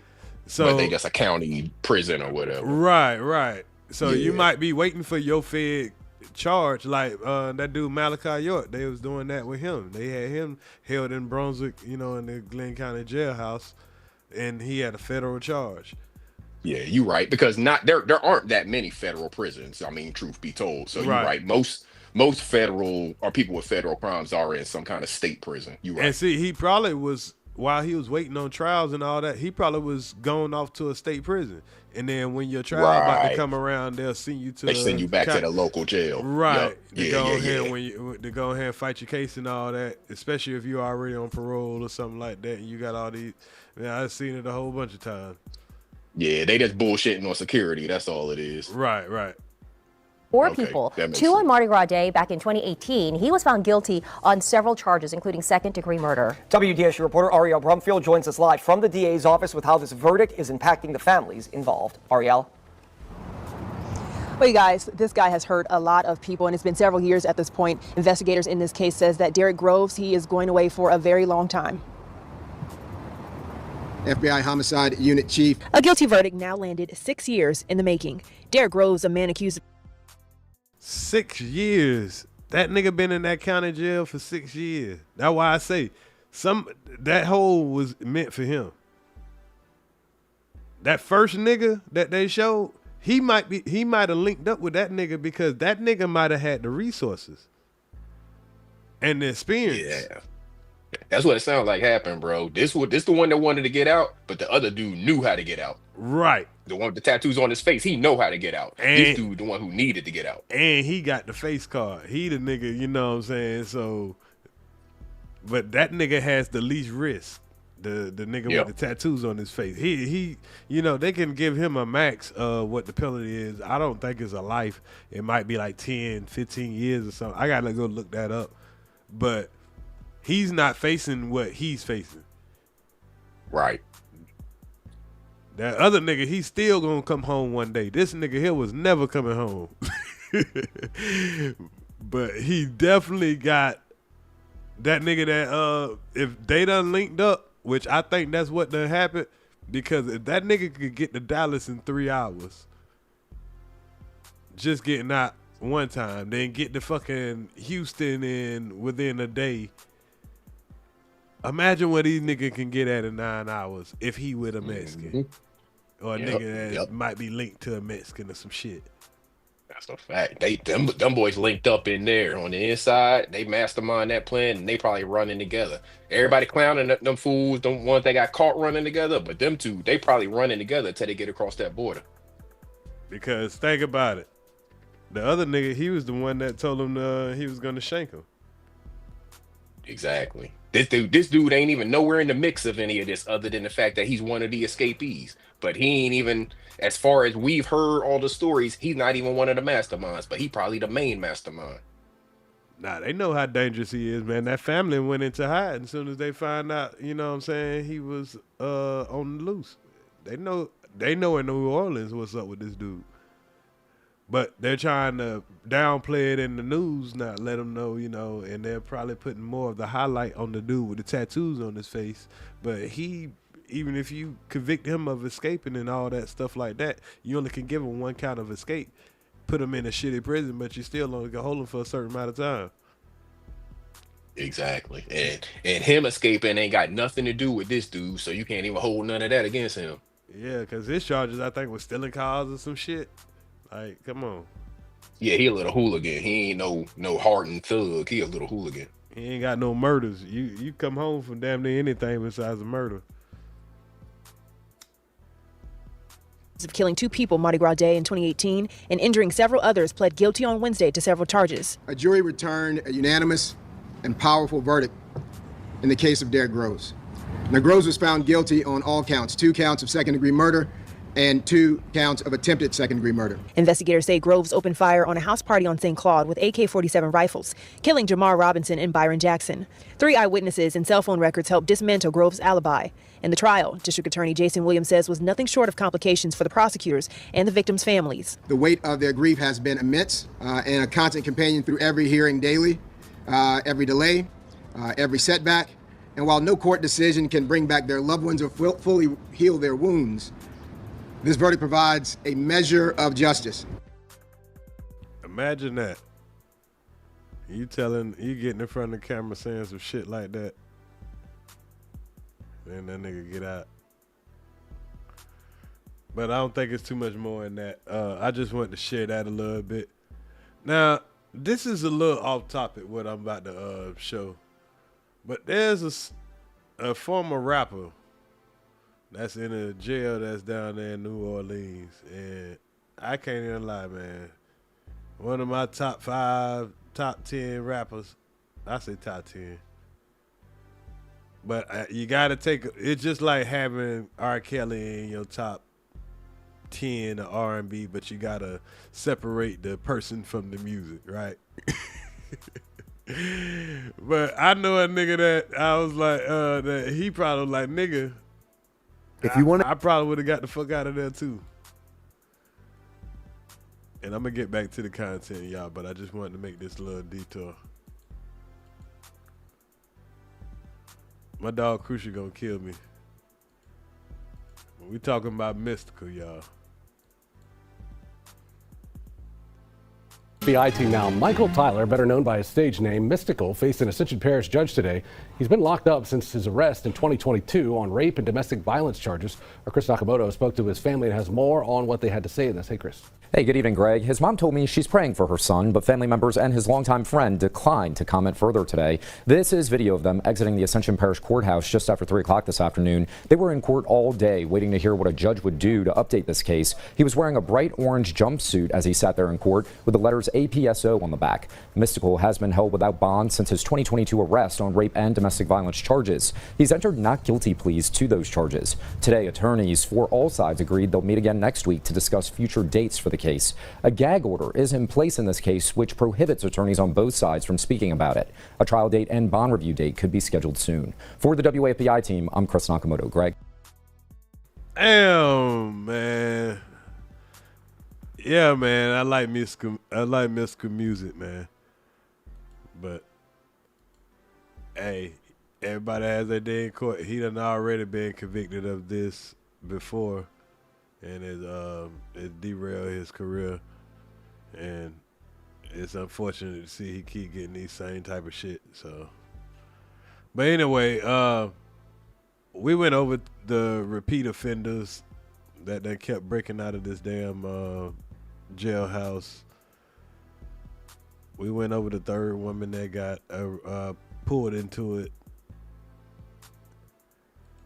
Third person has been arrested for allegedly helping one of the inmates who broke out of the Orleans Parish jail. This latest arrest prompting another warning from law enforcement officials to not help the men who are still on the run. Louisiana State Police say Connie Whedon of Slidell was in contact with Jermaine Donald.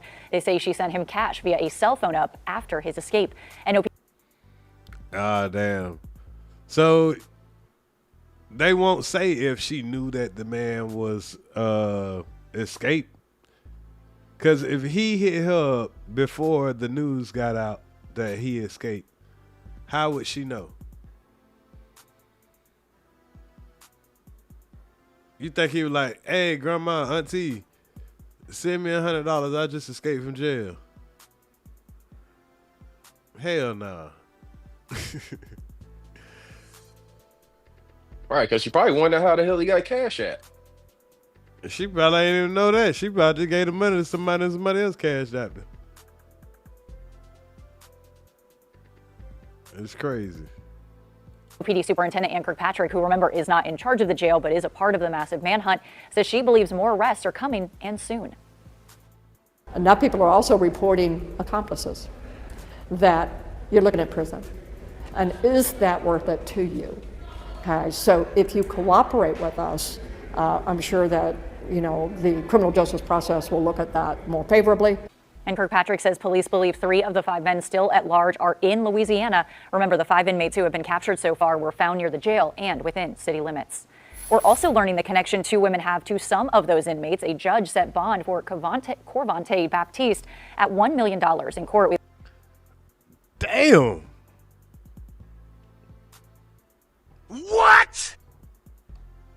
So they not letting none of them out. The janitor and anybody that's associated with it, but we still don't see any of the cops getting arrested. Wow. Bond said at $1 million, accused of communicating with nephew Corey Boyd while in jail. Damn. If he they must got a recorded call where he mentioned that he was about to get out, or he was about to break out. Accused of helping him get food. Is that a charge? I mean, what? Yes, any way that you help a escapee is a charge. I don't know as far as like, you know, you getting convicted, because of course you got to go to court, and how knowing you were in the situation, you know, may get you out of it. But I guess they can charge you with anything you do to help a person once they escape. Right. We learned she allegedly communicated with her nephew Corey Boyd while in jail and also helped him get food after his escape. Then Courtney Harris had her bond set at $2.5 million. She is accused of helping her boyfriend. Damn. How her shit get? Oh, she helped 2 niggas allegedly communicate before escape and coordinated transportation. Oh, she was a ride or die. Oh yeah, she in the mix. She in trouble. If that's true, she in trouble. Yeah, because the dude Leo Tate and Jermaine Donald, they still haven't been found yet. So they got big pressure on her. Right. So as you can see, they say charged. They ain't say arrested.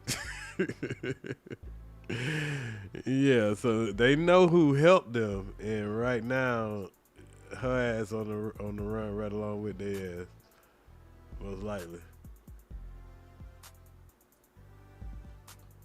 Friend Leo Tate and Jermaine Donald before the escape, and then coordinating transportation and money for them after the fact. And Morgan, as we hit 1 week. A lot of. Yeah, I'm gonna have to check a little bit into that to see if they actually been arrested yet, because I noticed they say charge. I know the difference between charged and arrested. It looked like they was wearing orange though. I think they was dressed out. Oh, okay. I mean, I can't confirm, but all them pictures, they all look like they was wearing orange. Well, here's another article. News. Another person has been arrested for allegedly helping an Orleans Parish inmate escape after his escape. That is as we near a full week since that jailbreak. And with no other escapees found today, we're combing through video evidence to track their movements. Good evening and thanks for joining us. I'm Devin Bartolotta. And I'm Sharice Gibson. 5 of those 10 inmates are still on the loose tonight as we learn more about a Slidell woman now in custody. She becomes the 4th to face charges. That includes a maintenance worker at the jail and 2 other women also accused of helping after they made it past OJC's walls. Lily Cummings joins us in studio now with more on these breaking developments. Lily, what can you tell us? Well, Devin and Sharice, less than an hour ago, we learned that 59-year-old Connie Whedon of Slidell was arrested. Officials say she was in contact with Jermaine Donald before and after the escape. They also believe she gave him cash and a cell phone. Right now, Donald is one of those 5 inmates still on the run. Meanwhile, he better not still have that cell phone there. Yeah, they can track the shit out of that motherfucker. You got the feds and the damn state involved. I don't know if the feds might be involved in his shit. But they definitely got bounty hunters on their ass. Pause. While bond was set today for 2 others arrested earlier this week, I spent time this evening looking deeper into their connection to the inmates they helped. 2 women have been arrested for helping Orleans Parish inmates after they escaped nearly a week ago. Our investigators learned 38-year-old Corvante Baptiste of Slidell is the aunt of escapee Corey Boyd. Investigators say Baptiste was in contact with Boyd via phone and social media and helped him get food while he was hiding. Boyd was recaptured Tuesday evening in the 1400 block of Iberville. We've now learned that the apartment he was found in belonged to his grandmother, but she claims she didn't know he was there. Boyd's grandmother has not been arrested and so far faces no charges. Meanwhile, 32-year-old Courtney Harris's connection to the 2 inmates she's accused of helping remains a mystery. State police say she drove them around New Orleans and was in contact with one over the phone. Court records show she helped Leo Tate and Jermaine Donald, who are still on the run. Oh shit, she done gave them 1 too many rides. I wonder how she know all this. How the hell she know? How the hell they know all this? What you say, Mom Boss? You on mute, bro? Nah. Was I on mute? Mic check, mic check. So how did they know all this? That she gave them a ride and all that shit like that? That's crazy.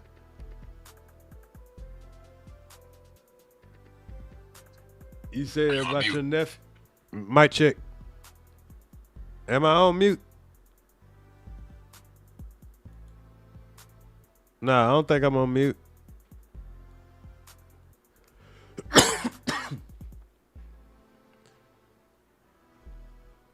Chat, am I on mute? Mom Boss, I kind of, I wouldn't feel comfortable going over that if I ain't really, you know what I'm saying, went over the details or whatever. I'll come over it.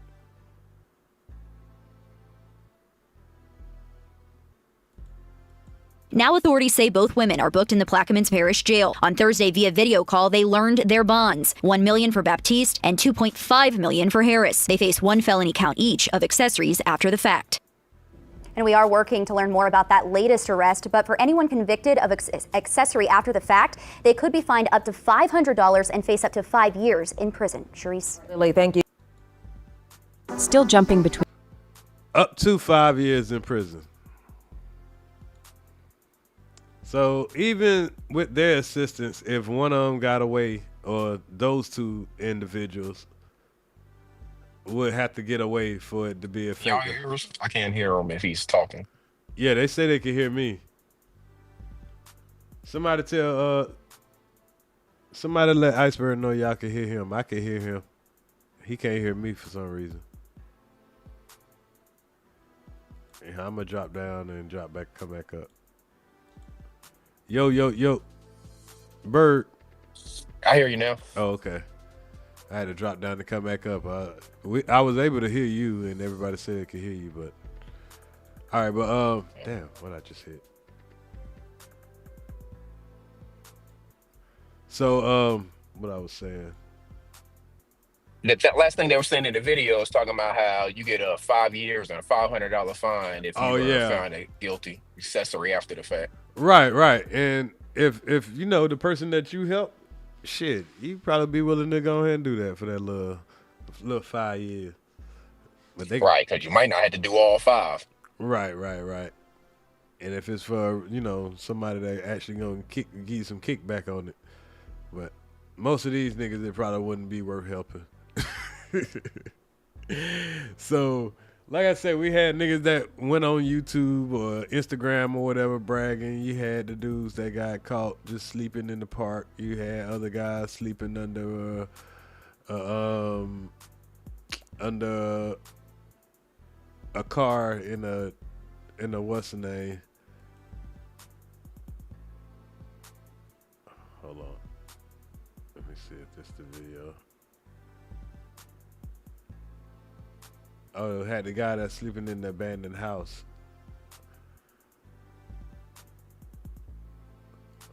Hold on, here it is right here. SP SWAT turn around, revealing Gary Price, hands behind his back and back in custody. In the video, you see a SWAT truck parked on the front lawn of this house on Good Drive in New Orleans East. All of the state police members have their weapons drawn. You can even see an officer at the top of the SWAT truck, ready. You can see the fresh tire marks in the grass here. Neighbors tell us that law enforcement rammed this fence to gain access to the property. Property, residents tell us, is currently empty. Louisiana State Police posted pictures Monday night of 21-year-old Gary Price back in custody. After his arrest, LSP say they flew him to a secure correctional facility. According to the Department of Corrections, Price is in Angola. State Police say he'll be booked for simple escape and possession of Schedule 2. Price is in the Orleans Parish Jail for attempted first... Possession of Schedule 2. That nigga got some dope real quick. This nigga escaped jail, and all they gonna do is, hey, simple escape. Simple escape. 5 years.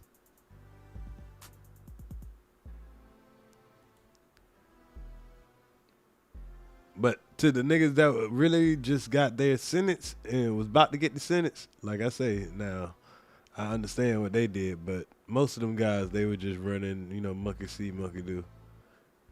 And they just exposed the system. I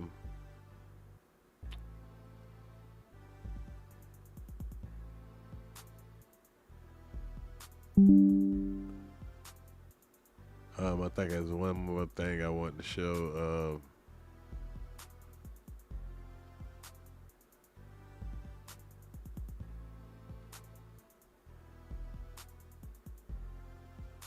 So we did the third suspect.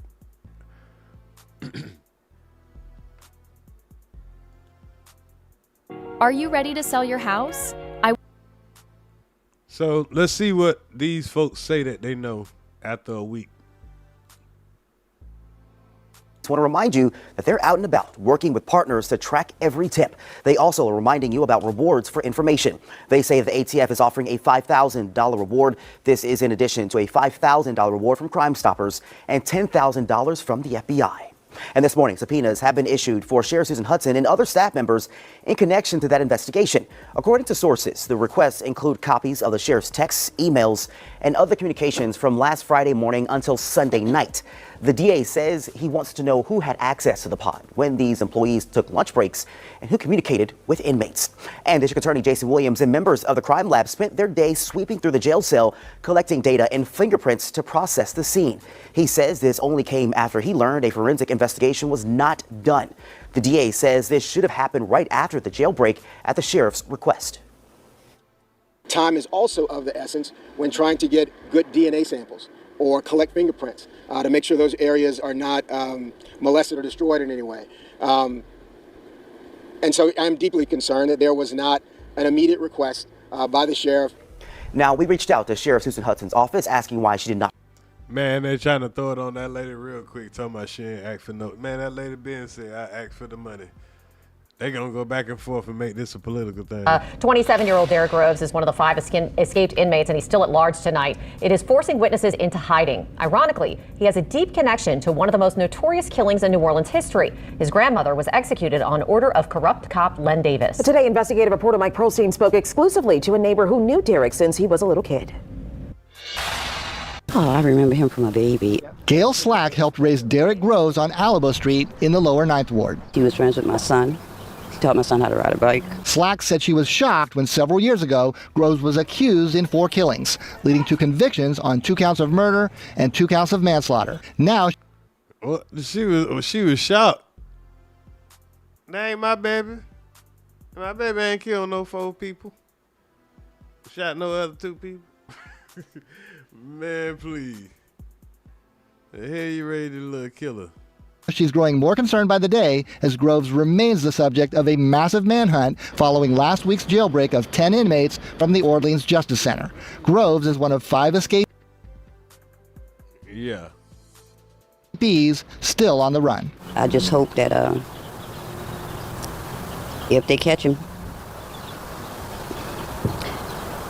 they don't hurt him. She said Derek came across to her as a normal kid, despite his grandmother being killed by a hitman on the orders of New Orleans police officer Len Davis. Derek Groves was not yet born when his grandmother Kim was gunned down right here in front of the family home.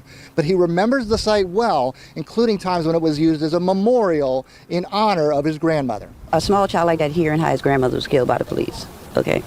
Yeah, it had a big factor. But he's still my Derek. He's still my baby.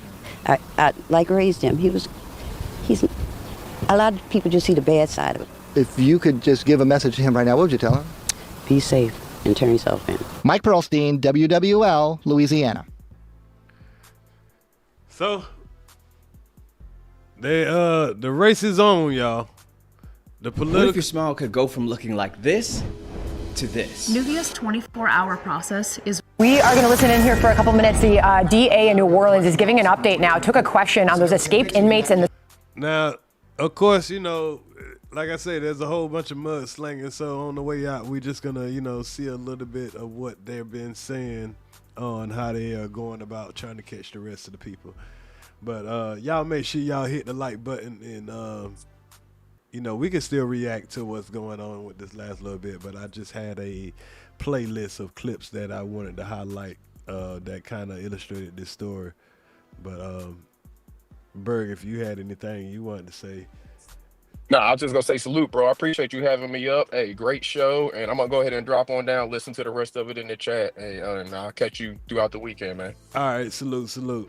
Yeah, I'm when I go re-up, I'm gonna come up and do another show, man. I got a lot of great stories that we can get into, man. Can't make this stuff up, man. It's like, so if you want to pull up a little later, just do that too. Sounds good. Salute to you, bro. Bet. Salute to the chat. So we learned the deep side of things. One of the young men that is on the run and that might have more of the resources than the other guys, including the one and the guy with the tattoos on his face. I don't think we should take that as he's stupid or nothing like that, because hell, like I say, if you can get your ass to Texas in 3 hours when you first break out, and then you break out again, if you keep doing the breakout, trust me, it's gonna get easier and easier and easier. You know, so I think he must have linked up with the dude that probably got the street cred. He probably done heard about what's going on with him. He probably, you know more. Them niggas know how to keep their mouth shut. He probably done eased his way into Mexico, South America or some shit. I don't know. But let's see what Fox News had. The search for them. Let's listen. Corey Boyd, there's a charge, and that matter is accepted and is being prosecuted. It's set for discovery for July. Oh, yeah. I definitely want to highlight this. Fox News. Fox News got a good clip of them just telling the New Orleans news what led to this type of shit, and I like to hear this. We are going to listen in here for a couple minutes. The DA in New Orleans is giving an update now. Took a question on those escaped inmates and the search for them. Let's listen. Corey Boyd, there's a charge, and that matter is accepted and is being prosecuted. It's set for discovery for July 16th of 2025, and we hope we get the evidence from the sheriff's office. Robert Moody had charges that came out of OJC. That case had to be refused because the sheriff's office simply did not provide the evidence for it. So they're talking about one of the guys that escaped. The reason he ain't been to court yet because his case, the evidence for his case hasn't came in yet. He probably was about to beat his case. If that's the case, he just sitting in jail really waiting to beat this case and not knowing that they ain't got no evidence any fucking way.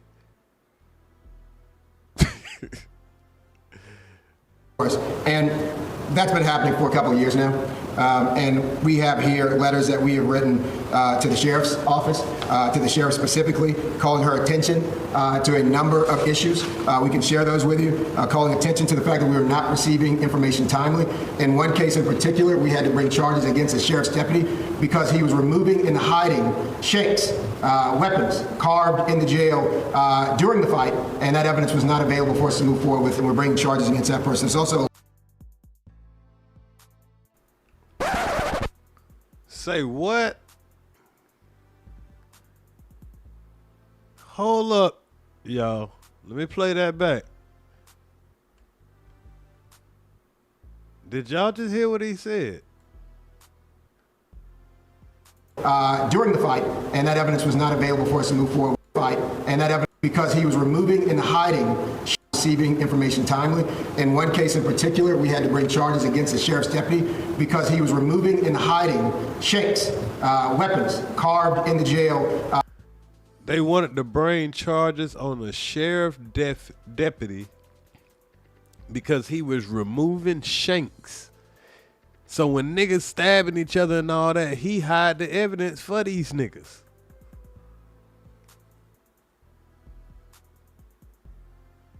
Wow. Talking about the corruption. But a whole bunch of cars about to fall down right now. During the fight, and that evidence was not available for us to move forward with, and we're bringing charges against that person. There's also a letter to Judge Afric, to the Doug Williams from the FBI, and Dwayne Evans calling attention to a number of these matters as they were occurring in the jail. So it's not new, and it is frustrating that the governor would not have just simply called me over the weekend. My phone was on. I was working with our digital forensics team, going through jail calls in an effort to try to figure out who might have been involved and knew of this planned jailbreak and who might have received these individuals once they got out. So I really wish that the governor would have just asked me the question you asked me, and we could have provided him all the documentation. He would have easily seen that the evidence simply was never turned over to my office to go forward with those cases.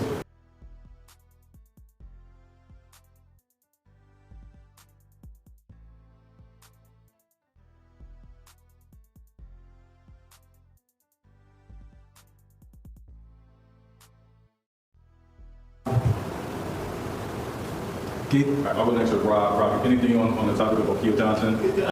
So Rob, I am personally afraid, not just for myself, but for my lawyers who tried the case against the individual twice. We were asking for a life sentence of this man, and he is now at large. Two of the lawyers who I tried that case with, who successfully went forward, able to get a conviction on that case. These lawyers got out of town this weekend with their families.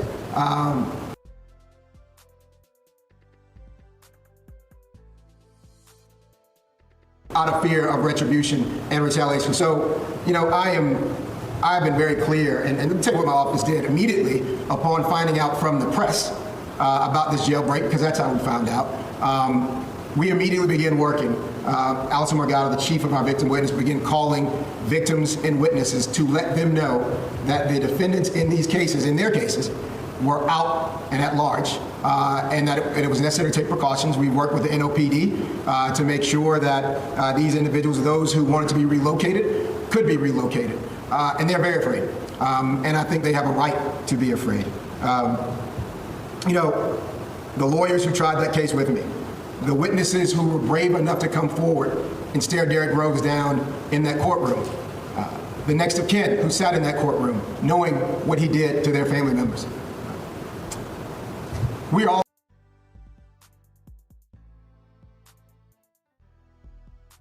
have victims, these cases have victims' families that might be watching right now saying, one, not only am I scared, I'm frustrated that I haven't been able to.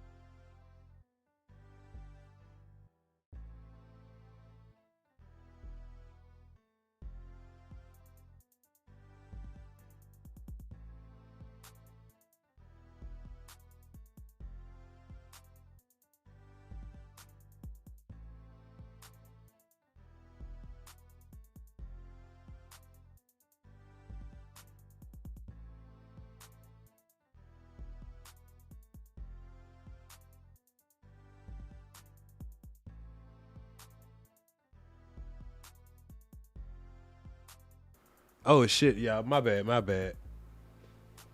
I'm sitting over here on mute. I appreciate you. But y'all, okay, so now let's just go to our last little exhibit of what's going on. So USA Today, they made a little bubble picture. This is where the guys escaped from, right here. So out of all of this whole prison jailhouse right here, this is the jailhouse. This big ass building. These niggas ain't have to go through the air conditioning system, you know what I'm saying, get up here and then try to find a way to slide down the building and all that shit like that, risk their life. These niggas got out of here the easiest way possible, and that's through the lower part. I don't know if they worked in the kitchen or what. This got to be the kitchen area or something. This can't be just their housing area. No way, Jose.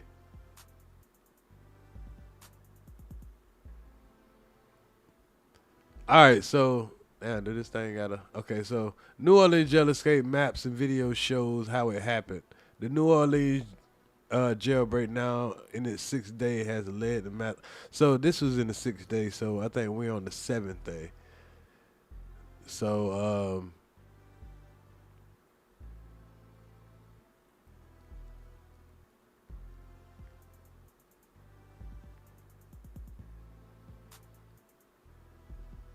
let me see. All right, so here they got another kind of layout of the jailhouse. This is a big ass jailhouse, y'all. This is a big ass jailhouse. And y'all managed to have niggas right here with murder charges and shit. And of course, here the niggas going across the highway.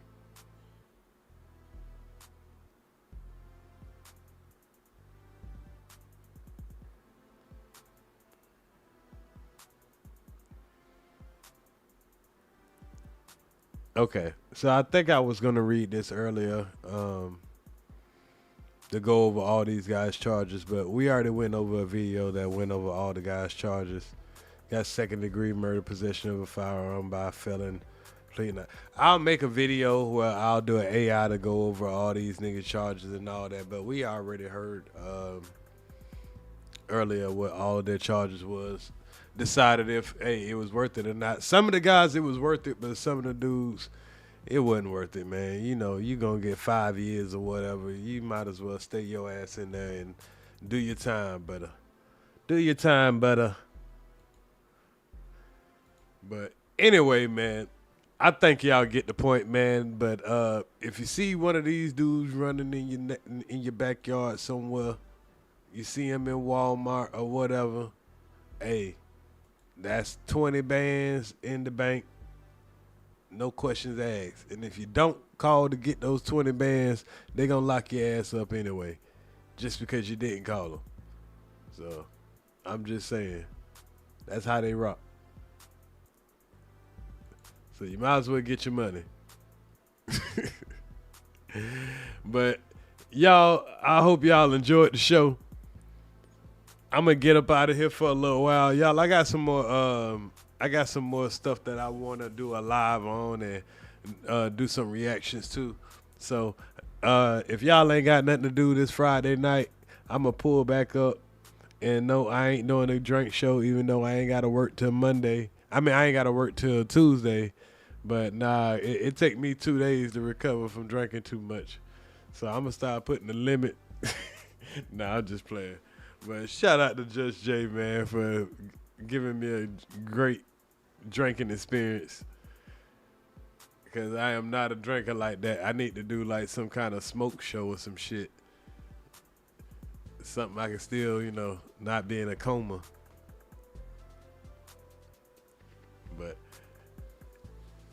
But y'all have a great day. I'll see y'all in a couple of hours. I'm just gonna you know, put something on my stomach. I'm gonna stretch out, and I'm gonna do a show with kind of a can't make this stuff up. That'll teach them kind of, you know, grab your blunt, man. Come have a fun time, and let's react to some of the crazy trending topics going on right now. Said they had me on the Jumbotron. Yeah, they had me on the Jumbotron, man. Yeah, it's crazy, man. Now, it took me a couple of days to recover from that. I ain't even went and bought no more alcohol because I don't know. I don't need to. I think I done. I don't know. You made me wanna go to church. Yeah, man, you had me fucked up, but I love it. I don't know how these niggas do it. I don't like being drunk. I like getting tipsy.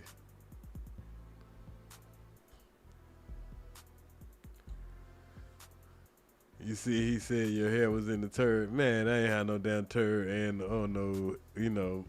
See, I really didn't do the whole. I spit up a little bit because I felt that acid coming up, but I ain't have to do a full throw up or whatever. So, but I felt better as I sat down for a while, and you know, we was good, man. It was just a funny thing. I say, man, let me let y'all know that I at least had to go in here. I thought I had to throw up, but I didn't. But yeah, you know the niggas will make something out of nothing. It's funny though. So y'all, I'm gonna get up out of here. Y'all have a great day. And let me hit y'all with a nice video before I go. Say it out loud. Better say it with your chest, fuck nigga. Keep God in your life. Fuck nigga, keep God in your life. Fuck nigga, keep God in your life. Fuck nigga, you need to praise the Lord. Or Allah. Or Yahweh. Whoever you believe in. Get connected. Come on. Hey, look.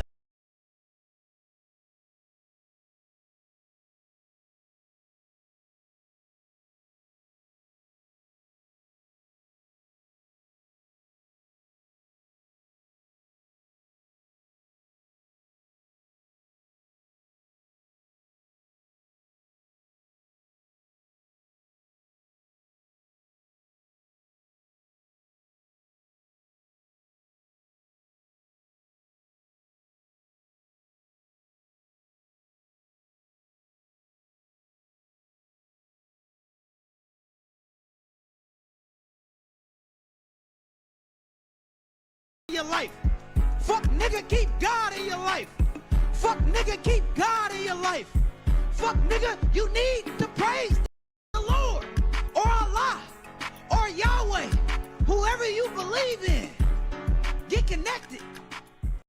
Yo, this is Earz to the Streetz. Y'all know what time it is.